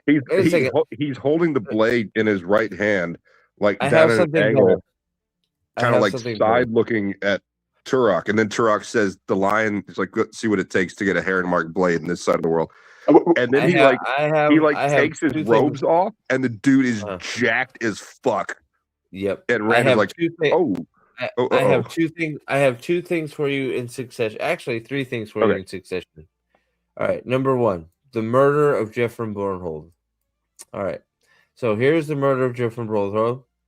We have Sean Shan is overrunning the city. Okay. Careful, not too long. You might get a strike. Yeah, I'll pause it here and there. Okay, so all of the and then we'll get back to Nae'blis's bullshit. Right, I saw that. You showed me that the Daimane don't have a leash; they have a mouth plug. Yep, they got a binky. So they're all of the Damani are on the tower instead of course spread out tactically where they should be. Egwene being Egwene is so strong she is refusing to do her binky work. You know what Egwene just said right there? She said, "Fuck you, bitch! Get your vagina back in my mouth. It's better use in my mouth." She sounds like Kenny from South Park. Yeah. Oh, okay. And then she sounds like Bane. This is a great part. We almost miss it. This is where Egwene, thinking she's helping, but really is an idiot. She attacks the white. He has some sword training, but he swings some swords around for 5 seconds around with Lando a couple times during the 3 seasons. You know, if they had taken, I don't know, maybe 0.01% of the costume budget and spent it on sword training, you know, like they did with the Force Awakens. No, not. I'm sorry, not the Force Awakens. I'm retarded. Phantom Menace. Yep. Like Liam Neeson, Ray Park, and Ewan McGregor trained for weeks. Oh. And those sword fights looked fucking amazing. Oh, they look amazing. So we're gonna take you into another. Why couldn't they do that? We have Perrin with Ingtar. We have Perrin with Ingtar. That's not Ingtar. Ingtar is a fucking Japanese man. So right, but we have Perrin with Ingtar with Loyal and PJs with the Horn of Valir, traveling through Falme with. Why does Perrin have the horn? With 2 Aiel. No, Perrin. Loyal has the horn. Sorry, Loyal has the horn. Matt has the horn, and then the no. no. Loyal has the horn. You're wrong, sir. So Loyal has the horn. So that's Bane, Chiad, and Avienda. Okay. Loyal has the horn because Lanfear gave it to him. Hang on a minute. Go back. Yeah, that's right. Go back. That's right. Where am I going back? And play it from here, and then I'll tell you when to pause it. Okay, yeah, that's not Ingtar and not Perrin. Right there. Yeah, right there. Just pause it right there. I think that's a pretty good look for Avienda. What, the right one? No. Yeah, that's supposed to be Avienda. The one on the left. The left one should be Avienda. That looks like Avienda. That should be Avienda, but it's not. The one on the right is Avienda. The one on the left should be Avienda. The one on the right isn't even Aiel. Agreed. Agreed. Agreed. Dreadlocks. 3 times 4. Yep. The one on the left should be Avienda. She's not, but agreed. Okay. So, all right. Okay. So here we go. So they have I don't believe you. Well, look, hold on. You're kidding. That's Massima, by the way. That's Prophet of the Dragon. Massima. That's Massima? Massima. So, where's Uno? Uno's dead. Yeah, Uno took a horn straight in the mouth. Shit. You haven't seen the Uno death clip. I have to show you that before it's over. So the Shanarans are not Japanese, what you're telling me. Correct. Okay. All right. So they're all diverse. This is how I prove it to you. You see I do not. I do not. Avienda. All right, moving on. Here we go. So they split up. Oh no, Shan-Chan soldiers are here. We have the Horn of Valir. What are you doing, Ingtar? Blows the dagger. Yes. He's left his most prized possession on a desk in front of Matt. Matt. I think you're kind of underplaying that. It's also like the source of one of his powers. An incredibly evil artifact powerful evil artifact that can kill with one touch. Yes, it's an incredibly. What was the name of the? More death. Yes. Mordeth, yes. And it's the evil that overtakes Shadar Logoth is called Mashadar. Mashadar, yes. That's the evil. So he is Padden Fane, who's already Dark Friend, and been altered by the Dark One at Shao Ghul. He has Moradin inhabiting his body, so he's basically two different people, which is talked about in the books extensively. Like sometimes he's a different accent. He also has the dagger, which gives him more strength and also like terrifies other people. And he's got the embodiment of Mashadar inside of him and Machin Shin. So I would argue that and I think a lot of people would agree with me. Padden Fane is the most interesting entity in the Wheel of Time, being as all those things you just mentioned. He is supposed to be the Dark One's #1 hound, seeking out Rand and Matt and Perrin because he believes them to be one of them to be the Dragon Reborn. So he is altered by the Dark One to find him. He is then altered again by the evil of Shadar Logoth, which is, if you want to call it Mash, whatever. He's altered by Mordeth at Shadar Logoth to take over his body so he can get out of Shadar Logoth and roam free to pass on his evil, because he's tired of just being trapped in Shadar Logoth.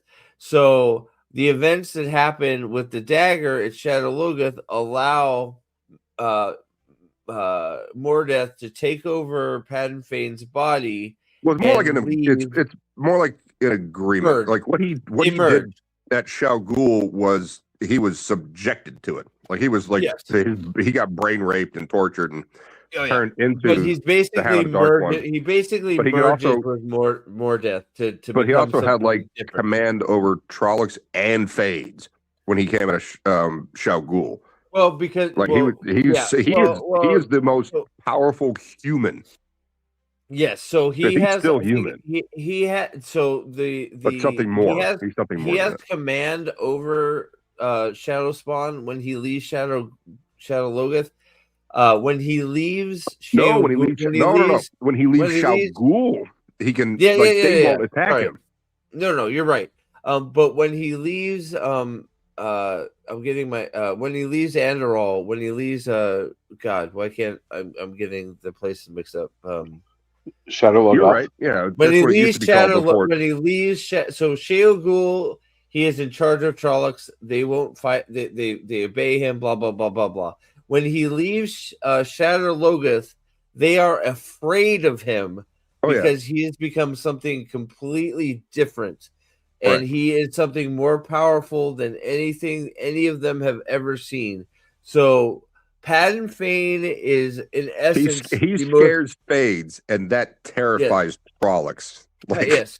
So Padden Fane is probably the most powerful dark entity besides for the Dark One. He is literally like one step down from the Dark One. That's how bad fucking Padden Fane is, right?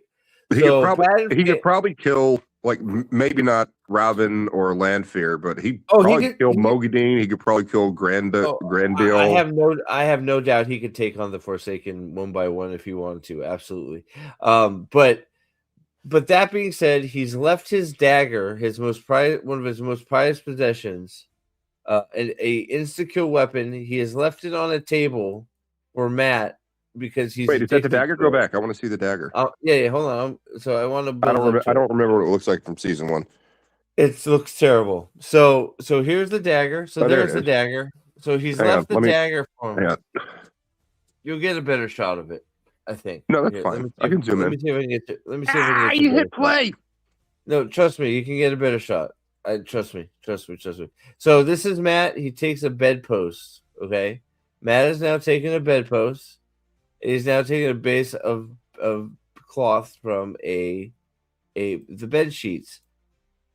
There's the Yeah, let me back. Yeah, Let me get you a better shot. isn't the ruby supposed to be on the pommel? It doesn't matter. They don't know what they're doing.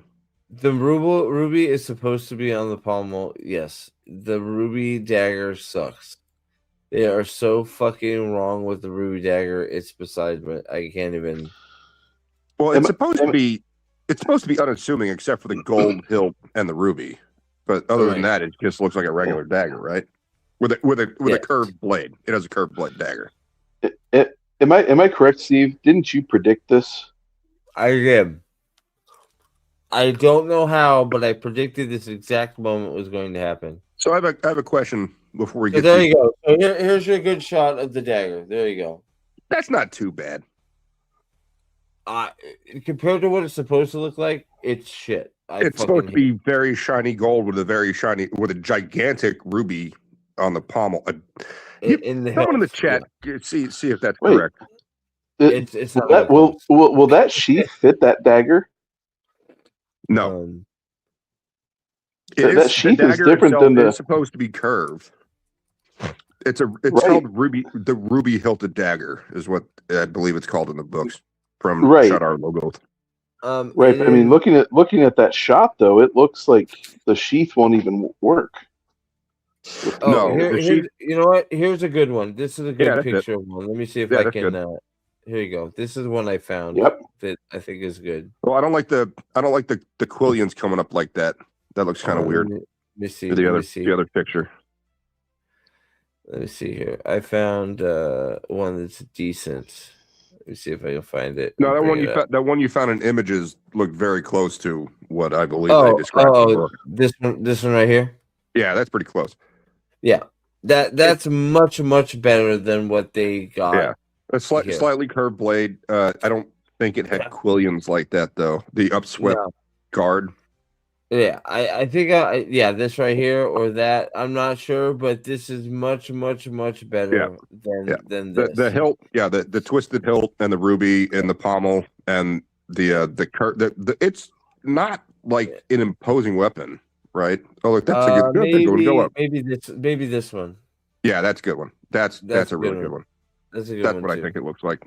I mean, because that's the chapter. That's the chapter one. So that's what it's supposed to look like, right? So that's from the chapters of the book. So, but no, I agree. That one. Where was it? Shit, where did it go? It does have the quillions. It does have the quillions going up in the from the book. Okay. Ooh, that's a nice one too. Where'd it go? I saw not that one. No, not that one. That one. We're getting off on a way long tangent here. So here we'll finish. So the one in the show, yeah. So this one right here, is pretty good. Too. Yeah. All right. So, but I want to show you this because it's important. So here we go. It's I think it's Damane. Damane. Thank you, Damane. They are natural, talented Aes Sedai. Correct. When they come of age, they have it. They have the power to, be trained or whatever. And the 100%. Soldam are wilders. Correct. Sudam. Yeah, I guess wilders is a good way to put it. Sudam they have the spark. They're able to be trained. Yeah, they develop their talent through their connection to the Damane.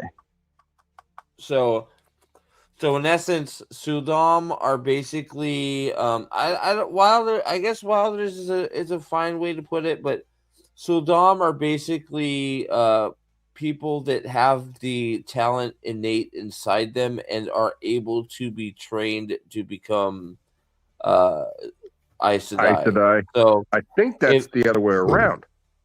I think the Soldam are, because the innate ability is in Aes Sedai. The ones that have it but need to be trained are the wilders. Like an Aes Sedai will start using the one power whether they're trained or not. They both need to train, otherwise they'll burn themselves out because they don't know what they're doing. But wilders don't know what they're doing more. They have Nynaeve has the block, I think we're Edgewin saying. doesn't. I think we're agreeing. Maybe. Yeah, So I thought you had it backwards though. Well, no. So because the demone are the leashed ones who have the innate ability, because they have that ability to go ahead and use the power. They're born. They're going to start channeling regardless. Right, but they get leashed. They get leashed to a soldam who may not have the ability, or they may, but they end up. They don't have the innate ability, but they can be trained to use the one power. And they basically inherently learn how to channel because of that connection through the leash. Right. Or like training at the one tower. Correct. Like Ninaive is a wilder. Elaine and Egwene, or is it Egwene or Edgewin or Egwene? I think it's Egwene. Yeah. So SB says it, I think, best. Demone have the spark. Sulam have the ability. Everyone else cannot. So are the Saddam the actual Aes Sedai then? No. No, the demonic would be considered. Demonic would be. SB has it backwards. From what I'm saying. No. So Demone have this spark within them and are Aes Sedai. Suldam can be, or they can't be if they choose. Does that make sense? No. I'm more confused than I was before. Okay, so think about like all right. So you're an Aes Sedai, you're going around the countryside, you go to a town and you go, "Oh, Egwene. I just tested you. I feel you have the spark inside you. You it's manifested. You are already channeling. You are you need to be trained, or you will kill yourself. You will be Aes Sedai, or eventually be Aes Sedai, or you have the spark inside you, and it's manifested, and you can't stop it now. If you don't get trained, you'll end up killing yourself. So right. The Suldam is where other Aes Sedai, when a girl gets to a certain age, other Aes Sedai can sense it. Correct. But they can't sense it. They can't sense it with the Wilders. They can sense it with the Wilders. The Wilders. They don't have to. They don't necessarily have to use it. They have to be. They have to be trained in order for the spark to show up. Correct. Right. So the Soldam don't have the innate spark. Like when an Aes Sedai goes across a Soldam, they're not like, "Oh, you're another Aes Sedai." So the Suldam, the spark is basically dormant. Right. Right. They have to be trained and taught and learn how to open themselves up to it.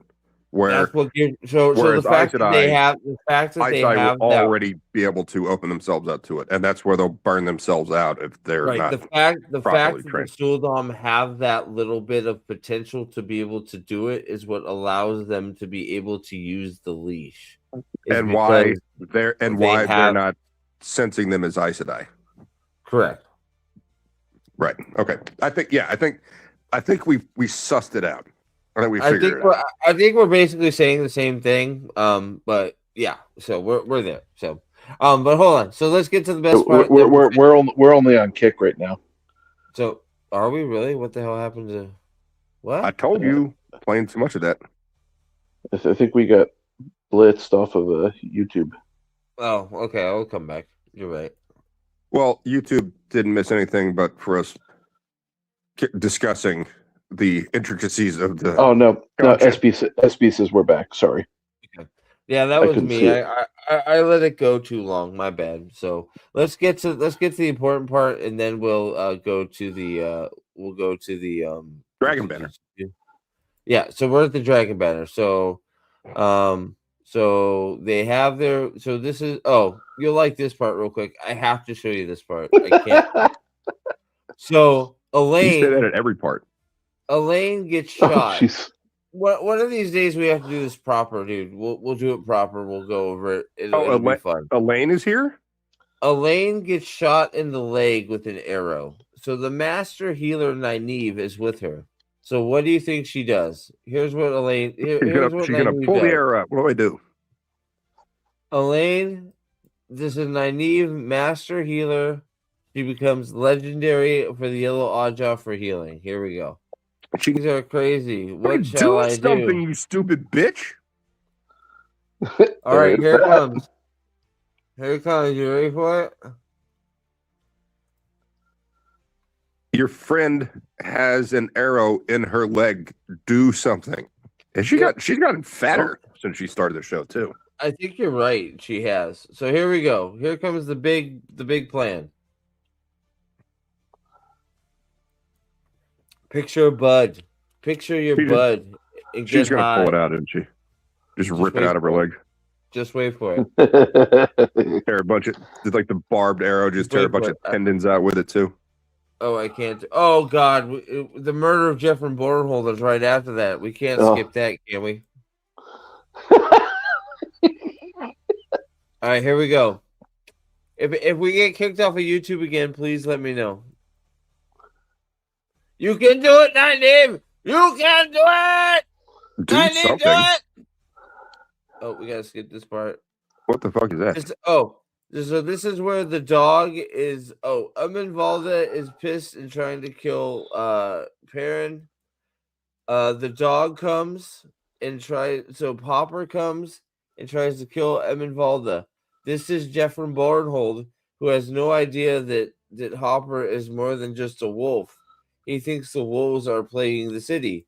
So Jeffrey Bornhold comes and he kills the dog because it's killing his lieutenant. Perrin, of course, does not like this and is pissed because his doggo is Isn't he killed. supposed to have yellow eyes? Only when he's angry, man. Only when he's angry. Only No, when he's like Perrin golden eyes because his eyes are always gold. Hey man, I didn't write the show. I'm just telling you. I'm telling you, they're wrong. Dude, hey, Boosh, I'm just waiting for Hulk to turn into a werewolf. It is my dream. My dream was shattered because the show got canceled before he could turn into a werewolf. I am shattered that he never turned into a werewolf. Yeah, you're right. Late to the party is right. So now he's getting mad, so his eyes have gotten just yellow. having him wear yellow contacts, which would have cost like $50. I mean, the money needs to go to the costume department, right? Yep. Yeah. So he's big mad. Hopper is now going to the Field of Dreams because he is going to Tar, hopping and tell him floating. Riyadh. Okay. So he's going to Tar. So Perrin gets big mad seeing Hopper go to Tar. Going, oh my god.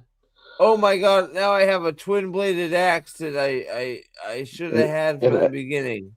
Am I correct? This is the first time he picks up an axe in the whole show? He is supposed to get the axe from Master Lewin when he leaves the Two Rivers. No, it's a half moon. It's a half moon blade. Yeah, it's a half moon blade with a spike on the end. So it's still the wrong axe.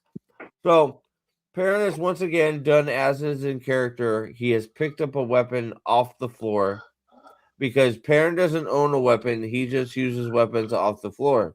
So Perrin is big mad because his doggy is dead and he gets the axe and he goes out the door. What weapon is Perrin using throughout the Nothing.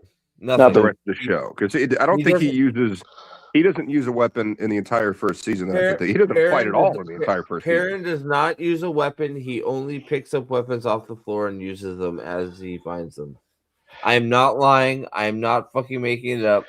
Perrin will only use weapons that he finds on the floor. Sorry. What I'm saying is, I'm sorry. Go ahead, man. Yeah, he actually his first axe is the one he killed his wife with. But he drops it. He doesn't carry really a weapon after that outside of maybe the little small knife. Not accidentally murdering his wife, which is just retarded. Does he fight at all in the first season? Not really, outside of that first episode. I don't think he does, actually. You can go ahead and call me Steve too, Bush. It's fine rather than Prof. It's no big deal. Well, Either I thought or. he. Oh, Steve. Okay, I thought he just ran away in the first episode. Like he No, just runs away. he fought the Trollocs in inside his house with his wife. Yeah, he kills the 2 Trollocs before he kills his wife with the same axe. Yeah. And then All right, so here we go. He doesn't fight for the rest of the entire season. Okay. Correct. Perrin isn't known as a fighter. All right, so here we go. Yeah, Big Perrin with his axe is not considered fire. Okay, so now he's big mad that he's killed his wolf. You ready? He's got a double-bladed axe in his hand. Here we go. He goes up to Jeffrey Bornhold, who is defending the city, killing Sean Chan, protecting people. He comes out of nowhere. Wham! Why? Murder. Murders Jeffrey Bornhold because he kills his fucking puppy dog. Didn't Jeffrey Bornhold cut his bonds when they had him in custody because they were being overrun by the Shanchen and Arid Dalman, I think? They had Perrin and Edwin captive. Yeah. Yep. And then they're marching north from Amadisia to Arid Dalman, and Jeffrey Bornhold is one of the great captains. He's one of the 5 great captains. And he realizes what's happening and releases Perrin and Edwin. Yep. Nathan, how do I skip this? Egwene. How do I skip this part? It is so epic. So this is the part of Who's this? This is Matt. He's about to blow the horn of salad dressing. This is the point. This is the part of the episode where Brandon Sanderson said, "You cannot have the bottle of Falme without blowing the horn of Valir." So Brandon Sanderson convinces them that they need to blow the horn. So Matt is running to the tower to try and reach Rand at the top of the tower, and he gets to a bridge. The bridge is defended. Rand? I thought Rand was Rand is up on the top of. Well, now he's on the top of the tower to your right there. He floated, I guess. Okay. I don't know. Yeah. So there's now what is that? Probably a good 30. There's 30 Sean Chan there. Yep. There's a lot of them. Yeah. And he is blocked. So what does he do? Yeah. I am a lion. I am also hawkening. Look at me in my hawk armor over here. And yes, sir, you booby.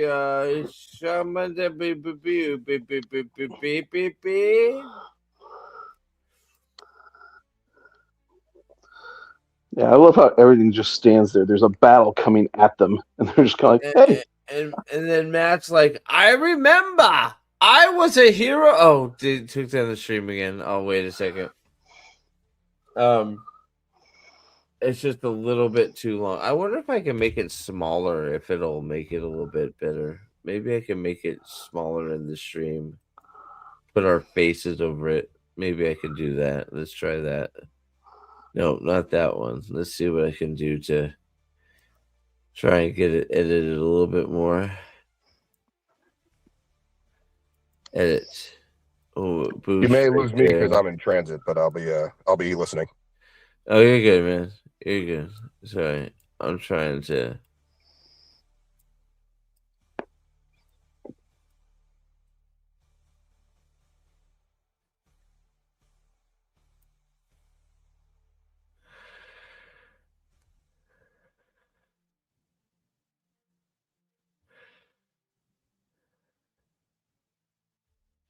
Yeah, how long do these YouTube timeouts last? Not too long usually. It'll be okay. I'm just moving some shit around here.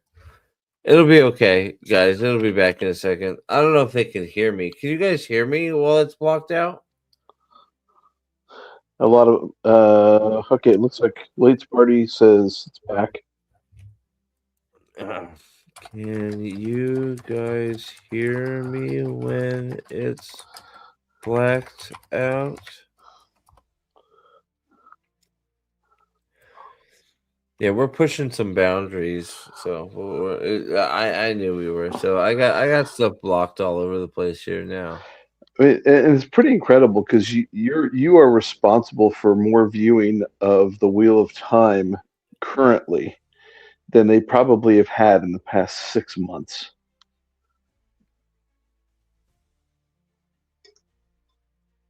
Which is probably.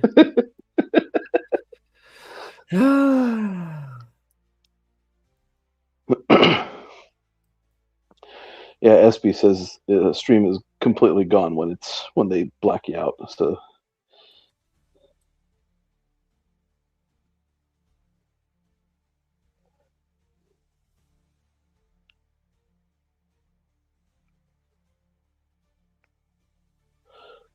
we're late to the party. Says it's gone, but he can hear you. Okay, but well, no visual.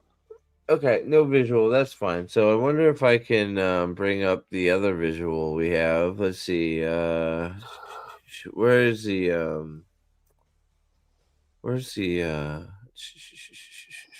chapter 3?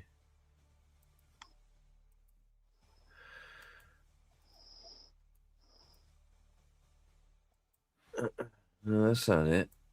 There it is. Yeah, you gonna allow that one?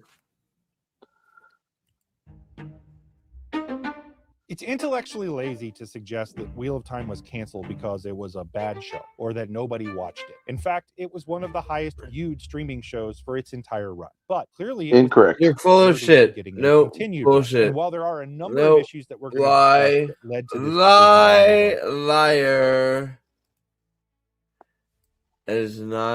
That is actually factually not true. Yeah, he was completely.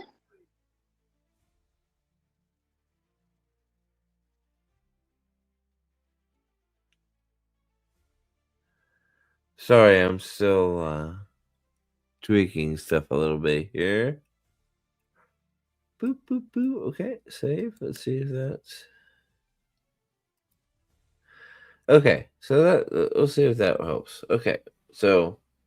And Sony, at the end of the day, the show did not produce enough return on investment for Amazon and Sony to justify $120+ million budgets for. So you just said okay. For them, so dude, you just said viewers.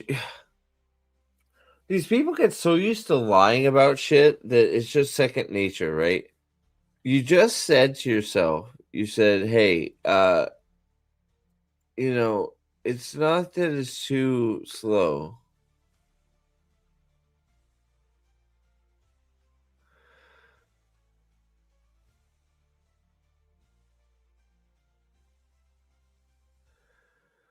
All right, here you go. They made when Boosh is back from being, I want to show him the Dragon Banner, though. We'll do that. Allocate those funds. Now, hey, you know what? This has all been a con job for you guys, just so you know. I have gained several 16. I got 16 viewers on Kick, bitch. I got 16 viewers on Kick, bitch. This has been a con job to get all you fucktards on Kick, brah. Am I gonna get a Kick follower or what? Come on, guys. Hit that follower on Kick. Get me for. I got 41 followers on Kick. Hit that follow button on Kick. Come on. Come on, guys. Hit it. I want to see those followers on Kick. Please don't tell me all the followers on Kick are guys that you guys have already been followers. Please. Please hit follow on Kick. Please, I beg you. Please. Can we get me to 50 followers on Kick? Please. Please. Would you guys be angels? Angel babies? I love you so much. Please. Please. Please. We got them to 42. You guys are so awesome. I'm gonna cry. Okay, fine, whatever. I'm sorry. All right, here we go. Bruce, are you still with us? You're just driving?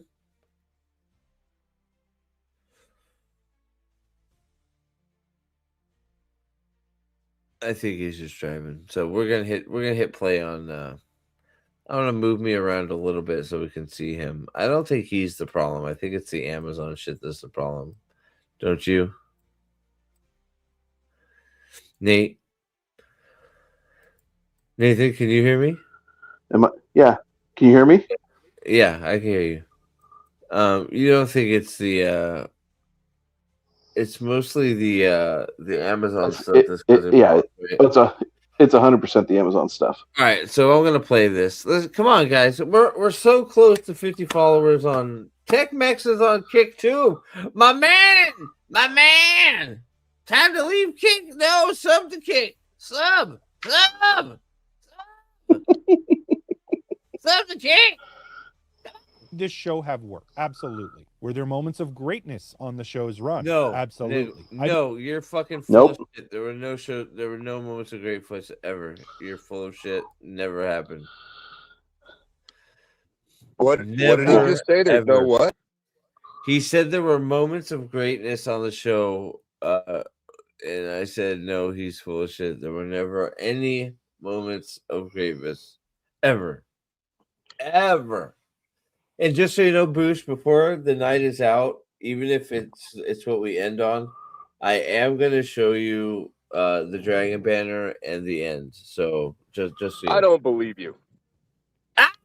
I don't have any reason why I don't think you should believe me, but I'm gonna prove you wrong, sir. I will prove you wrong. I believe season 3 was an incredible season of television. So I can't really look at the screen. I mean, I can hear the 40-year-old man baby talk, but I can't look at the screen because I'm driving. And I may have missed a part that you showed. I haven't shown. As far as I know, as far as I'm aware, that arrow is still in Elaine's leg. So it is. I have not shown that part on purpose. We're going to show you that and the cruise missile attack and the Dragon Banner before the night's over. Okay. Great. So okay. I've left that part for when you're done home safe from driving. So we're now in full talking mode. I'm we're safe now driving. There's one stoplight between me and the gas station. So we're now talking about Nae'blis talking bullshit about how the show was actually had a moment of brilliance, and that was when the show turned off that one time. Yeah, that was its moment of brilliance. It turned off, and everybody's like, "Oh, thank God, this episode's over!" Right? Everybody agreed. So a cliffhanger was the moment of brilliance. Is that what he's saying? Or the show was cliffhanger. It was just the show stopped, and like everybody's like, "Oh, thank God, the show stopped!" Right? Yeah. The credit scene of the last episode of season 3 was the greatest moment of the show. Why episode 3, might I ask? When it didn't come back. Yeah, the last episode of season 3. Sorry. Oh, got you. Okay. All right. So here we go. Let's play some more. To interpret this analysis, I'm going to speed up. I'm going to speed up his talking too. I, for the most part, liked it a lot, but I know that wasn't everyone's experience. So that being said, let's take a look at some of the factors that ultimately led to its cancellation. One of the first things to recognize. This should be good. Factors that led to. Let's see. One of the factors that made the Wheel of Time a can't miss choice for Amazon and Sony early on also turned into potentially the factor that sunk the ship. Wheel of Time came in with a massive audience and a very engaged fan base. These books are massively engaging, and for many longtime Wheel of Time fans, they represented not only the characters and the story they loved, but the books were a part of their upbringing. Reading them and engaging with communities was a big part of many fans' lives. No, they didn't. He said it started with a massive audience. No, it didn't. They said many Wheel of Time fans really enjoyed the show. No, they didn't. So he should have reworded, because it started with what should have had a massive audience, but they never showed up. There you go. Fixed. Well, also, Amazon does the same thing that they did for Rings of Power, which is instead of actual viewership or time that people viewed, they decided if you go to this guy's webpage or this guy's YouTube channel and you look at what he's saying, that's engagement, and that counts as viewership. They use something called Parrot Analytics. I don't know if you know who they are. Yes, I do. Yeah, they pull like 5 people and they're all friendly to whatever side they want them to be friendly to. All right, sorry, I was taking some water. Here, hit and play. I invited Tech-Mex too in case he wanted to hop on, but he better be a subscriber on Kick or I'm banning him on all my platforms. Ha ha! Okay, moving on. Fans knew the story would have to be changed as it was updated. I don't know that many serious fans ever believed. All right, Jesus Christ, is this where he's doing the falsehood about us saying that nothing should have been changed? So let me listen to what he says here. Amazon and Sony to justify $120+ million budgets for each season. The economics of the show weren't working for them, and they made the decision to reallocate those funds. Now, could this show have worked? Absolutely. Were there moments of greatness on the reallocate those funds to what, asshole? show's run? Absolutely. I believe season 3 was an incredible season of television. So I don't want anybody to interpret this Well, you are a retard. So, moving on. analysis of the show's failure is trashing on the adaptation. I, for the most part, liked it a lot, but I know that wasn't everyone's experience. So that being said, let's take a look at some of the factors that ultimately led to its cancellation. One of the first things to recognize is that one of the factors that made the Wheel of Time a can't-miss choice for Amazon and Sony early on also turned into potentially the factor that sunk the ship. Wheel of Time came in with a massive audience and a very engaged fan base. These books are massively engaging, and for many longtime Wheel of Time fans, they represented not only the characters and the story they loved, but the books were a part of their upbringing. Reading them and engaging with fan communities was a big part of many fans' lives. And there are a couple realities to address with this. Most fans knew the story would have to be changed as it was updated. I don't know that many serious fans ever believed that the show would be a word-for-word adaptation when it's 15 books long. However, some of the adaptation choices, especially early on in the show's run, were divisive. Choosing to have Perrin be... Okay, so, you know what? For the most part, he's being honest here. I appreciate that. I think he's being honest, don't you? Yeah, I mean, it's you know... I mean, he's being honest. I mean, this part's the easy part to be honest about. But it's what's left unsaid. It's what he doesn't want to go address that is also part of the problem with his analysis. I got briefly disconnected while I hooked back up to my Wi-Fi. What did he say that's being honest? I missed it. So I just that he so basically he's saying that he doesn't feel like any serious person didn't feel like there wouldn't be small changes that needed to be made to make the show work, which is basically honest. I said that. I said that already. We've all said that. You're changing medium, so there needs to be some caveats and liberties taken. Yeah, but we have all said that. Every single one of us, even the ones that wanted it to be more accurate, but we have all said and all been on record saying we know that changes needed to be made. Just you didn't need to fucking change the whole fucking thing. So we'll continue from there. He's basically being honest in a pussy way, but he's being honest. So moving on. Married at the start of the show and then accidentally killing his wife was a deliberate adaptation choice that went against Brandon Sanderson's advice. They had a solid reason why they did it. It clearly established some character traits for Perrin, but was this the best way to do that? You didn't need that. But largely, many fans did not resonate with that decision. Rather than fish out of water. You didn't need that at all. Like to establish character traits. Okay, what's the character trait that he has after killing his wife that we see throughout the remainder of season 1? He's a pussy. What? Yes. He has like 5 lines of dialogue. It's very simple. You keep it exactly the same. You have Moraine come in as a lady, not an Aes Sedai. All the boys are interested. She gives them all, and if you want to age them up, fine. You age them up. You have her ask them to do some work for them. I have to correct you because the adults in the village know she's Aes Sedai, except for people like Sin Bu. But Tam and Abel, they're like, she's Aes Sedai, and they are very, very receptive to her. Even Ejwin's father, Master Almira, like gives her the best room in the inn. Well, she's not using any kind of Jedi mind tricks or anything. They know she's Aes Sedai. They're very, very receptive. They're very happy to have her there. And then they have Beltane, and all the boys are like, "Oh my God, there's an Aes Sedai. What do we do?" And then she goes and starts dancing, and they're like, "Holy shit, Aes Sedai can dance!" Right. Okay. Fair enough. Yeah. Okay. I can see your point. You're right. My bad. I misremembered. So okay, cool. That's all right. But you still leave that. You leave that, and you leave the coin part. You know that you have them. Yep, she you gives have me them the coin. work. You have them. You have them work or whatever instead of just gathering around going, "Oh my god, blah blah blah." You have them do work, a day's work for her, and she pays them by giving them this coin. They get their coin, and then you move on. Right? That's it. Right? You got to get the coins dispersed. The coins are important. They need to go out. She knows that the Dragon Reborn is in that village because she's been researching it for almost 20 years. Yep. And the coins need to go out. So moving on. Here we go. Our characters from Emmonsfield leaving into the world, we got grittier and more adult characters. Matt's family and backstory were changed. Egwene and Rand were a couple that were already sleeping with each other. All of the That was so stupid. Oh god, I hated that.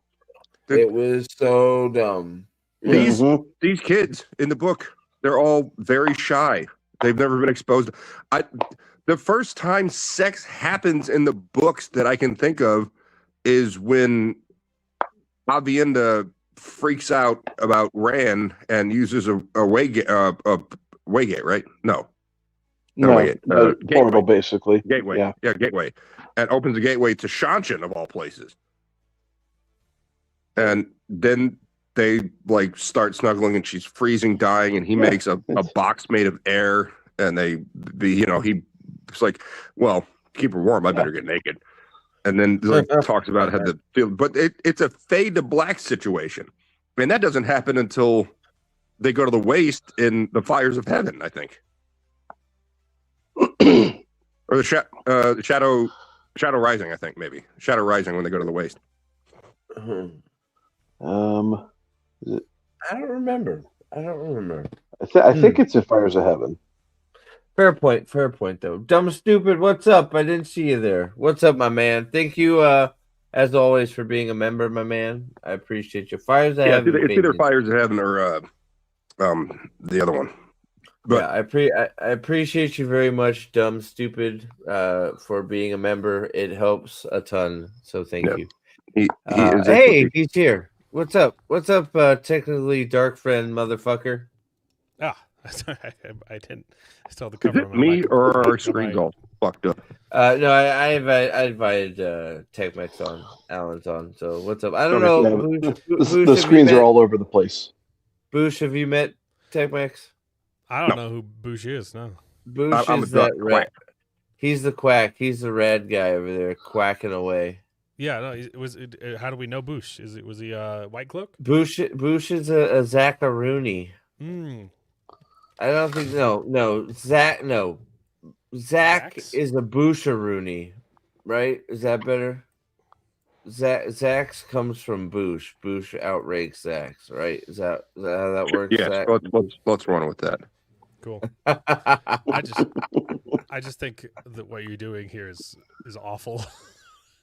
It's awful. Why? Well, because I mean, Boosh went all this time not having to have seen seasons 2 and 3. We're doing that now, and we're showing him all of the bad parts. He's loving it. He's loving it. Come on, Boosh. You gotta rip it off like a Band-Aid. All right, here we go. I have been riffing this entire time and fucking with Prophet. I think it's great. This is better than having to watch the show. Dude, I think we're having fun. We're having fun, right? I'm having fun. I think it's great because you're making, well, not just you, but like this horrible TV show and Man of Manetheren are all making me remember the books. Yeah, there you go. I really enjoyed. Yeah, I'm having fun. I hope you guys are having fun. That's the whole point. Yeah. So, chat, you having fun? Oh, that's been the exercise of watching this show for the past 5 years. I don't see any new members, so chat can't be having any fun. So, hang on, let me take mine out.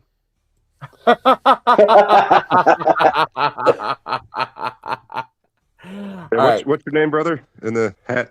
Alan. But Alan. Okay. The channel's technically Mexican. Yeah. Okay. Well, let me get. So I got your invite, but who I am. I had to go put a shirt on. No, you're good, buddy. I'm supposed to be editing videos, and I keep getting distracted by your stream, so I might as well just jump on. I can kick you, man. It's all right. I wasn't getting work done anyway. You don't want to be here. It's okay. You don't want to be here. It's fine. Fuck, man. Jeez.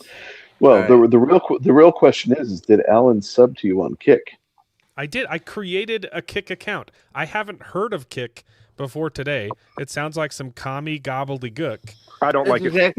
I had to give them my credit card for something. I don't even. Nice Norm reference there. That's when I checked out, is when it asked me for a credit card. It should probably make a Twitch instead, but whatever. I'm on Rumble, but you don't need a credit card for Rumble. No. You know what? I have a Rumble. I should start mirroring my shit to Rumble. It sounds like people actually are interested in that, so maybe I will. So, you all right, moving you can't on. Mirror anymore. You have to upload it. Why can't we see the chat on the screen anymore? What's that? Why can't we see the chat on the screen anymore? Oh, you have because you have the you can cover me up. You know what? You know what I'm gonna do? No, move move me down to the bottom. Cover him up. There we go. We're gonna do that. Cover up my man boob. That better? No, nothing's changed. Oh, yeah, that's no. Put me at the bottom and put him up top because he's on camera. Oh, yeah. That makes sense. Yeah, I've worked hard. Everyone needs to see his pretty face. I've lost 65 pounds. I'm looking good. I need to. I am only half retarded. Nice. Okay, so actually, can I move this? Will it let me move this? Alan, I noticed you copied my beard. Yeah. See, I love making new friends. It's great, isn't it? Guys, there's me. There's a real picture of me. Is that better? Should we go tall? We'll go tall and big. How's tall and big? The beard. Tall and big. That's the way she likes it. The beard hides my double chin, but now that I've lost weight, I might not need it anymore. But I'm scared to check. I've gained 60 pounds. I'm kidding. I'm not that fat. All right, I think I still have it. So what are you doing to lose the? Oops, never mind. Starving myself to death. Primarily because That's not healthy. Going to the gym. Shit! Going to the gym. That's a good answer.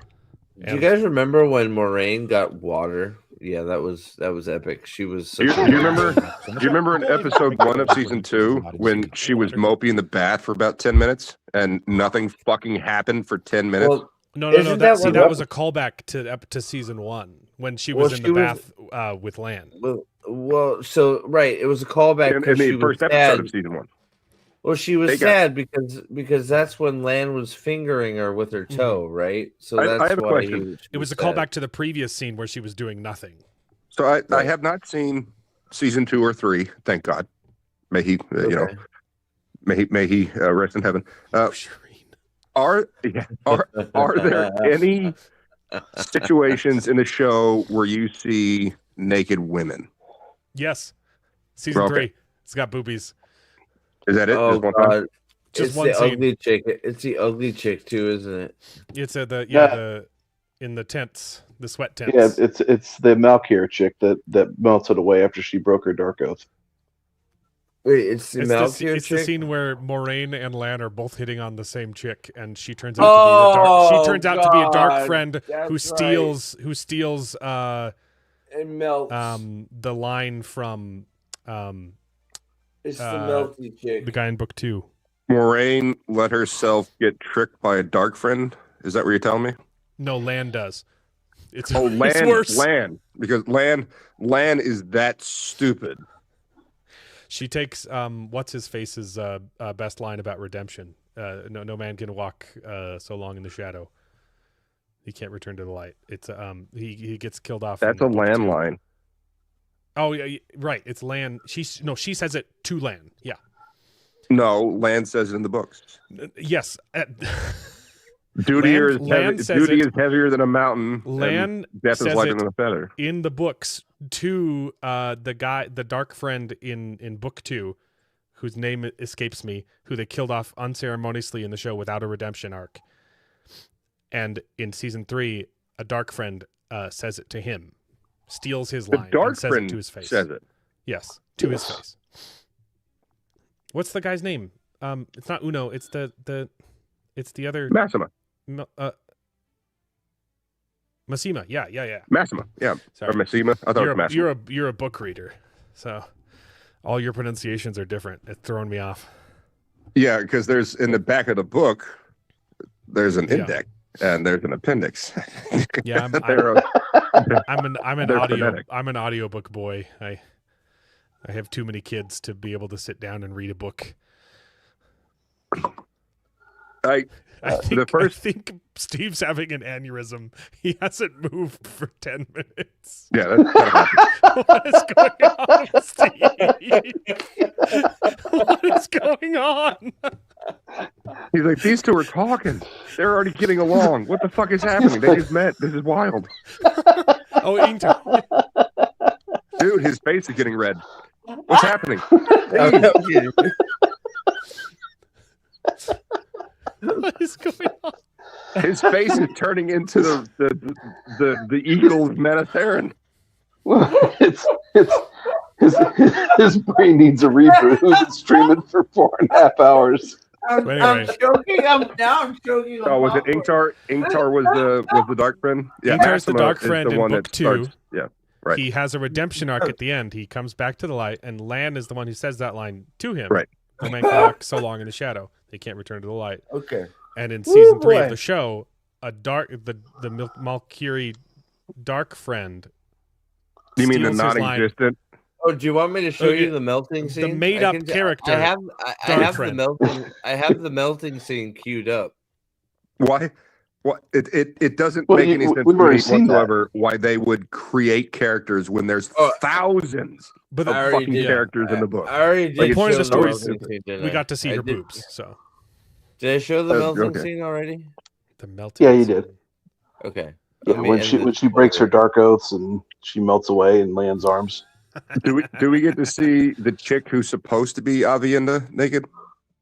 No, definitely No. not. It's No, too we, bad. we see a lot of she is- man ass. There's a we lot get- of naked man she ass. is- in the We show. get to She see is- her she seduce is- Loyal. Yes, her and the tall, ugly, red-haired chick try to fuck Loyal. So where's Aerith? Do you know who Aerith is? Aerith is at the bottom of the hole waiting for Loyal to die. Oh, okay, all right. She's down there being Oh. demure and you know. Does Boosh know that Avienda and Elaine actually are lesbians? I don't know that because that's not real. Yeah, well now you do know. Oh, They do a clam slam in episode 1 of season 3. Josh is saying that she's not a made-up character; that she's repurposed. She's the lady that sleeps with Matt in the books. Oh, tries to when kill that's when the Dark Hounds attack, right? Book 4. Yeah. Yeah, I think that's Shadow Rising. 3. Yep. Yeah, it's Shadow Rising. 4. Yeah. And they Alright, so the Dark Hounds kill her and I think scratch Matt. Yeah. And then Rand uses Balefire to, or maybe it was Moraine that kills them with the Balefire. Anyway, Moraine Balefire to Dark Hounds. Yeah. yeah, there's Moraine. Yeah, And then I'm that going to erases hit- what happened to Matt, but not so far back what happened to the Dark Friend. Correct. I think that's It's, right. I think we're all on the same page. His wound is actually not as bad. It's not healed, but it's not as bad as it was, if I remember correctly.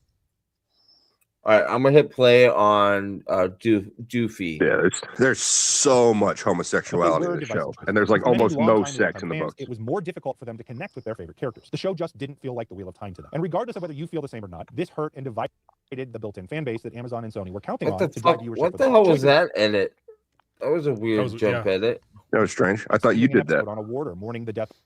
No, I didn't do that. That was a weird edit. I thought you hit fast forward, and that's what It was happened. more difficult for them to connect with their favorite characters. The show just didn't feel like the Wheel of Time to them. And regardless of whether It's you not feel the the Wheel same of or not, this hurt and divided the built-in fan base that Amazon and Sony were counting on to drive viewership for the show. Choices like spending an episode on a warder mourning the death of his Aes Sedai in the first season Yes. certainly added to this frustration. When That's other what I was important talking scenes about. were- And while the step-in scenes were very well executed and the episode was fairly good on its own, it wasn't. No, the it was show. not. But No, at it the end was of the day, not. Changes and adaptation choices were bound to happen. There was never. It any was change. horrendous. Other shows Nothing have- fucking Jeez. happened in that entire goddamn episode. That was episode 4, right?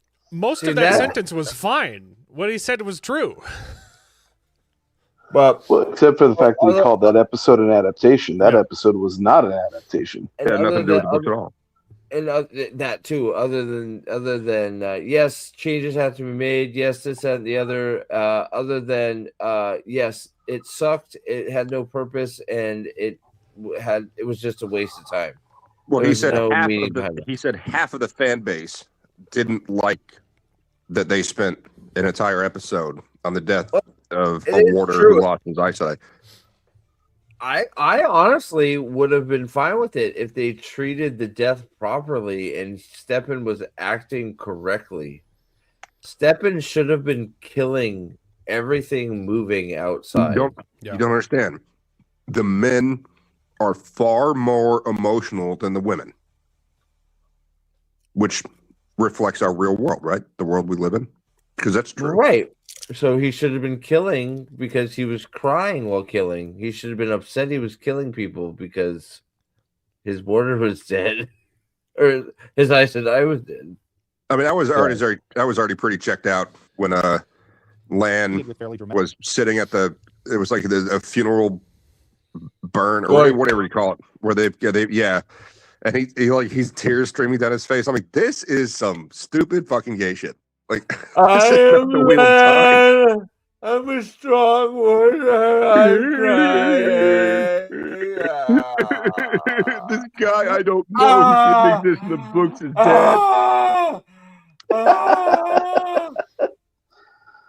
I mean, god damn it, Lan.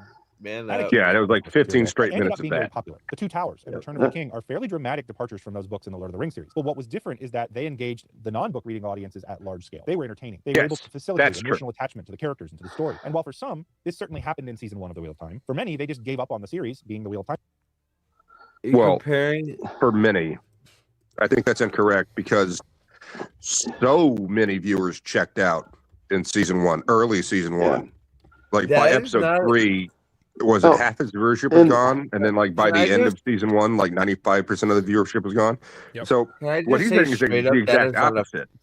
That's not a fair comparison at all. No. Well, he's trying to say like people that didn't read the books enjoyed Lord of the Rings because they were emotionally attached to those characters. And that's true. But it does not work for The Wheel of Time because they're not good characters, not well written, they're not likable, they're not relatable. And however much you want to say, like, yes, everyone has to look like it's downtown LA, it's still not relatable. Well, and to say though that it was an appeal to say that it was an appeal to non-book readers, the adaptations, the changes that were made weren't an attempt to reach out to non-book readers in Lord of the Rings. That statement is completely idiotic.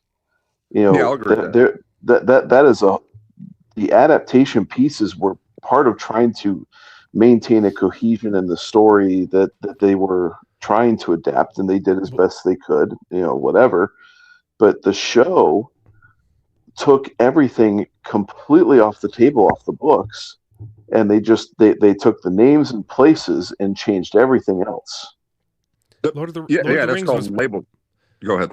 No, Lord of the Rings was playing to the strengths of the medium. Yes, its changes.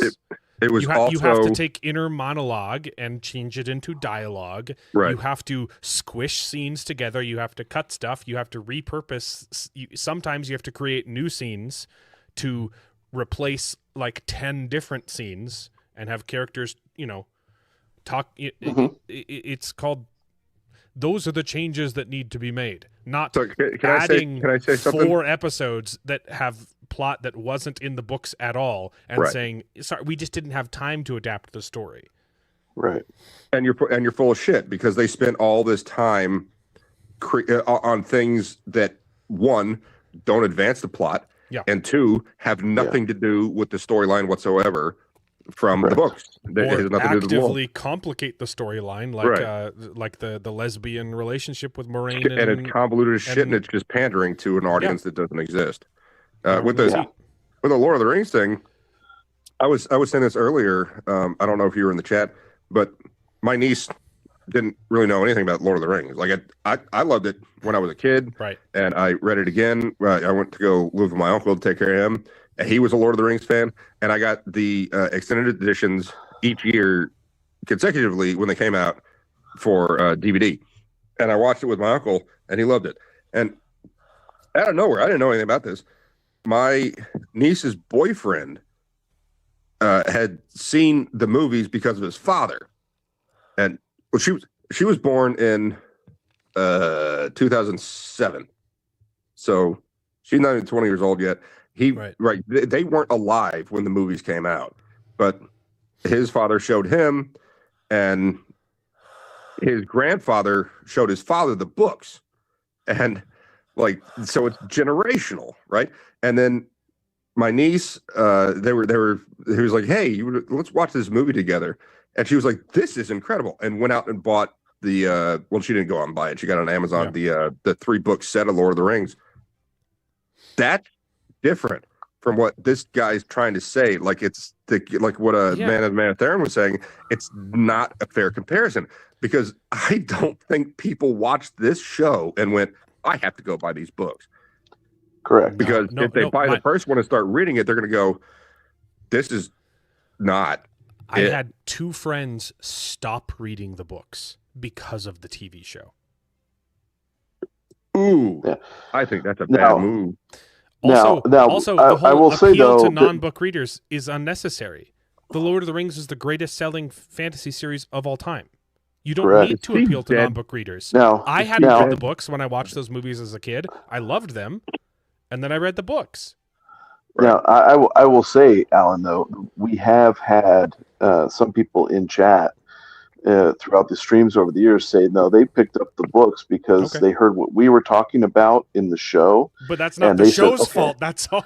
Correct. It's not the goal of the show. Yeah. Like, as part of the goal of the Lord of the Rings movies was, hey, go pick up the books too. They're this is what we're trying to adhere to. The show didn't give a shit about the books. So, but people who watched the show didn't like the show and heard us talking about it, went and saw, oh, well, these books are supposedly really good. So they go and read the books and they're like, oh, well, this is completely fucking different. And it's actually really, really good. So, there has been a small drive towards the books, but I don't think it's a significant thing to sit there and say that it acts as an advertisement, so to speak, for the books.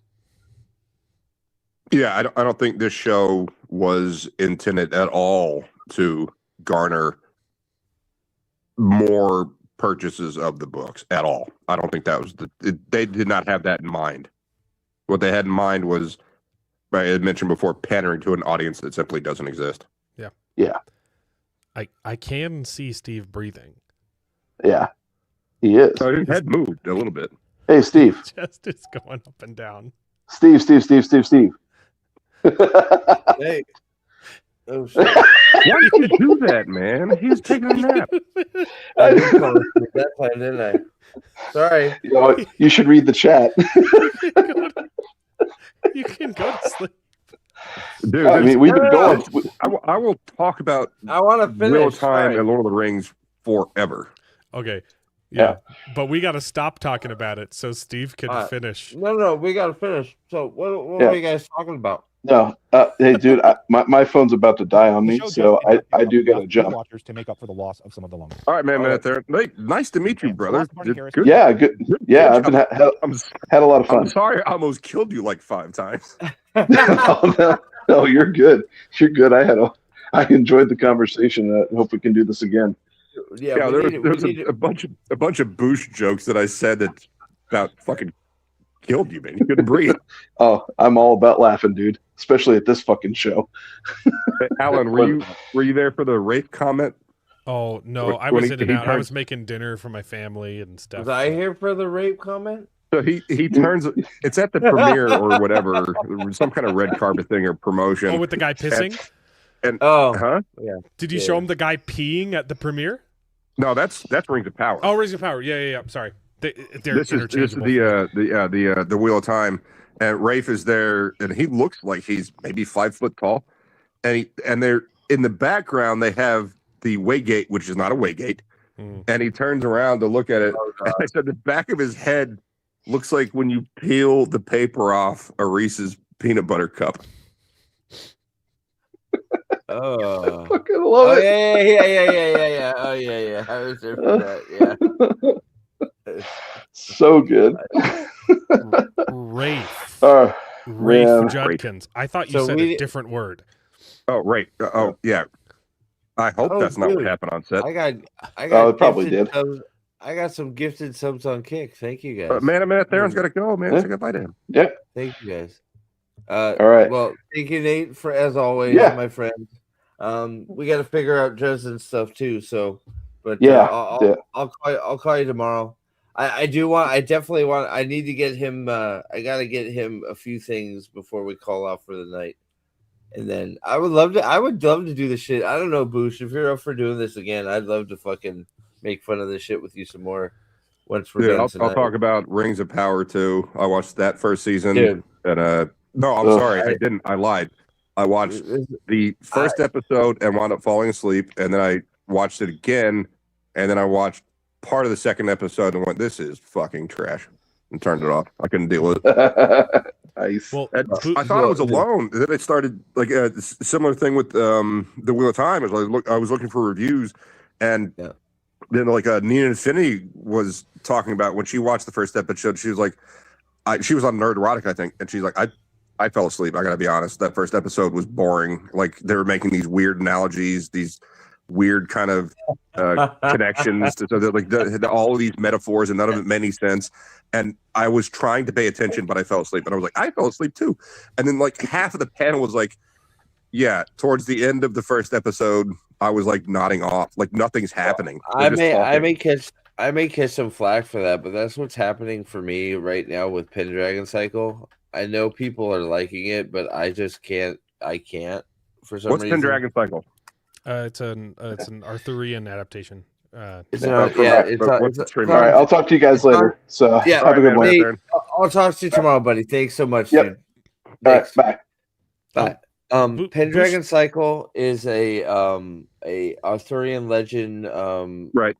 That was picked up. It's a Daily Wire one. Daily Wire trying to get into the space. So, me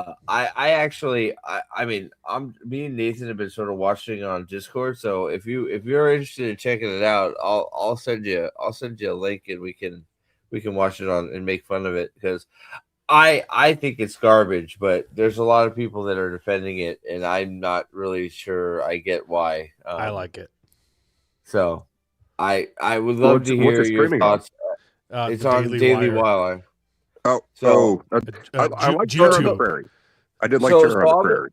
So to be clear, I'm not. It's nothing that's made me angry, right? It's not like like it hasn't made. It's like it's not like something that's like, oh my god, this is fucking. I'm just not. I don't think it's a very well put together show. So I'd be interested to talk to some people, like because I know Al Dan's loving it too. So it'd be interesting to sort of like. Get a few people together and just. This is Al Dan. What's that? This is Al Dan. No. Al Dan's another dark friend. Al Dan's another White Cloak guy, but but you've had him on stream before. Oh yeah, many times. He's the Aussie. Yeah, he's not American, right? Yeah, he's been doing the Dresden stuff with me, okay. But I was so confused there for a minute. I'm sorry, Alan. But no, he's been like very pro Pendragon Cycle. So, I admit it has lots of flaws, but I'm still enjoying it. So that sounds like where a lot of people are at. So I mean, I think it'd be cool to get together a few people that are enjoying it, and just like myself and Nathan. Nathan seems to be sort of in the same chord I am, just sort of like going, what the hell?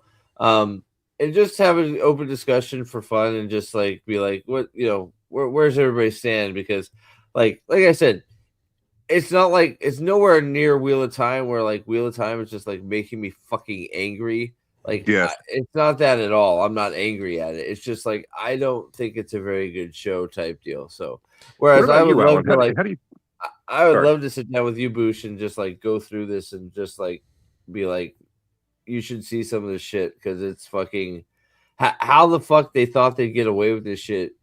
That's I think that's where I come from on the Wheel of Time is how they thought they would get away with this and not piss off scores of people. I think they is legitimately beyond me. thought that it was good because it's written by morons. Yeah. I don't think so. I've seen those interviews. I don't think they thought it was good. I thought they really truly believed they were changing things. I don't think they thought it was good. I thought they were trying to alter, like their agenda was more important. Like this is for the agenda. That's what they believed was so good about it. They don't think the writing was good. They don't think the acting was good. They don't think the costumes were good. They don't think the world building was good. They think the agenda was good. So Bush still needs to see what happens to the arrow in Elaine's leg. So let's you know what, I'm gonna that'll illustrate my point. Like the people that write these shows are idiots. They don't know how the real world works. This is to what them, we're gonna do. This is I'm going to skip the rest of Nae'blis's video. Can you move my picture all the way to the left so it's not blocking the screen? I'm gonna get you. Why did it do that? That is weird. I think you were trying to cover up the video so you didn't get taken down. No, it was. Oh, that way. Yeah, I was trying to. Okay, that makes sense. No. I'm gonna. But like, here, I'm gonna do a new setup here. That's what we're gonna do. Legacy of Kain, you are correct. Right up until the last season. Yeah, the last and then they fucked it up. I haven't read those books though. I have a feeling I won't like them. What are we talking about now? His Dark Materials. Philip Pullman. I never watched Spy. Oh, I'm sorry. Yeah, the Amber Spyglass is the last one. It's the Subtle Knife is the second one, and the Golden Compass is the first one. It was three books, and it's that's a brilliant trilogy. I love it. What do you guys think of that? How's that looking for everybody? I'm fine. Hold on. Let me get the. So the third season did deviate from the plot a lot because it felt like it seemed like it was the same quality as the first two seasons. I just hated the story of the third season. I'm like, I don't think I would like the book. So there is way too diverts from the book as well. Yes, okay. But there is way too much focusing on non-important things. I did kind of like where they go then into I'll the give authority. the books a shot. You know? I'll give the books a shot then because I liked the first two seasons. Well, this is one of the things that screwed up about the adaptation for the third season because we had that massive break because of COVID, and then the third season came out and they started pushing that fucking agenda. Lyra is already a strong female character. Yeah, and she's not a Mary Sue because not everyone likes her, and she has to struggle. She has to go on her own. She has all these. Real quick, because I need to set up. No, you're good. I don't mean to interrupt. Are you guys good with me skipping the rest of Nae'blis and getting to the weird shit in the end of season 2, and then I'm kind of looking at the 4-year-old baby. All right. I didn't want to just do it and then you guys be like, what the fuck? So I feel like I'm being so mean to the guy because I watched one of his videos that he made and it was overly long and fucking nonsense. I actually don't think the guy's that bad. I think he's better off in his wheelhouse, which is reviewing the books, lore videos of the books. I think that's where he's best, and I think that's what he should do. But his comment section, Jesus, those people are nuts. It comes to I start reading these comments, and it's like, oh, it was just so amazing, and I would just say, what was amazing about it? Oh, the diversity. That's not a reason to enjoy something. Yeah. Exactly. Especially when it's forced. So let me... It's a similar mindset. I've been saying this for years, but no one listens to me. The idea and the mindset of forced diversity is the exact same of forced non-diversity. Yeah. Okay. You are guys removing a group in favor of another. Yep. Diversity in and of itself is not equality. It's just a thing. It's just a thing. Dude, we're getting along so well. I'm gonna use the restroom real quick, and then we're gonna show you some really fucked up shit, and then we'll call it a night, and then we'll have to figure out another, because this was fun. I hope you guys are having fun. I'm having a ball. So I'm having a blast. We'll have to do this shit again. This was fun. So dude, I was trying to get work done, and I couldn't focus. Let me go to the bathroom. I'm not fun. sure. I do want you to take notice while I'm going to the bathroom of let me see if I can move Alan a little bit of Trident Man over there. I don't know if you can. I'm gonna move all of us. He's black too. Where's Gato Kane? Take a look at Gato Kane is supposed. So they are hellbent on calling Gato Kane Uno in this show, which is incorrect. Yeah. There's no it's because in the books, Brigitte is attracted to him, and he's particularly ugly. Correct. Like that's. All right, I'll be right back. Take a look at Trident Man. I'll be right back. Mind you, these are supposed to be the heroes of the Horn. They're all dressed the same. I thought black people didn't like the water. Because the hair. Why does he have a trident? Well, I mean, I know Also, that's a good joke, but if you want the explanation, I can tell you. No, I know. I'm being facetious. If you go two to the left, the guy with like the handlebar mustache, he's also got like a masquerade mask on over his eyes. I just noticed that. Masquerade. And then behind him, you have faces on display. Behind him, you have Chapel Rowan, who fits right in because she doesn't take showers. And does someone have like a plank for a mask? Yeah, what is happening? I think so. Is that what's happening? Yeah. Like there's a ninja, and then there's like what are they called from Zelda? The little tree people that have that leaf mask on their face. The Koroks? Kokiri? I think it's maybe Kokiri. Korok? Korok, it could be. And then it's either that or Plank from Ed, Ed, and Eddie. It appears yeah, little wooden boy from the Tick. And it also appears to be a woman holding a very weird looking axe, and she's wearing the gray cowl from Oblivion. Yeah. $400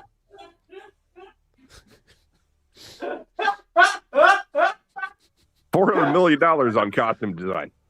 Dude, the amount of stolen gear, like stolen props from other fucking shows in this show is astounding.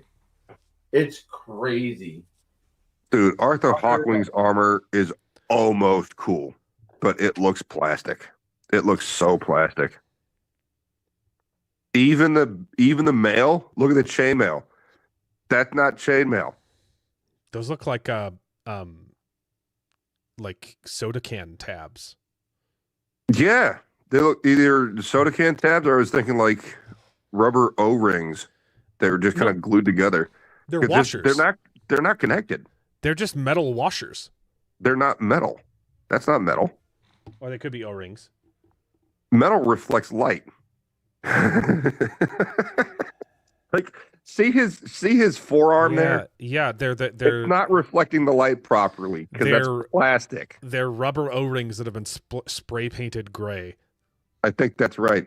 And then it's like they were glued on whatever his sleeve is, which is some kind of black fabric. I think that's what they did.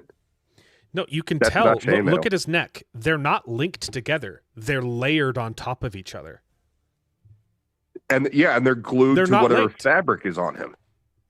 You got it. That's exactly it. And that breastplate is so plastic.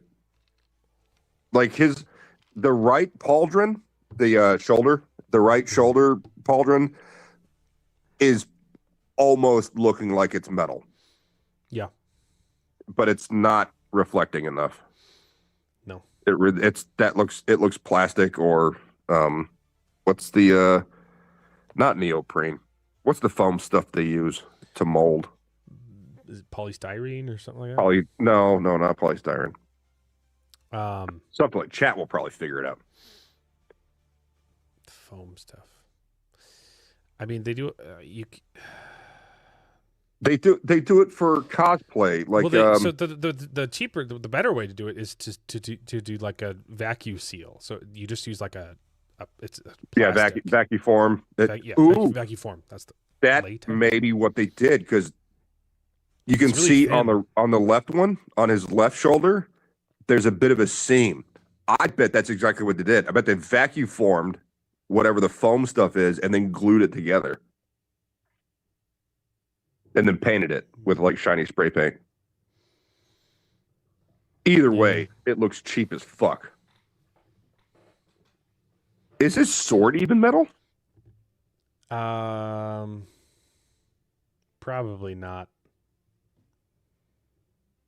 That's another thing with the Is it- production value of Lord of the Rings, with I think a tenth of the cost. I understand it's 20 years ago, but it looked real. inflation hasn't increased that much where it would cost that much to make these suits. What is on his pauldron? Are those little sperms? Like what? Oh, he's got it all over his chest too. Someone spooged all over this dude.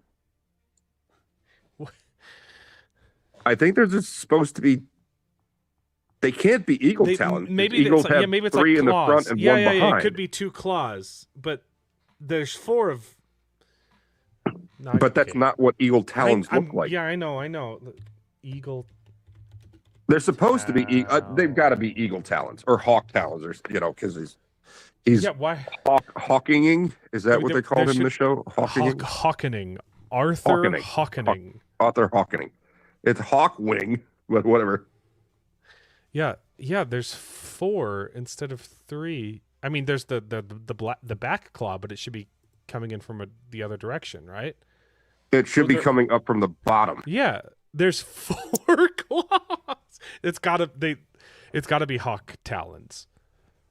So they do. Birds actually do have 5 digits, but one is way far up back on the leg. So it's. Yeah. I don't know if you've ever heard of. It's like all the way up the elbow. Yeah. Yeah. Well, it's the leg. Yeah. Yeah. I'm just comparatively. Yeah. Yeah. So it would be like on the shin, on the calf, like what we have as a calf. That's where it'd be. So you know what cockfighting is, right? Where they get roosters in a pen and they fight. Roosters. Yes. Roosters have 3 in front and then 1 behind, and then up on their calf, they have a spur. That's like a vestigial claw. Yeah. I took a lot of biology and zoology. I raised chickens in my youth, and we had a retarded duck too. Well, aren't they all? It drowned in the pond. Oh my god! It drowned. Holy shit! That is almost as funny as the story I told earlier. Jesus Christ! I walked back into retarded duck. Drowned in the pond. We were trying to figure out if it was if it was little sperms on Arthur Hawkening's left pauldron, but we figured it out. They're hawk talons, except that they put too many.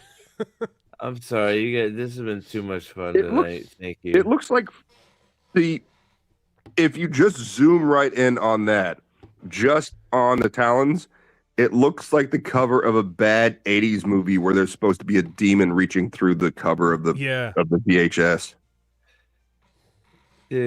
I'm not getting Hawk from that at all. No.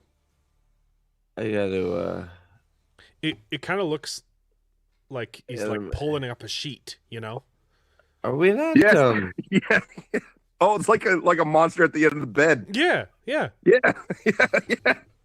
And also, I think those are supposed to be feathers or wings on his chest, but it's just not there. It's just not there. Oh, look, and then underneath, I think those are talons as well, but they got it right. There's 3 on each side. Right. And they actually look like bird feet and the talons are smaller. I don't know where the bird head is. There's just wings and talons. It's his cod piece. Yeah, that makes sense. The eagle's beak is his dick.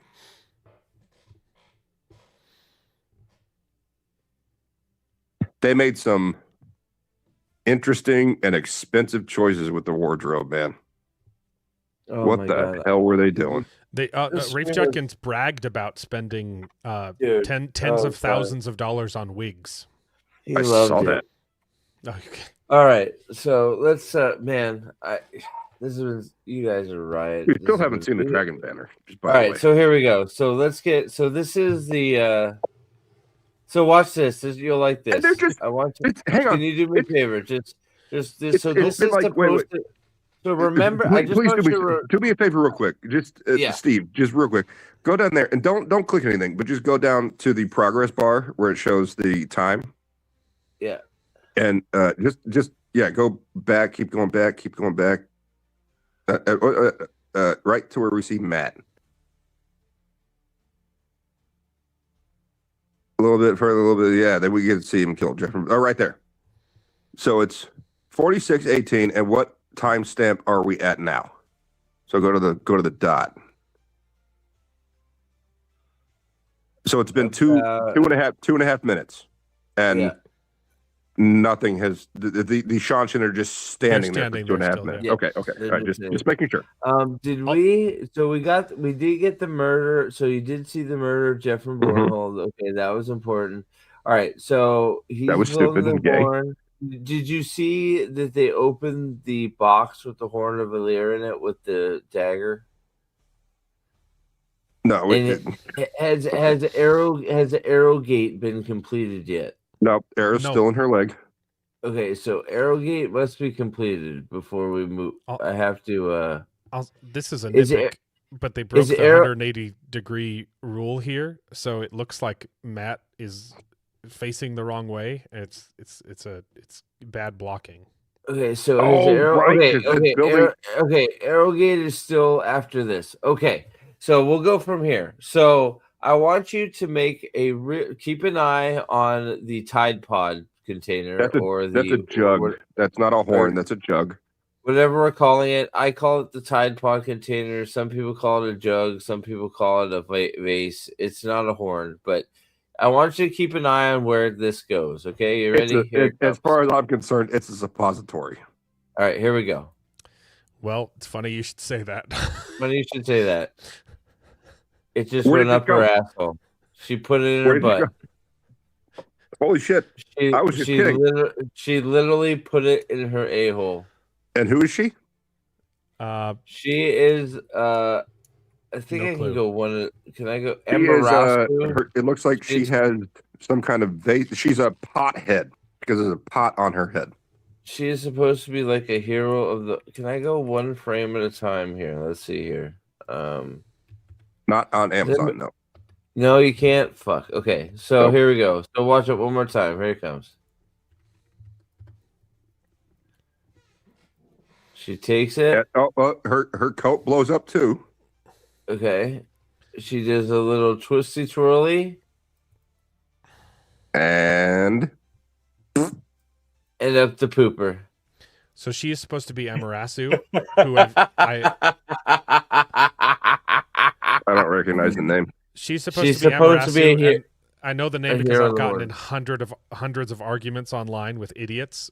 She is the female counterpart to the dragon, and people and idiots use her as an argument to say that Robert Jordan said that the dragon can be female, and I'm like, no, he didn't. No.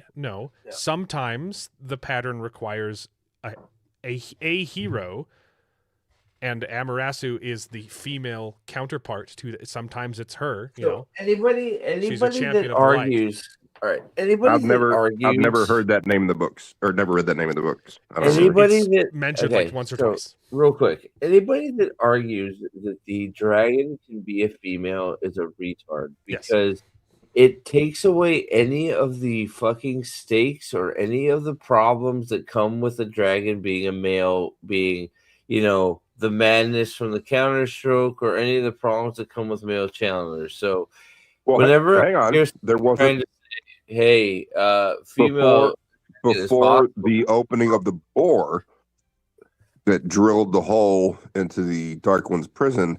There was dragon. There were dragons before the opening. Yeah, true enough. But what was it called? The was it the Chaden dragon Call or the Choden Call? Choden Call? Yeah. I did see that scene, and that looked pretty cool. Where the opening to the Dark One's prison, and he started coming through. I thought that scene was pretty cool. It was fine. Yeah. So season 3 had about 20 minutes of good shit. And it was the only time that they adapted the book. In 8 hours. Well, I don't like the way they were doing it with the. I was kind of on board, but then it was getting annoying with singing the song. And then Rand goes out there and he joins them. Song shit was all bullshit. The song shit was all, like all the Tita Chanchico shit was all bullshit. Yeah, I didn't like the song. The song was taking me out of it. Like, so most of the scenes with Rand in episode 4 of season 3 are pretty good and they do a good job. That's where he's at Redian and he's going back through time through his ancestors, which in the books is mind blowing. And then he tells the Aiel the truth, and he breaks them, which he's supposed to do because he's the Dragon Reborn. So, the repercussions from what happened we're never not gonna know because the show's over, thank God. But whatever. So, like, there was about 15, 20, I'm probably being generous saying 20 minutes, but 15, 20 minutes of good stuff in season 3 of Wheel of Time. So Amaterasu has Amarasu'd the horn. It's literally upper asshole. And then they fight. The fight is choreographed shit.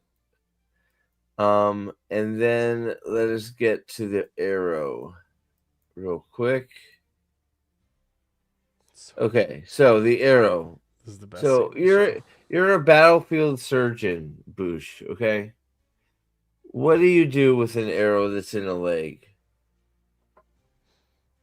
You break it off at the skin. You snap the shaft of the arrow off of the skin, and then you wrap it until you can get to a surgeon. Okay, this is also with us all recognizing that none of us are medical professionals. This is just the best we would do the best we could under the situation. Well, hang on. I've been in the medical field. I'm an Eagle. I'm an Eagle Scout, so I've learned some stuff. I'm not in the medical field. All right, so let us see I what saw the an medical. episode of ER once and stayed at a Holiday Inn. I watched some House. I watched that. Yeah, I like it. I like it when Hugh Laurie yells at people. It's amyloidosis. It's always amyloidosis from Olivia Wilde there. You know what? You're not wrong. I've watched some House too. So that being said, let's see what. Dude, I would totally fuck Elaine. I think she looks good. She looks pretty good. So that arrow has been in her leg for about 50 minutes, I believe. Look, I'll be honest. She is the hottest. Episode. Look, I'll be honest. Elaine is by far, I think, the hottest woman in the show. I think probably by far. In my opinion. Know that chick that's supposed to be out of the end is pretty fucking hot. Like Elaine is cute. Hot too. Like she's really really pretty and she's also cute. But she's she kind of plays. young. I think you're talking about the girl that plays Bane. Or she is also very hot. I thought Chiad was the hot one and Bane was the gay one who's gay with Chiad and Chiad's into golf. I don't know. Okay. So we'll see. But Let's see if Google knows which one's the hot one. So she is definitely Elaine is definitely. I can't go away from the stream on my phone or else I'll get dropped. Siri, so this is she's very Sorry, she's Steve, very beautiful. All right, here we go. Also for the chat, everything that I've said is just from memory because I can't actually look shit up on my phone. Dude, your memory is great. Here we go. You ready for it? Here it comes. This is what Nynaeve does. She hawked to us on that thing. She hawked to us on it. She does. You ready? Here it comes. Fucking do something. Did you hear what she did? Did you hear what she just said? No, I can't hear the show at all. Okay, so she just said she's going to push it through. Hang on a minute. I have a question. Have you had audio on this entire fucking time? Yes. Let me turn it up. I have never heard anything in the show. It was turned way down. It was a way down. Let me turn it way up for you. Here we go. Ready? But you were right. Chiad is the one who falls for Gaul, and she's the house. And Bane, joins it. I turned on the subtitles too. Audio's up a little bit more. Can you hear it now? Here, let me. I've read the book series like 6 times. And... Can you hear that? Nope. Hang on. Let me do something real quick. Let me see if I can. I didn't hear it either. So. Oh, okay. So, is this the call? Okay, this is the call volume, and this is the. Let me turn up the media volume. All right, test. Say something. Test. We can still hear you. Oh, test, okay. Test. Yeah. So that controls that. The audience doesn't hear it either. Nope. Nobody can hear it. No. You have to share audio when you. I know why. When you share screen, Let me, you have to click share audio as well. No. I know why. Hold on. Let me see if I can fix this because I was having to share it from a different browser because let's see if that works. Because YouTube. All right, let's try this. Yeah. You're good. Got it? Yep. Okay. Yep. Sorry about that, guys. Dude, I was going this whole time. I was fine with not hearing it because I don't particularly want to hear any of them talk. I apologize for that, guys. All right, here we go. So we're through this. Yeah, go for it. Go forward. The murder of There's loyal. Okay, here we go. All right, hold on. All right. I just realized because I was cringing so hard when I was watching this. Nynaeve is cringing. It's not just that she doesn't know how to heal. She's also whimpering. She's squeamish about it. This is what she's done her entire life. She has killed people. She has killed Trollocs. She's seen a lot of blood. She was the wisdom in the 2 rivers. She was the one who mended wounds. But she's just... And now she's sitting here like, I don't know what to do. She's never touched a shaft before. It's to give the scene gravitas. Oh no, she already banged Land in season 1. Did they have sex in season 1? Yeah. Yeah, they bang in season 1 right before he says, "Sorry, I can't be with you." He hits it and quits it, man. Yeah. All right, here we go. So Arrow is still in her fucking leg. Your wisdom. Try. She doesn't even try and heal her with the power. This is where she can't because she has the wait. She doesn't have the block anymore, does she? Wait. She shouldn't have the block anymore. She doesn't have the block anymore. No, she beat the block in season 3. This is season 2. Oh, okay. Oh, you're right. She hasn't done. I'm getting my seasons mixed up. She's blocked up. It's so we could have that scene where they chit chat. That's which is what also happened. Stupid because they don't even understand how the block worked. She was always able to channel when she was in danger. It's just when she was in the White Tower, it's sitting around trying to do her homework that she couldn't channel because she couldn't. I want to.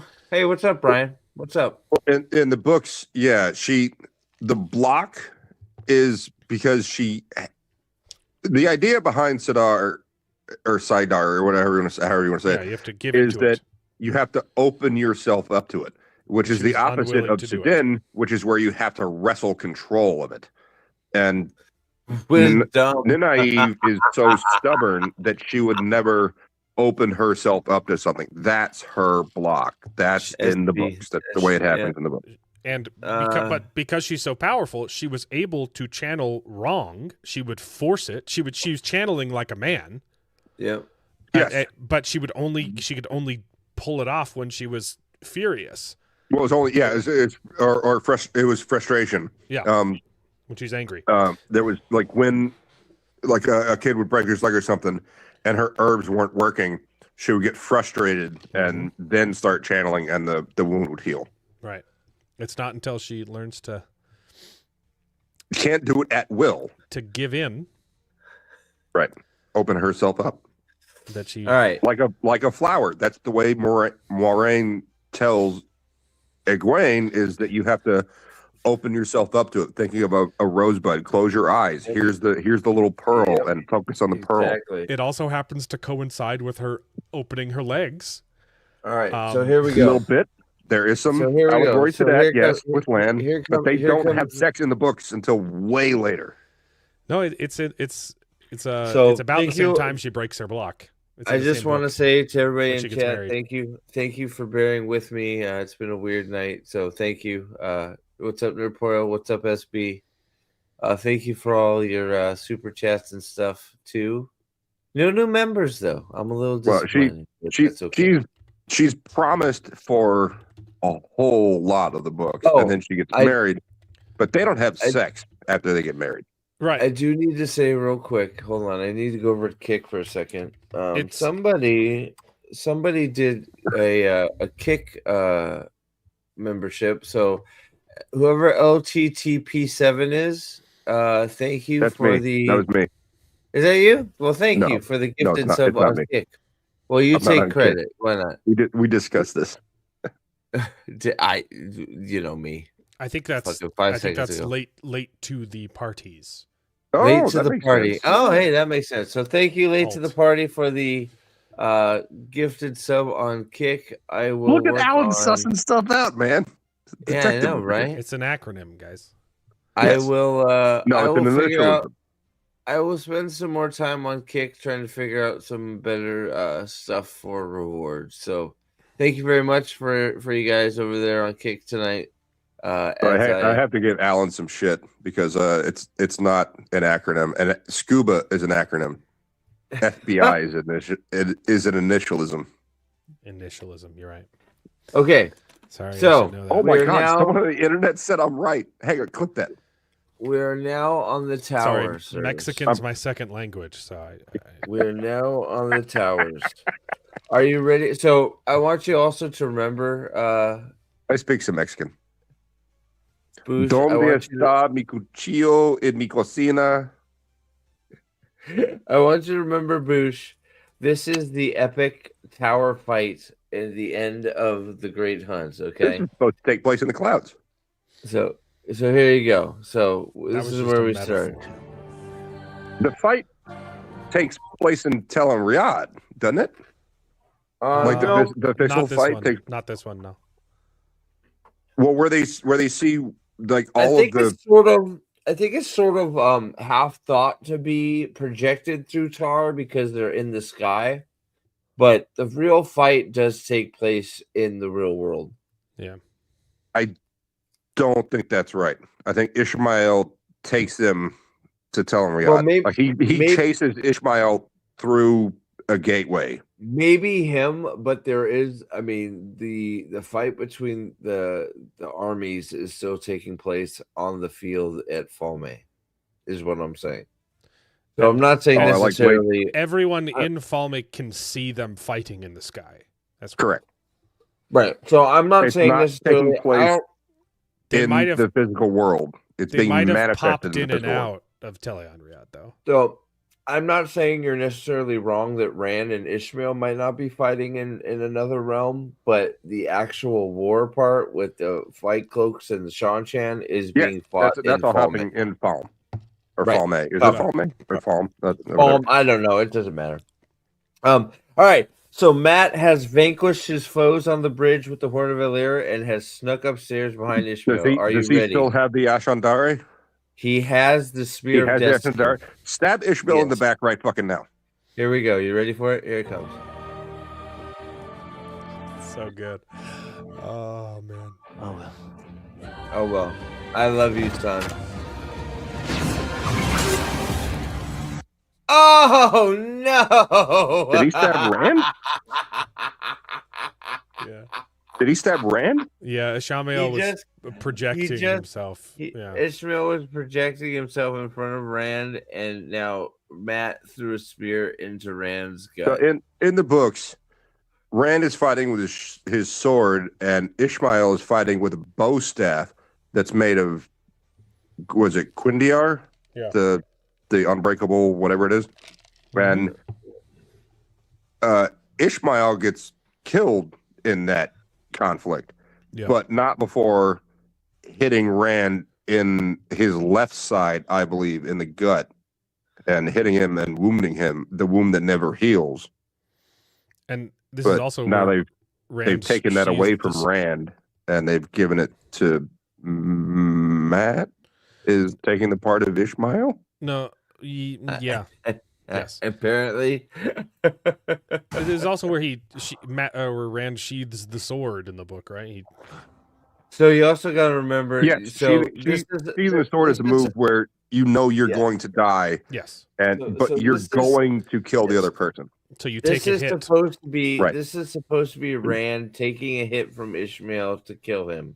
Yep. Instead, it's Matt stabbing him with the Shatter Logos dagger. Stabbing him with the Which Shatter means he's Logos, sticking him like a pig in a boar hunt. Right. Yeah. Remember when he almost died in the books from a... Oh, okay. Here comes the best part. Who's this? That's Ishmael. He's back. Ishmael's back. But Egwene has woken up and she's really mad. Okay. Because she is Egwene. Are you ready for it? Here The one who comes. killed all the white cloaks who were defending the city from the Shanshan? Yes, exactly. Her. Okay, that one. Okay, that Egwene.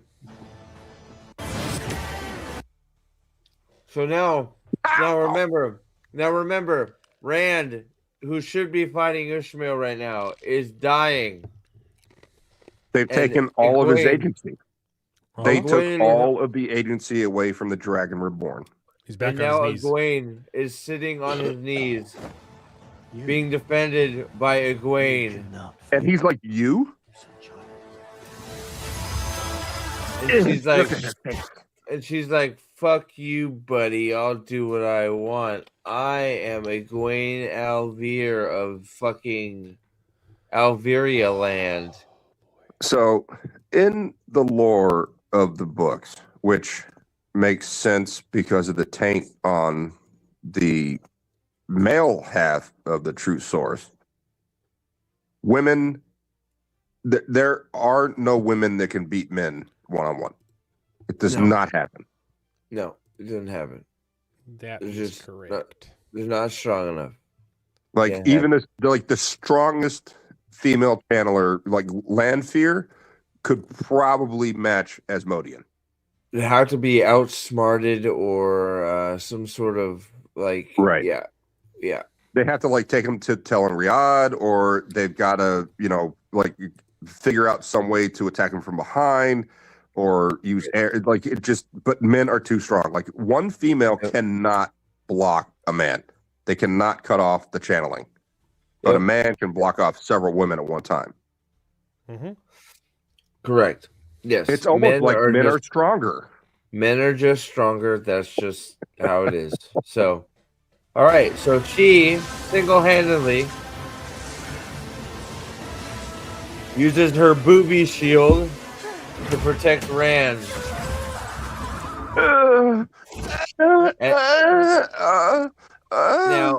I want you also to remember that Sorry, Alan, you okay? Yeah. He is just throwing fireballs at the front of the shield instead of trying to do. This is Ishmael. Remember Ishmael Cut from her, the Age cut her of off from the source. Legends? Cut her off from the He's source. got That's it. he's got like 8 million better fucking weaves he could use, but he's just using fireball. And Meanwhile, what's Matt doing? Matt's cradling his friend that he killed with the Is spear. he crying? I hope he's crying. Meanwhile, there's also a boat behind them full of demone that are shielding Rand from the one powder. Don't forget about that. Okay? So here we go. So he's just continuing to shoot fireballs. Can I speed this up? Will it let me speed it up? It won't. No. Amazon sucks. She's just yelling. Oh. I think it's Rand they're shielding. What makes you say that? Why The are script. why are the demone shield script holder? Why are the demone shielding Rand? Oh, I don't know, because he's the Dragon Reborn. Maybe that's a good person to shield. What do you think? Okay. How do they know to shield him? What if Lanfear put us here for you to do this? What if Lanfear put us here for you to do this? Do the Chanchan know that he's the Dragon Reborn? Oh, okay, listen. This isn't. Hold on a second. Listen to this. This is an Okay. Aes Sedai that just says this. Listen to this. Here you go. You don't know who they are. What if Lanfear put us here for you to do this? What if those ships are full of innocent people? What if it's not Rand? I will let 1,000 innocent people die if there's even a chance that he will live. Ooh. Okay. And Aes Sedai just said, I will let 1,000 innocents die before letting Rand die. It's Wow. also not what she does. She actively kills 1,000. She murders. Okay, well, hold on. Let's not cart before the horse. Here we go. Sorry. Spoilers. No, I know. It's exciting, isn't it? To show somebody something this bad. So, one of the things in the book is Moiraine is not that powerful. She's not. In the one power. I think she does have an Angreal though in this scene. Yeah, if I remember, you're right. Yeah, the I little think blue teardrop is an Angreal, but No, she's still not that powerful. she has one on her in this. She's got in this. She has stolen Rand's little fat boy. What? And using Well, it. that makes perfect sense because the little fat man with a sword who's naked only works for men. Yep. So But there's no difference. There's no difference between yes, there's no Sidene and Sidar in the TV show. Yeah, the TV show they're the same, right? So yeah. it also doesn't make sense that the men are mad. It's actually the opposite. Yes, in season 1 they say it's the men that poison the power, not the other way around. Not the dark one. Yes. So men using the power taints the source. When they trap the dark one in the Age of Legends in the War for Power, the counterstroke of being trapped was the dark one tainted the male half. No, we know this. Yeah. Oh. Yep. Oh, okay. Yeah, Well, I'm just saying, like, that's how stupid this is. Like, why didn't they understand that? Because men are stronger in the power. Yes, but they don't know that. They don't know that there's a difference between boys and girls. What Oh, male what half? is a woman? What is a woman? What male half? Steve, what is a woman? What is a woman? I have no idea. Late to the party says for $5 in disparate voice. The power of fallopian tubes. I don't have a good power of fallopian tubes. Tubes. There you go. Thank you guys. You got me. Tubes. And then we have Talamar 42 for $5. I can't see anything wrong with this battle. It's exactly as I pictured it when I read it in the books. His reading ability is just as good as yours, Steve. Pretty close. Yeah, I reads the goods. I so goods at reads. All right, here we go. Now this part you might find extremely interesting. I know I did. Here we go. Sure. Magical people start showing up on the beach from somewhere. Moiraine gives Land they're the from look. They're from Shachin. Yes, but why are they there? Where did they come from? Who They knows? decided to land. They decided to land on the beach instead of the city. No, it is. Now Moiraine gives Rand a look. If you look all the way down the coast, you can see the ship where they landed. It's just invisible. Oh, okay. Now look at the. Now I want you to look at the serious look she gives Lan. Look at this. That is the I want you to kill everything look. Okay, you got it. And the people on the boats are shielding Rand, who's up in the tower. Correct. Okay. All right. So, I skipped part of it. Sorry, I'm trying No, not to. I don't care. Hit play. Right, here we go. So here we go. So now he is going to go fight. Oh, look at the doves. It's so dramatic. It's so pretty. It's so dramatic. She is eating all the power from the land. Oh my goodness gracious! Is that how that works? Mm-hmm. Yes, apparently in the show, it's like Avatar: The Last Airbender. You pull on weaves from what's around you. You pull off. Yeah. So if you're doing earth magic, you steal power from rocks. Apparently. So yeah. So here we go. So she's just Lan is going to town.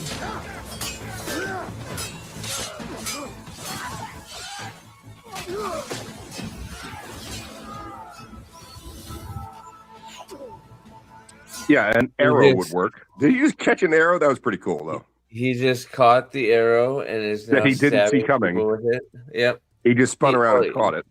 He heard He just it. felt it. Right? He just felt it coming. He- He heard it. Okay, yeah. Yeah, he has warder hearing. He heard it. Yeah, Land gets his ass kicked in the books. Like he does. Lorraine, right? who's not particularly good at healing and isn't particularly strong, has to heal him a lot. If I remember correctly, he catches 2 arrows in this scene. I'm pretty sure you're right. He does. Where's his cloak? What cloak? Yeah. Oh, there's another arrow catch. Yes, you're right. He caught another one and stabbed him. Why wasn't he doing this in the fucking city? So also, I'd like you why to wasn't notice, he taking people out? Why wasn't he just mowing down an entire road full of people? If he could do this, Every single Shan ship is grouped together like dominoes in front of the city, but yet one ship landed all the way down here. It's ridiculous. I told you, it's invisible. It's a sneak attack.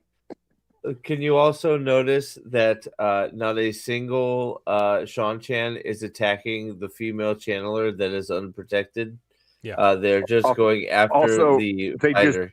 They're that far away, but they just knew Lan and Moraine are right here, and that's where we should go. They don't know what she is. They don't know what she's doing. You can't see weaves. You can't. It's true. She's just doing She's just moving her arms. right there. She's just doing an interpretive dance right there. So when Nynaeve captures Moghedien in Abu Dar, there is a great explanation where like things are just kind of breaking around them and falling apart because they're in a museum, right? So there's these glass cases, and like occasionally a glass case will have like a crack go up it and then just collapse. And they're the way it's described is they're just staring at each other, and like sweat is pouring down their faces, and they're each trying to attack each other's weaves. And like when one makes a weave, the other one breaks it, and they make a weave, and the other one breaks it, and they're trying to cut each other off from the source. And a security guard comes in there, and he's like, "The fuck is happening?" All he sees is 2 women just staring at each other, sweaty, and he's like, all right, and then turns around and leaves. Menopause, it's fucked. He's like, what the fuck is happening in this room? Whatever, women being women, I guess, and just leaves. There we go. Okay, all right, just making sure I'm catching up. Oh, by the way, they haven't met before yet. So Elaine and Matt. Elaine and Rand. No, Elaine and Rand. So. All right, because Kayla doesn't exist. Yeah, so Rand's like, "Who are you?" And she's like, "I'm your wife, asshole." I'm gonna have your babies put your dick in me. Except she bangs Avienda before. Yeah, oh shit, I forgot. Oh my god, you're right. She's not even lying. She falls in love with Avienda off screen, and in between seasons. Yeah. Oh my god, I forgot There's Avienda. so much gay sex in this show, man. Dude, Bruce, I totally forgot he's right. Fucking Elaine fucks Avienda before Rand. It's okay. Well, you told me they kissed. No, they fuck. They bang. They bone. They bang. They bang. How? Yeah. They don't have a bone. They grind on each other for a little bit. They scissor. Oh, they use the Steve, do the hand symbol for friendship again. The hand symbol. Yeah, there it is. That's friendship in the maiden hand talk. So this is the hand symbol of friendship. This is the coitus. Well, you can't see you because of the live over, but chat can see you. Oh, here I can move it. Here, no, it's fine. It's fine. Shut up. Okay, Keep going. Well, it doesn't matter. I think Avienda in the show might have had a penis too, so that could have helped. That is true. So meanwhile, she's turning the wound into a certain type of casserole dish. Mm. So you're right. Yeah, it's turning into a. Here you go, coitus. This is the Aiel hand talk for coitus. Yep.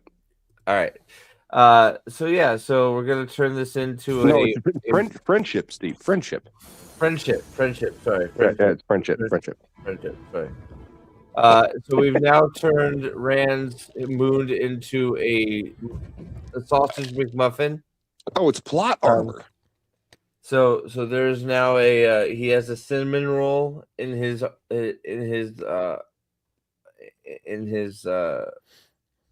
stomach, apparently. That's what my wound looks like. Rand, you got to do something, man. Oh, you're shielded. Is she still going? And she's whooshing. Jesus Christ! And here it comes. Dude, these situations take for fucking ever. Oh my god, she's shielded, and remember how not powerful Moraine is, right? So here she's not that strong at all. She's Rand is shielded. Here we go. And she is now casting the Patriot missile. All right, pause it because you're gonna get a strike. Land miss, by the way. So just like the scene with the arrow in the leg, this is going on and on and on. But like Alan said, they just didn't have enough time to actually really develop the characters. They had to spend time doing this fucking bullshit because it's dramatic and it looks cool. Yeah. It does nothing to advance the plot. But she's been on this beach for, I would say my count is because we cut back and forth between scenes for about 10 minutes, right? What's the timestamp? Go look at the timestamp, Steve. Go just hover over the dot and see what time it is. All right, so it was 42 minutes when she gets the arrow in her leg. Still has the arrow in her leg. Got the right. I'm trying to find. And there was it was 46 minutes when he shows up before he blows the horn, and that takes another 5 minutes for him to blow the horn and actually have the heroes. He blows the horn, and it just like every fucking scene just takes forever. They didn't have time to give Intar a redemption arc, but they had. Oh yeah, that's for fucking that shit too, man. When is she on the beach? They didn't have time to explain where the Horn of Valir came from. Loyal just shows up and says, "I escaped somehow. Let's go." In the previous episode, Loyal and is it Uno? No, not Uno because Uno's dead. Loyal is with Ingtar. Massimo or Ingtar? They're both slaves to the Shan-Chan. And the Shan-Chan have the Horn of Valir. That's the last thing that happens. In this episode, Loyal just shows up and says, it's literally a scene from Thumb Wars. I escaped somehow. Master Ooby Dooby Kenobi, you're still with us? I escaped somehow. Let's go. Loyal gets the horn? Nope. No, Lanfear gives it to him off screen. So he gets it, and they escape off screen. So Boosh, this is the plot of this episode. Lanfear talks to Bail Domon, says, "Here's some Quindiar. I want to talk to Moraine." So he takes the Quindiar to Moraine and gives Moraine a message that says, "Here, you need to go here and do this, or else." And Moraine, of course, goes, "Okay, I'm going to go do this." At the end of the letter, it also says, "Hey, don't forget to proclaim Rand Dragon with the dragon banner before, or you're going to miss your opportunity, because he's not going to be strong enough to do it. So you need to proclaim him dragon for him." And she's like, "Okay." And then she goes to work. All right, what's the timestamp right here before she drops the nuke? Is 57 minutes, 58 minutes. Wait. All right, here we go. Yeah, 57 minutes. All right, yeah, hit play. Let's see what happens. Oh no, Rand is. And what was Ishmael doing this entire time? He was just standing there watching? He was shooting mega fireballs at Egwene's Omega shield. No, but Egwene got knocked down. No, because Perrin had his Uber shield of defenseness. Right. So he shows up and uses the shield, and then just Ishmael just stands there the entire time? Yeah. Well, Perrin helps Egwene, Egwene back up. Right. But this entire time, while Moraine is down there doing the nuke, Ishmael is just standing there doing nothing? He's still shooting. He's still doing the same thing. He's shooting fireballs. He stands there and does the same thing. At the shield That's his that reflects technique. the one power instead of attacking any of these four people. Yes, he is shooting fireballs of death at Egwene. So you can't tie off weaves, and you also can't split weaves. No, tie off weaves is a talent. You can't split weaves because that's one of the things that Ishmael was very, very good at, because he knows how to do wheels within wheels and plans within plans, and he can split like 1,000 weaves in his head. Ishmael, but you can't do that here. Yeah, Ishmael is like Rand, and that is it's one of my favorite scenes from the book. When Logain, when they're attacked at, I forget what it is, what that small village, when they're just like overrun by Trollocs, and Logain happens to be there, and Rand it's not Salad. It's outside Saladar. It's outside. No. I forget which village it is. It's just a small village. They're pulling a bunch of the women out of Saladar because they're in danger. But it's a small village, and they get jumped by a bunch of Trollocs, and Rand is out there, and Logain, and there's a few Ashermen next to him with him. And Rand just starts weaving blossoms of fire and all kinds of yes. And murder gates. He's not doing gateways. He's doing murder gates and just chopping the pieces. He's just doing fucking all these weaves at once. He's just like, do. And Logain's looking at him going, how the fuck are you doing that? And he starts just trying and copy him. And he does the best he can, but he can't, he's trying to keep up, but he can't. But Rand is just like fucking mixing weaves and changing weaves and doing multiple weaves at once.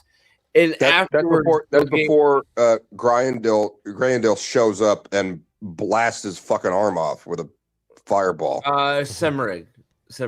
I think it was Semirage. Semirage. Yeah, I don't know, but it doesn't matter. But it was one of those scenes. It's like, Logain's.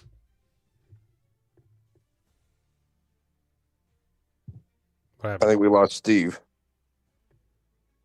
All right, Logain's arrogant in his own right? So it's not easy to fucking impress him, but he's just sitting there going, "How in the fucking creator were you doing that many weaves at once? That shit should be impossible. What the fuck?" Right? And he's like, and Logain's even like, "I was trying to keep up. I was copying the weaves you were doing, so I learned a bunch of cool weaves. Thanks, by the way. But how the fuck did you do so many at once? You're fucking crazy, bro." And it's just that's how, that's Ishmael too. Ishmael is that strong as well. But apparently, in this, he can only throw one fireball.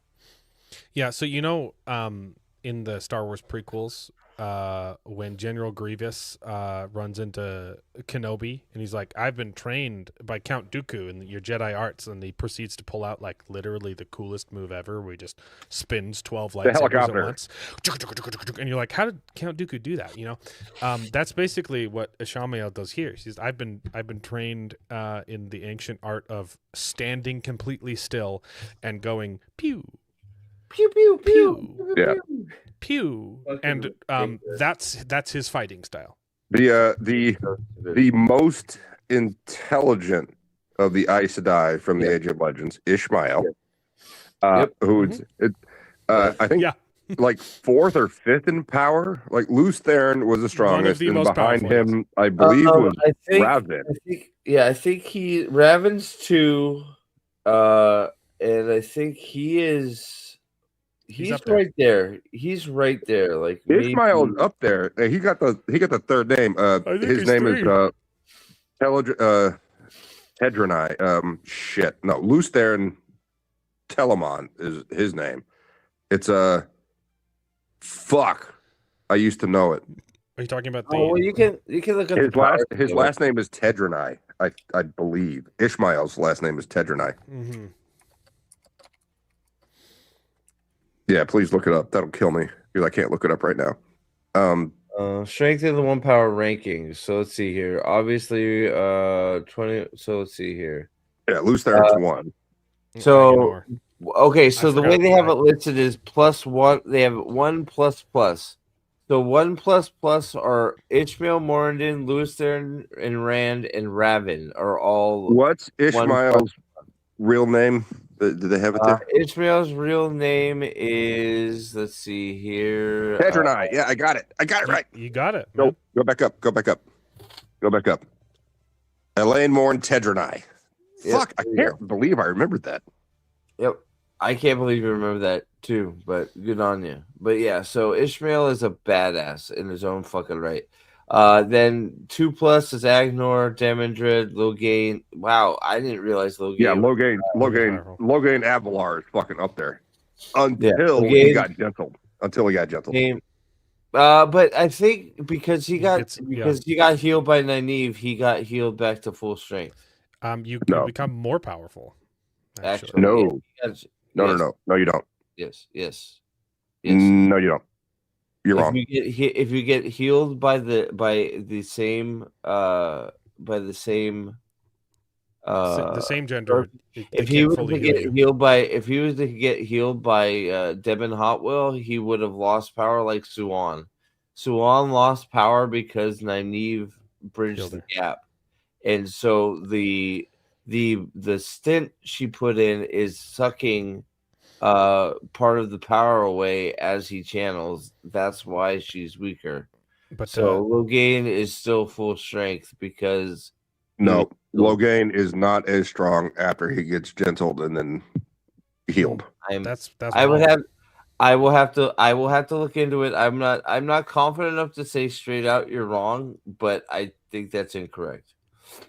He feels more powerful. He feels young again. He feels more vibrant because he spent all that time being gentled. Let's see here.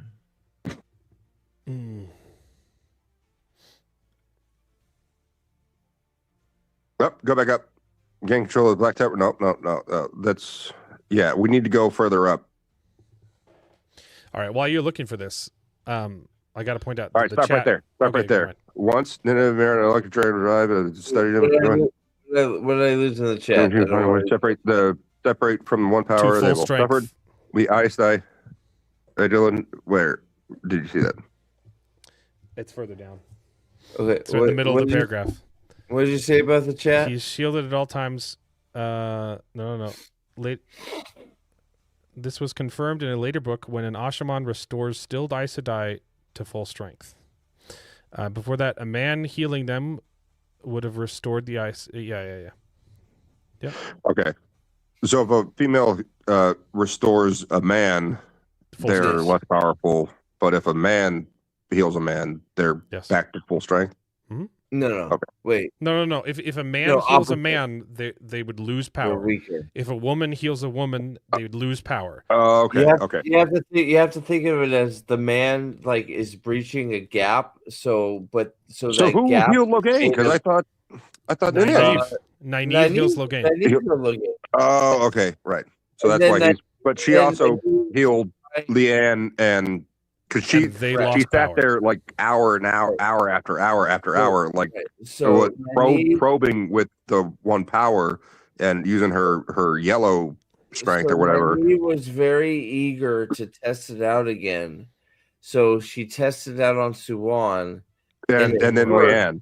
But it worked. But they found out that because she's a female, for whatever reason, They were less in power. Weaker. Swan and Leanne were less in power. Basically, Okay. the patch is basically leeching power as they channel it. Gotcha. You're right.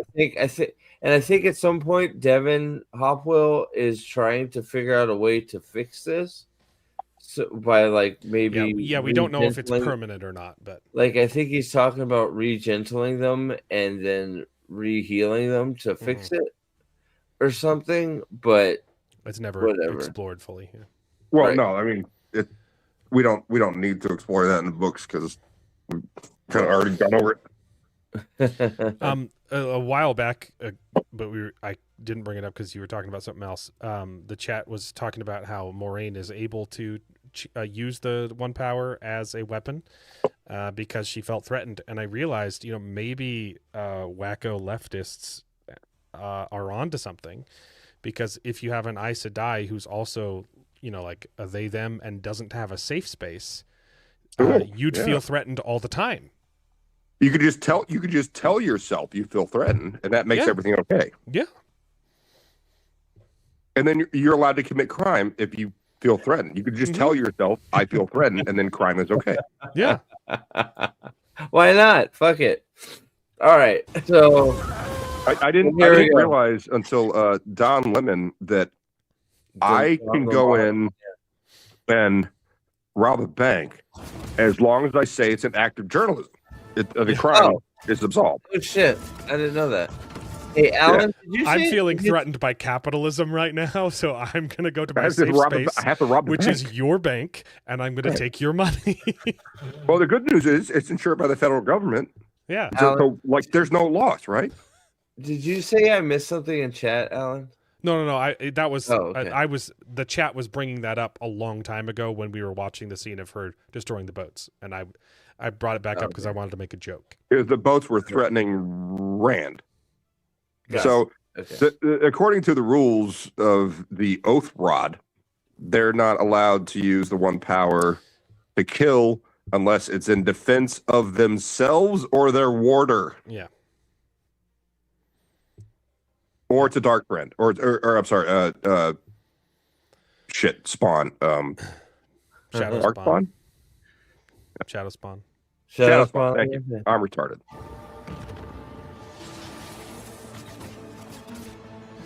No, I think it's pretty cool. I actually like that mechanic. I think it's pretty cool they thought about that. That just a male healing a female is a more permanent bond than a female.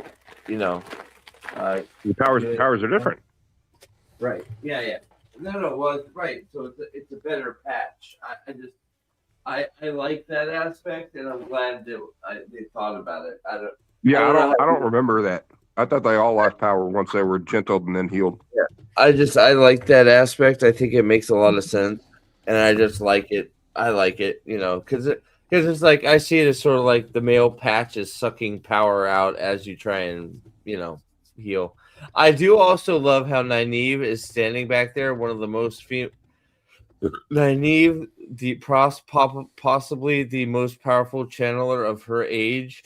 Well, no, she's the most powerful channeler in the show by far, but she doesn't feel threatened by fireballs. She's not scared or she's not frustrated, so she can't channel, right? Because she has the block. Well, they didn't even the show did such a terrible job of defining what the block actually is. They didn't. They didn't at all. Yeah, You don't that makes know sense. that it's never fear or One what. of the good scenes in the book in the books with Nae'blis is Raven's fight with Rand, and he is fucking murdering. Raven is fucking murdering everyone. Like he's just killing everyone. He's wiping out Far Diasmai. He's got Rand on the ropes. Rand is dying, and he pulls up his hand to use what he's weaving balefire to just eliminate Rand. And Nae'blis gets past her block and just hits him in the fucking face with a fireball. And like he loses his left arm and he loses half of his face, but he's connected to the one power, so he's not really feeling the pain. He's just like, you bitch. And as he turns his attention, like he's missing an arm and half of his face is burned off. Like he's dying. But he's like, you bitch. And he turns his attention to her. And as he does that, Rand reaches up and blasts a thick white bar of balefire and just wipes out Raven. That's a great scene for Nae'blis. And she could do that right here. God, man, it just fucking pisses you off when you. God. The books are so good, right? Like I remember all of these scenes so well. Why wouldn't you do that shit? Oh, and then by the way, here you go. You want to see how Rand gets his first? No, Alan wanted to say something real quick. Oh, I was just saying they never define Nynaeve's block, except one scene in season 3. They have her talking to the Athan Mayer when they're on a boat, and they explain, "Hey, if you want to channel, if you want to channel, you have to learn to give in. Right. You have to submit," which is pulled from the books, right? It's weird. Well, she was told that in the first book. Yeah, but they never mentioned. It's the first time they mention it in the show. Yeah, right? learn how to submit. It's like, isn't that how fucking women? Sorry to interrupt you. So they bring it up. They mention it once. They say, if you want to channel, you have to give in. And then the finale of season 3, she overcomes her block by being more stubborn. No, that's the opposite of what they said. Yeah. It is. She refuses to refuses to give up her fake child that she had a vision of when she went through the arches. She went through the arches. I am so tired of this trope in Hollywood of fucking women giving up their fucking fake children that never existed. But she didn't give them up. She held on to the child. And that's what got her over her block, was being more stubborn instead of giving in. Yeah, it's retarded. I'm so tired of fucking. You got fucking the goddamn Scarlet Witch. WandaVision. It's just like they're not fucking. It was so good for quite a while, and then WandaVision. Yeah. WandaVision was great for the first few episodes, and then the last two. And like the intrigue was off the charts. What the fuck is happening? What is going on? Like this is insane. Like Vision is like an android in a suit going to work every day. Like with the was it like I Love Lucy kind of situation, and then they moved into it was like a Roseanne thing.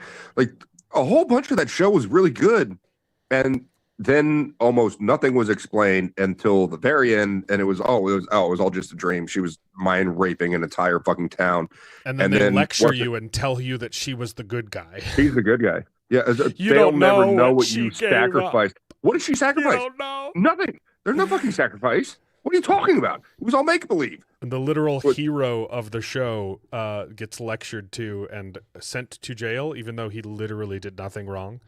Yeah. Oh, and with the boner joke, because they brought Evan Peters back to play Quicksilver. I was like, this is interesting. What the fuck is happening? This is weird. Oh my god! And then it's like, oh, it's just a boner joke. Ralph Boner. His name is Ralph Boner.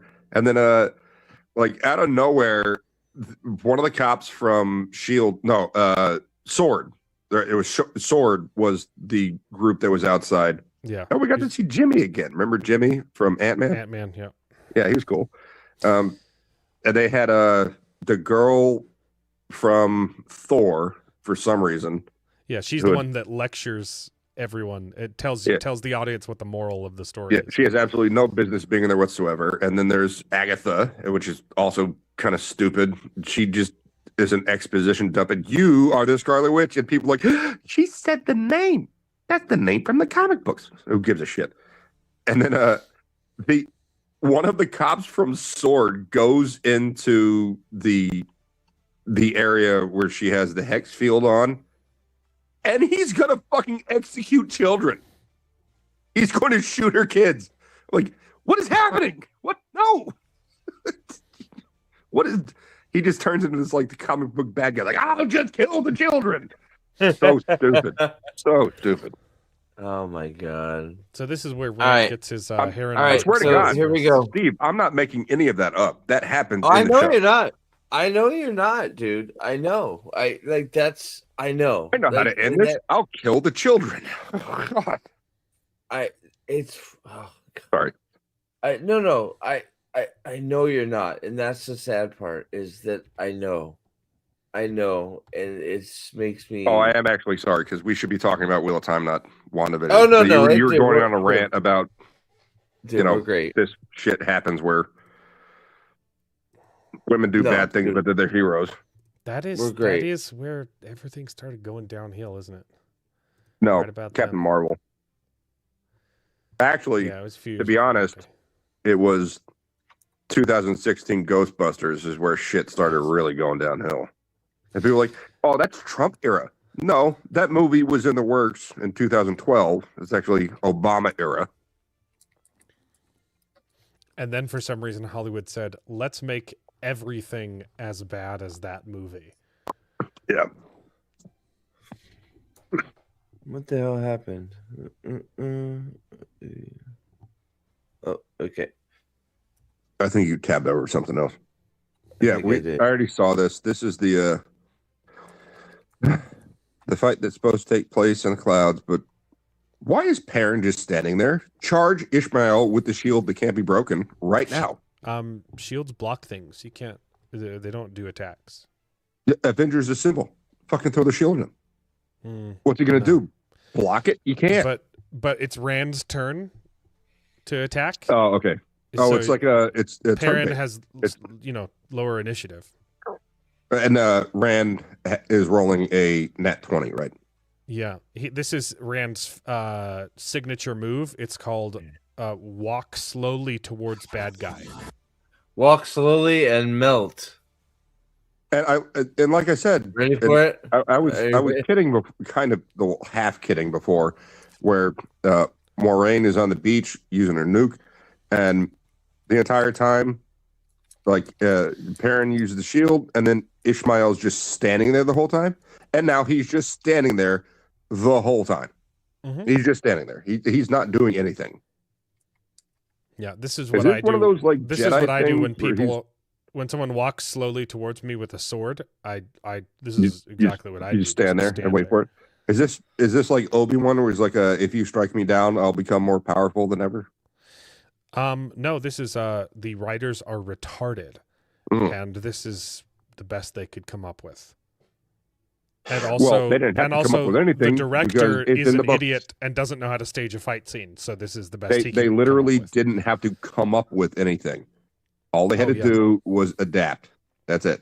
They did. But it was they all don't want laid to out do there. that. But they don't want to do that because the books are misogynist. Right.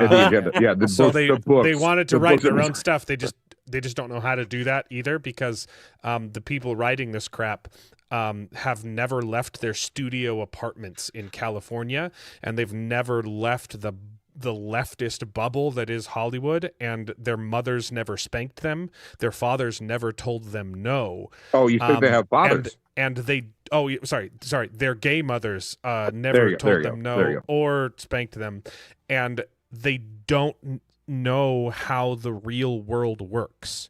They think that the best way, that what you do when you get shot with an arrow is shove the fletching through the leg. You know what could have fixed that? This is they thought that this was good. A 30-second Google search. Oh, no, yeah, but that would that require wouldn't reflect the real world. they don't need to Google how things work. They just think that They know know. how They things know. work. They know. They know. They're strong, independent writers who don't need no facts to determine how they write their scenes. It's very understandable because they've never been outside of their tiny little bubble of what 4 blocks in LA. Yep. Also, you know, one of the reasons why they went on strike was $7,000 a week is not a livable wage. Yeah. Because they want to live in LA because they want to see people who live in LA, so they need more money. They also wanted to make sure that there was a minimum outside of fucking LA and drive into work. Yeah, and $7,000 a week is a lot of fucking money. I don't know if you know this. One of the demands for their strike was they wanted to ensure a minimum of 14 writers in a writer's room. Oh, per room, yeah. Like what do you do with that? Everyone just agrees? You could do that with 7 people. You could do that with 2 people. You know, I will say, you know, maybe they don't need to leave their apartments. They have everything they need right there. They've got I could do their job from Houston. Yeah. But they want to be in LA. There's plenty of they underage desire boys they for them desire to rub close by. elbows with them people. Yeah. So their desires supersede logic. Yep. It's and hedonism. that was the writer's strike. Was it a SAG-AFTRA and then WAG? Both came to an agreement with the studios and was the largest pay increase in the history of humanity, adjusted for inflation too. Yep. That's ridiculous. But it happened during Trump, right? Because the economy was so bad during Trump. It was Trump's When did it fault. happen? When did it happen? It was during the Biden administration. Well, but it's Trump's fault because the Trump economy was so bad. Yep. It was that it was the Putin price hike, is what Biden said. That's what caused the problem. Putin has control of the United States economy. Oh, the war that was started during the Biden administration? Is that what you're talking about? Which one are you talking about? There's 5. Oh yeah. You mean all those wars that Trump stopped just by that stopped when he got by elected, talking like to them? before he even took office? Yeah, just by talking to them. It's like, can we?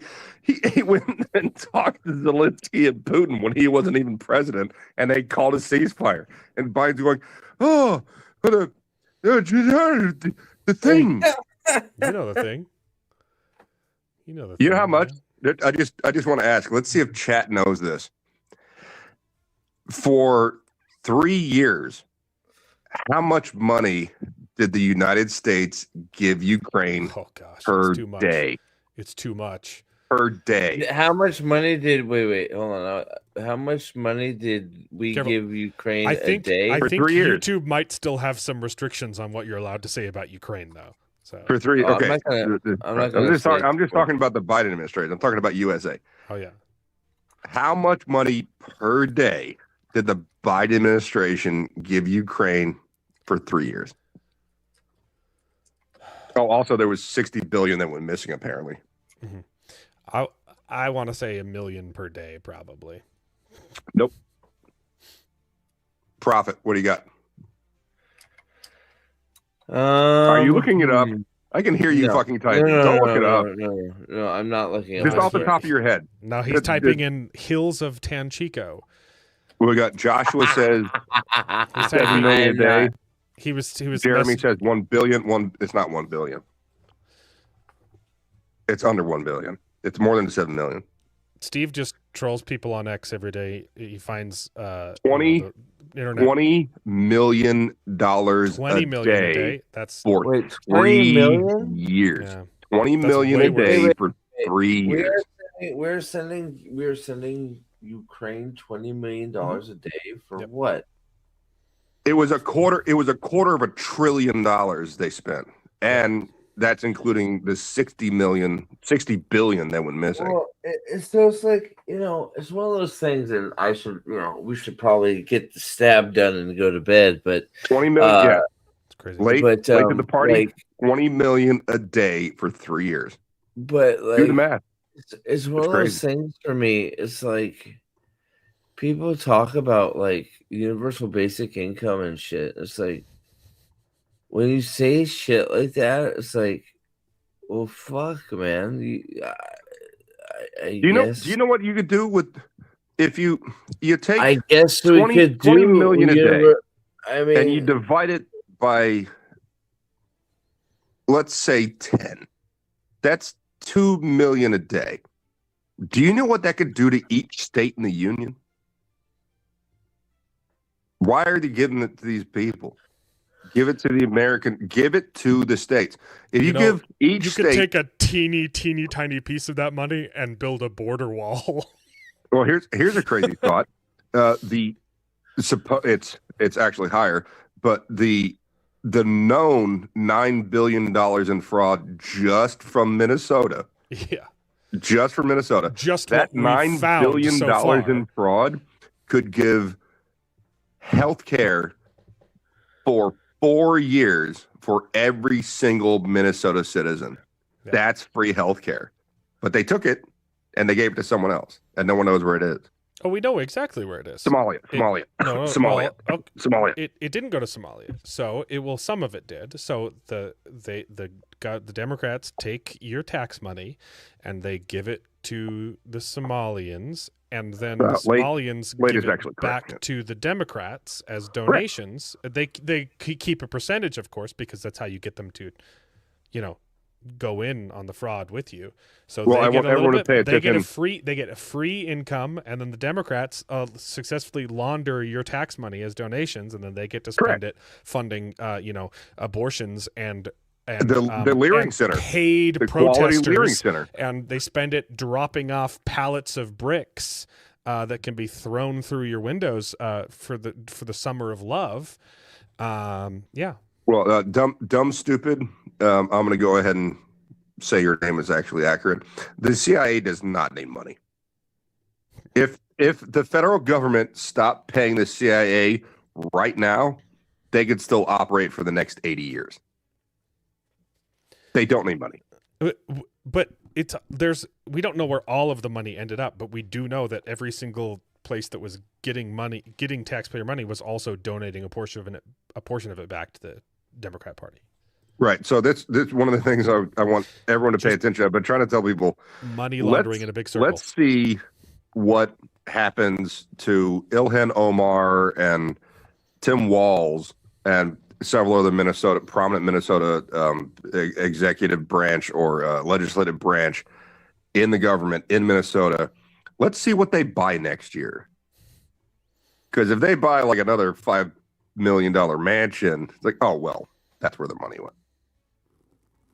Like Newsom, like we're in a recession under Biden, worst inflation in history, especially 2 years running. Like gas prices here in Texas, $6 a gallon for several months.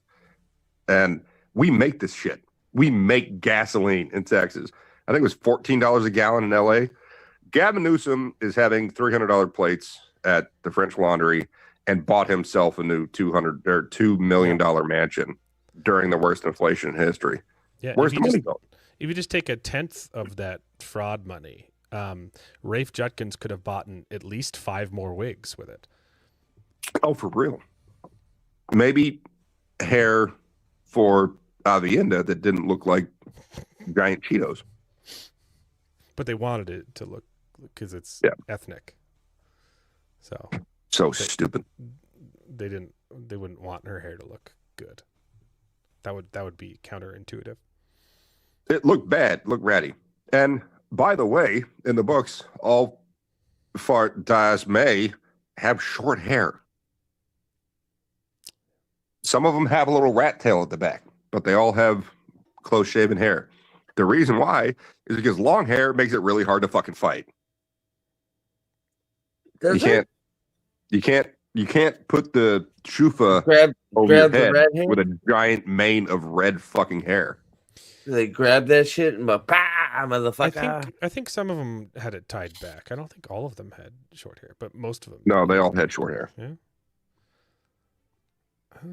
Doolin was Most of very the- explicit about it by explaining all this crap to Rand.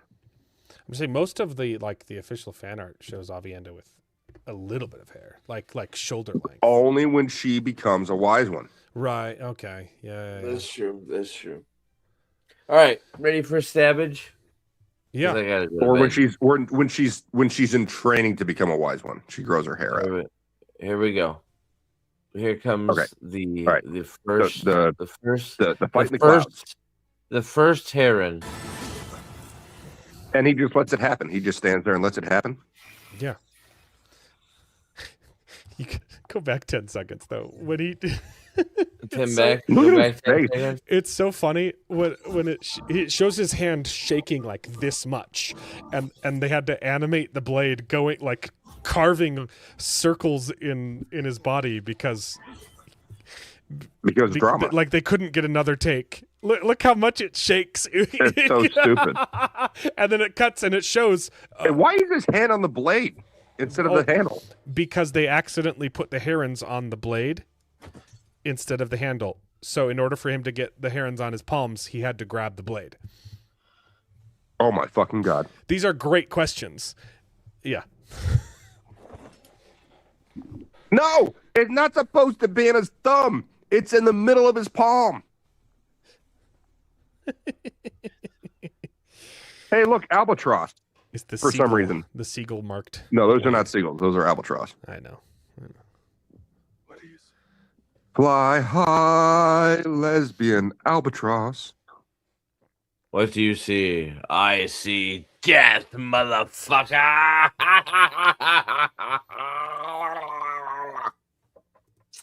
And that's the end. Where's the dragon banner? they don't the have dragon one. banner.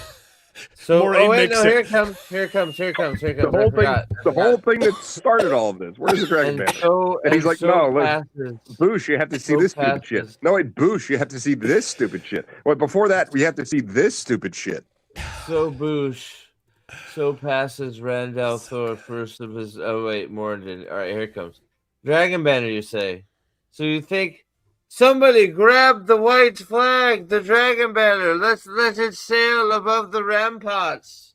No, he does that. He does that in tear. Nay. After he don't you do takes that. Kalendor, the sword in the stone. What's a allegory. calendar? Yeah, Kalendor is the sword in the stone. It's the What's a glass blade. Kalendor? That's not. It's the sword that's not a sword. What's a calendar? It's There's a no sign grill. calendar. There's no calendar. Calendor does not exist. No Kalendor. Okay. Calendor does not exist in this dojo. That would be fucking stupid. It's actually crazy that they didn't want to do a calendar because it's the perfect. It would be the perfect way to emasculate Rand even more. Calendar. He needs the sword to do. Well, because you what he need does, two right? women. You need two women to operate Calendar. Oh, like Requiem, like the end of Requiem for a Dream. Well, no, I mean it's just it's one of the flaw. It's the flaw. Oh, I in just the fucked up system. Alan real hard. You okay, man? No, I haven't seen the movie, but I know what happens. All right, here we go. It's the Man flaw. of Metatherin would have wheezed laughing at that too. It was a good. It was a good reference. It was a good one. And she just takes out the entire fucking army, navy. Yeah, that's it. Just one woman takes out the entire fucking navy. Yep, she single-handedly destroyed the Shan Chan fleet. So this begs a question. Why hasn't she been doing this for 2 fucking seasons? Above the Why didn't waters. she do this on Beltane? Why didn't she do this on Beltane? Just wipe out all the Trogs really immediately. Because she's too strong. Yeah. This show is fucking stupid. What prophecy did she just fucking rattle out? Yeah, Legacy. What sword?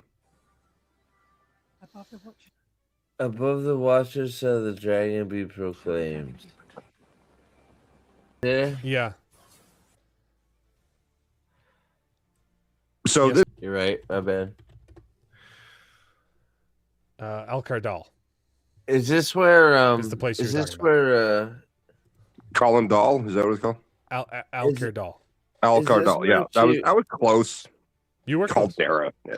That was close. Is this where she makes Jack and Carradine a fucking No, this is Trolloc Lives Matter. What? Okay. This is the Dark Friend Social. Which is where Joachim Carradine is supposed to be, where he spies. But he's not in the scene. He's not in the show, right? Wait a second. This isn't the Dark Friend Social, is Yes, it? it is. Yes, they added it. They retroactively added it to the end of season 2. Yeah, I think also it's the actually cold the open of start. season 3. It's actually like the start of book 4, or maybe it's the start of Dragon Reborn, book 3. Ooh, is it? It happens pretty early in the series.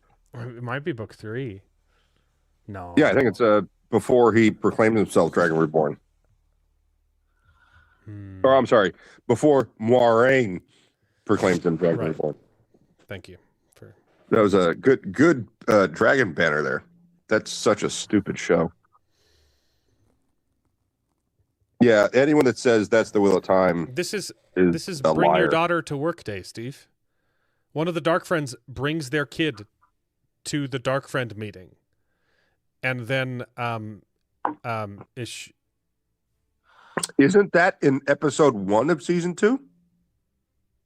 Oh no, you're right. No, okay. Sorry, This is Mogideon.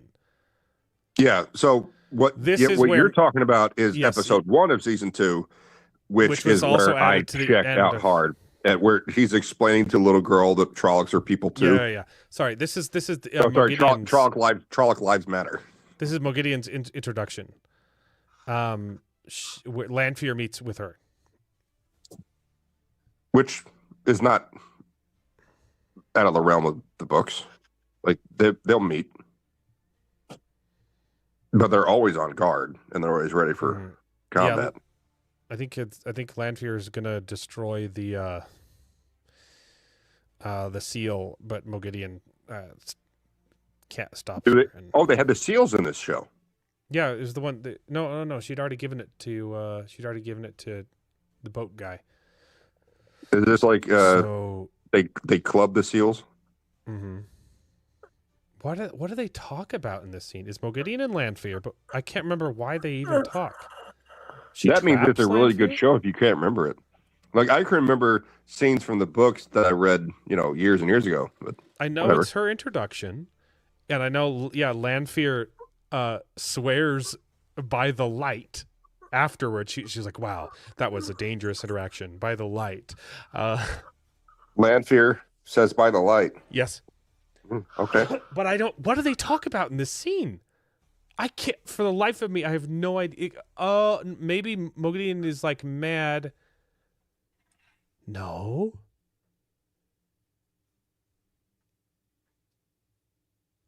What the crap did they talk about? I don't remember. Did Steve fall asleep again? No, What is this scene about? I don't. Oh, What's is this her intimidate here? Ultra, since fucking Mogideon is the weakest of them, and there's She looks like she's playing with snot. Yeah. Like that's why this scene is so stupid. Like the show doesn't even realize that like Mogideon is the weakest of the Forsaken, and she intimidates nobody. So why, like, oh hey, Mogideon, you're Lanfear out. sounded Great. scared. That's stupid. Yeah, she's scared. She's scared of Mogideon, and it's like No. Lanfear she fears no one. nobody. Lanfear has no fear. She knows how strong she is, and she knows what she can do. She can beat some men in the One Power. She's not as strong as them, but she can beat them because she's more intelligent. She's more manipulative. She's more intelligent. Like, I don't. Yeah, okay. Lanfear being scared. Let's go.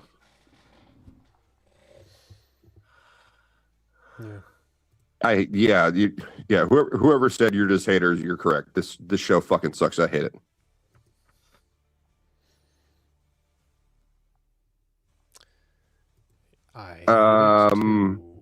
I think it was Agamor who created the Gray Men, but men don't have any agency in the show.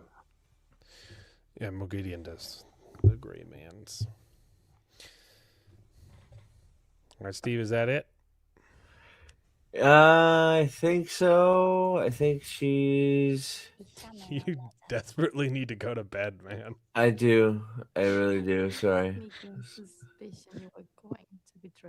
We're just talking because you're not ending the stream. Her fucking like stupid ass pretty much bullshit speech. Where are the others? Oh yeah, she turns her into Spiderweb girl. I fucking forgot about this. This is so stupid. That's not how the one power. No, God, never mind. It's so fucking stupid. I totally forgot. She puts her in like Spiderweb prison. Why doesn't fucking she just weave out of Spiderweb prison?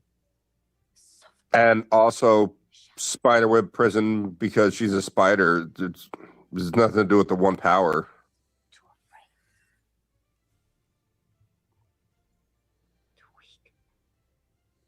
Land fear is too weak. Okay. Land fear is too weak compared to fucking Moghedian. Yeah. Land fear is the strongest of the females ever. Yeah. Well, except until she's stronger than Nae'blis. Dude, there is a soul dam who gets freed who is stronger than both of them. But I want you to read the screen and then I'll close the stream up. I want you to read what it says. Light help you, Randolph. Light help you. Lanfear is praying to the light at the end of season 2. Well, he's called the creator. Are you fucking crazy? It's fucking retarded. So, this all show right. sucks. It sucks. All right. Well, thank you, gentlemen, for hanging out with me and watching me sleep for half the time, and then having fun. Thanks for having me. It's the first almost time fun. I've been on your stream. It's almost like Isaiah warned about, people who call good evil and evil good. I mean, I thought I had all. I hope you guys had fun. I had fun. It was a little bit. I had a blast. It was a little bit it was a little bit unorthodox, but I had fun. You guys, Look, every second I spent on the stream is 1 second that I could delay having to watch Starfleet Academy because my chat bullied me with super chats into reviewing that series. So I have to do that. Hey, that one's really gay too. They punished you into it. That sucks. Yeah. No, they paid him to watch it basically. Yeah. Oh well, hey, at least he got paid, right? So I may end up playing some. There's gay Klingons. Yeah. I know. I heard about the gay Klingons. That's pretty fucking crazy.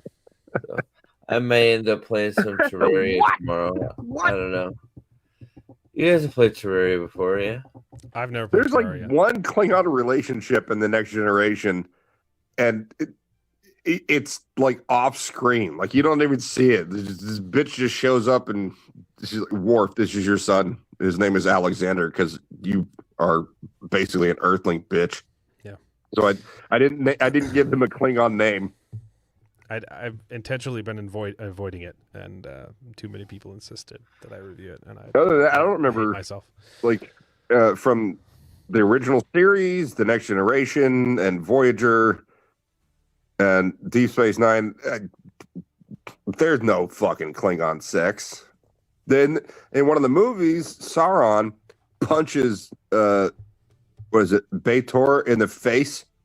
Like he uses his palm and like strikes her in the face, and she's like, I hope for your sake that was a mating ritual. Like, other than that, there's no fucking Klingon sex in Star Trek, but in Starfleet Academy, there's not just Klingon sex, there's Klingon gay sex. Mm-hmm. So you're gonna enjoy that. They're all also their race is almost extinct. Yeah, they're also all gay, but they can afford to Klingons, be right? gay. Yeah. It's strange that you're being wiped out. So That's one of let's engage in Isn't it the Klingons? relationships that will not promulgate society. Isn't it the one of the Klingons are being fucked and like eradicated and like they have like 12 ships left. That's Yeah, and they're fucking like still fucking around being gay or some shit. It's Another like, really cool thing that I saw on Shitter, XITTER Shitter, is the dilithium is gone, which means Federation, Klingon, Vulcan, and Ferengi, and like most of the races that have warp cannot use warp. The Borg don't use dilithium.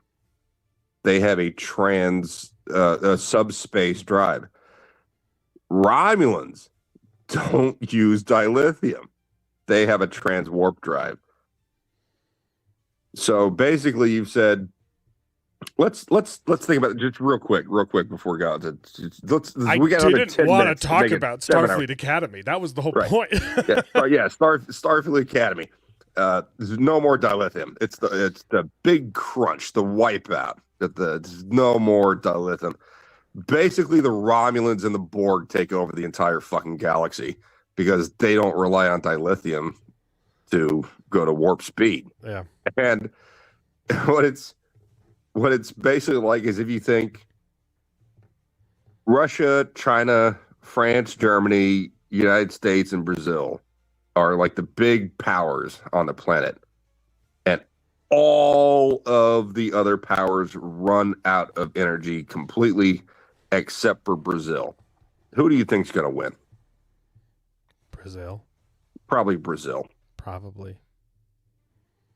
But they don't think about that in Starfleet Academy. They don't think about a lot of things. Anything. So that's what I They have to think go about. do now. We need a fat person. Ooh, there's a fat gay Jim Hadar. Half, right? Female. Yeah.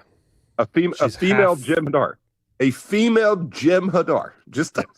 She's half Jem'Hadar, half Romulan, right? Yeah, but they don't. Jim Hadar don't have gender. I know. They don't have genitals. They don't have. They are what they genitalia. are. They don't have genitalia. They don't. Jim Hadar are addicted to white. Aren't they that's like given to them by the founders or the? It's the founders, aren't right? Jem'Hadar like fucking like worms or some shit? They were genetically created like. They're all warriors. test tube babies. Yeah. They don't have. Oh, I thought he kicked himself. Me? Yeah, the Jim Hadar are all genetically modified. They're grown in labs, and they're kind of like lizard people. But what are you doing awake? Like if you want to break it down, they present as male, but there is no male or female in that species until Starfleet Academy is like, we need to make a female Jim Hadar and make her fat. They don't even have gender. They're just things. No, they're just they're genetically created. Yeah. So it's also she's not addicted to white, which is part of their genetic structure from birth. They're addicted to it. So if they stop having it, they die, and they can only get it from the founders. Well, that's what I have to look forward to. So thanks for that. I hope you enjoy that nonsense. Mm-hmm. Yeah, dude, so I you're gotta gonna watch it on. You guys want to know something fun? I go to work in 2 hours. Yeah, dude. All right. Why am I so awake? Because I'm a fucking rebel. Are you gonna watch it alone, or are you gonna watch it on Discord? If you're gonna watch it on Discord, I'll join and rip the fuck out of it. What are you gonna watch? What are you gonna watch? Well, I don't want to be Starfleet left out. Academy. I was gonna. Dude, I'll watch it. I wasn't planning on doing it, but I was gonna. You were paid react to by it, your to chat review. to watch it. Yeah, no. I was gonna like live Dude, you gotta react to it and then just cut out the segment. Edit out the segments. If you were paid by your most chat, you entertaining. gotta do it, man. I'm going to do it. I wasn't planning on like live watching it, but I think it'd be more fun to watch it with some friends. Yeah, Steve, I'll watch it with you, man. I watched I watched Picard season 3 with Brian with Nerporial. I did not like that. I was completely fucking lost, right? I had no idea what was going on, but I think that probably made it more fun. Like, I don't know I don't know about for him, but like I was completely fucking lost. Like I had no fucking clue what was going on. But I watched Picard episode 1, 2, and 3, season 1 with my mother and turned that fucker off. But I don't, dude. If I'm around, I'll watch that shit. I might be painting a figure or playing something, but dude, Patrick Stewart, Captain Jean-Luc Picard of the Starship Enterprise, engage, is my favorite captain in Star Trek. Jean-Luc Picard is the best, in my opinion. And they made him a weak, feeble old man who was being dragged around by a young woman in episode 1 and 2 of Picard. And I went, this is not Trek. What is this? What are we watching? And she's also really cool too, and she's a fighter, and she can beat people up. And it's like, and she's also a scent, and they go talk to Data. All right. Well, hit me up in the private chat how I can find you on Discord. If you want to subject yourself to this crap. Okay. I'm not going to say if you want, seriously, if you want company, like I gotta figure out for me, I'll do that. If you want company, fuck, dude, I don't care. Like half the time I'm just sitting around doing nothing. So if you want company, fuck it. Like I'll have a few laughs. I heard it's fucking hilarious, but like I need to figure out how to do. Can you record Discord streams? Because I would want to like upload the highlights. Is that like a second? Do you have a second account? I'm not good at Discord. I own an account. I don't really know how. What is hashtag Boosh 8th? What is that? That's his. Don't dox him. I didn't. I saw myself. That's so I can find him on Discord. Sorry. It's hashtag Boosh 12345. I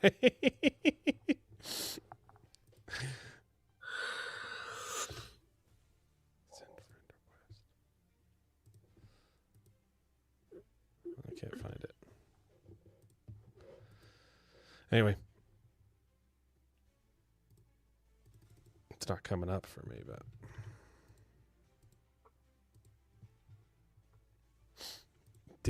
are you still streaming?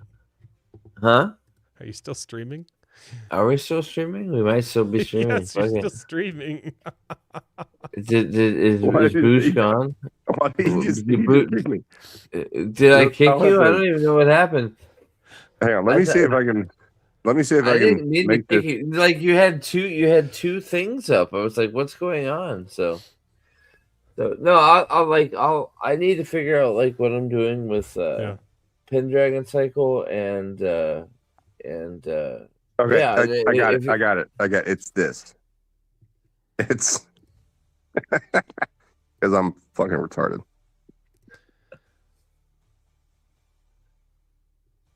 Oh, okay. What happened? Yeah, it definitely wasn't coming up. Try that one. Oh.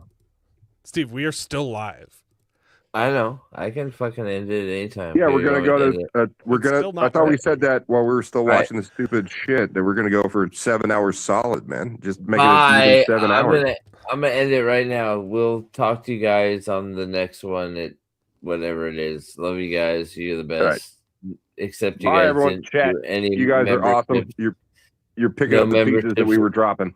No membership equal. You hate me, but. Except for the super chats, you guys love me, so love you too. Bye. No, I'm kidding. We'll see you soon. Dress and stuff soon, I swear. All right, we'll see you later. Bye.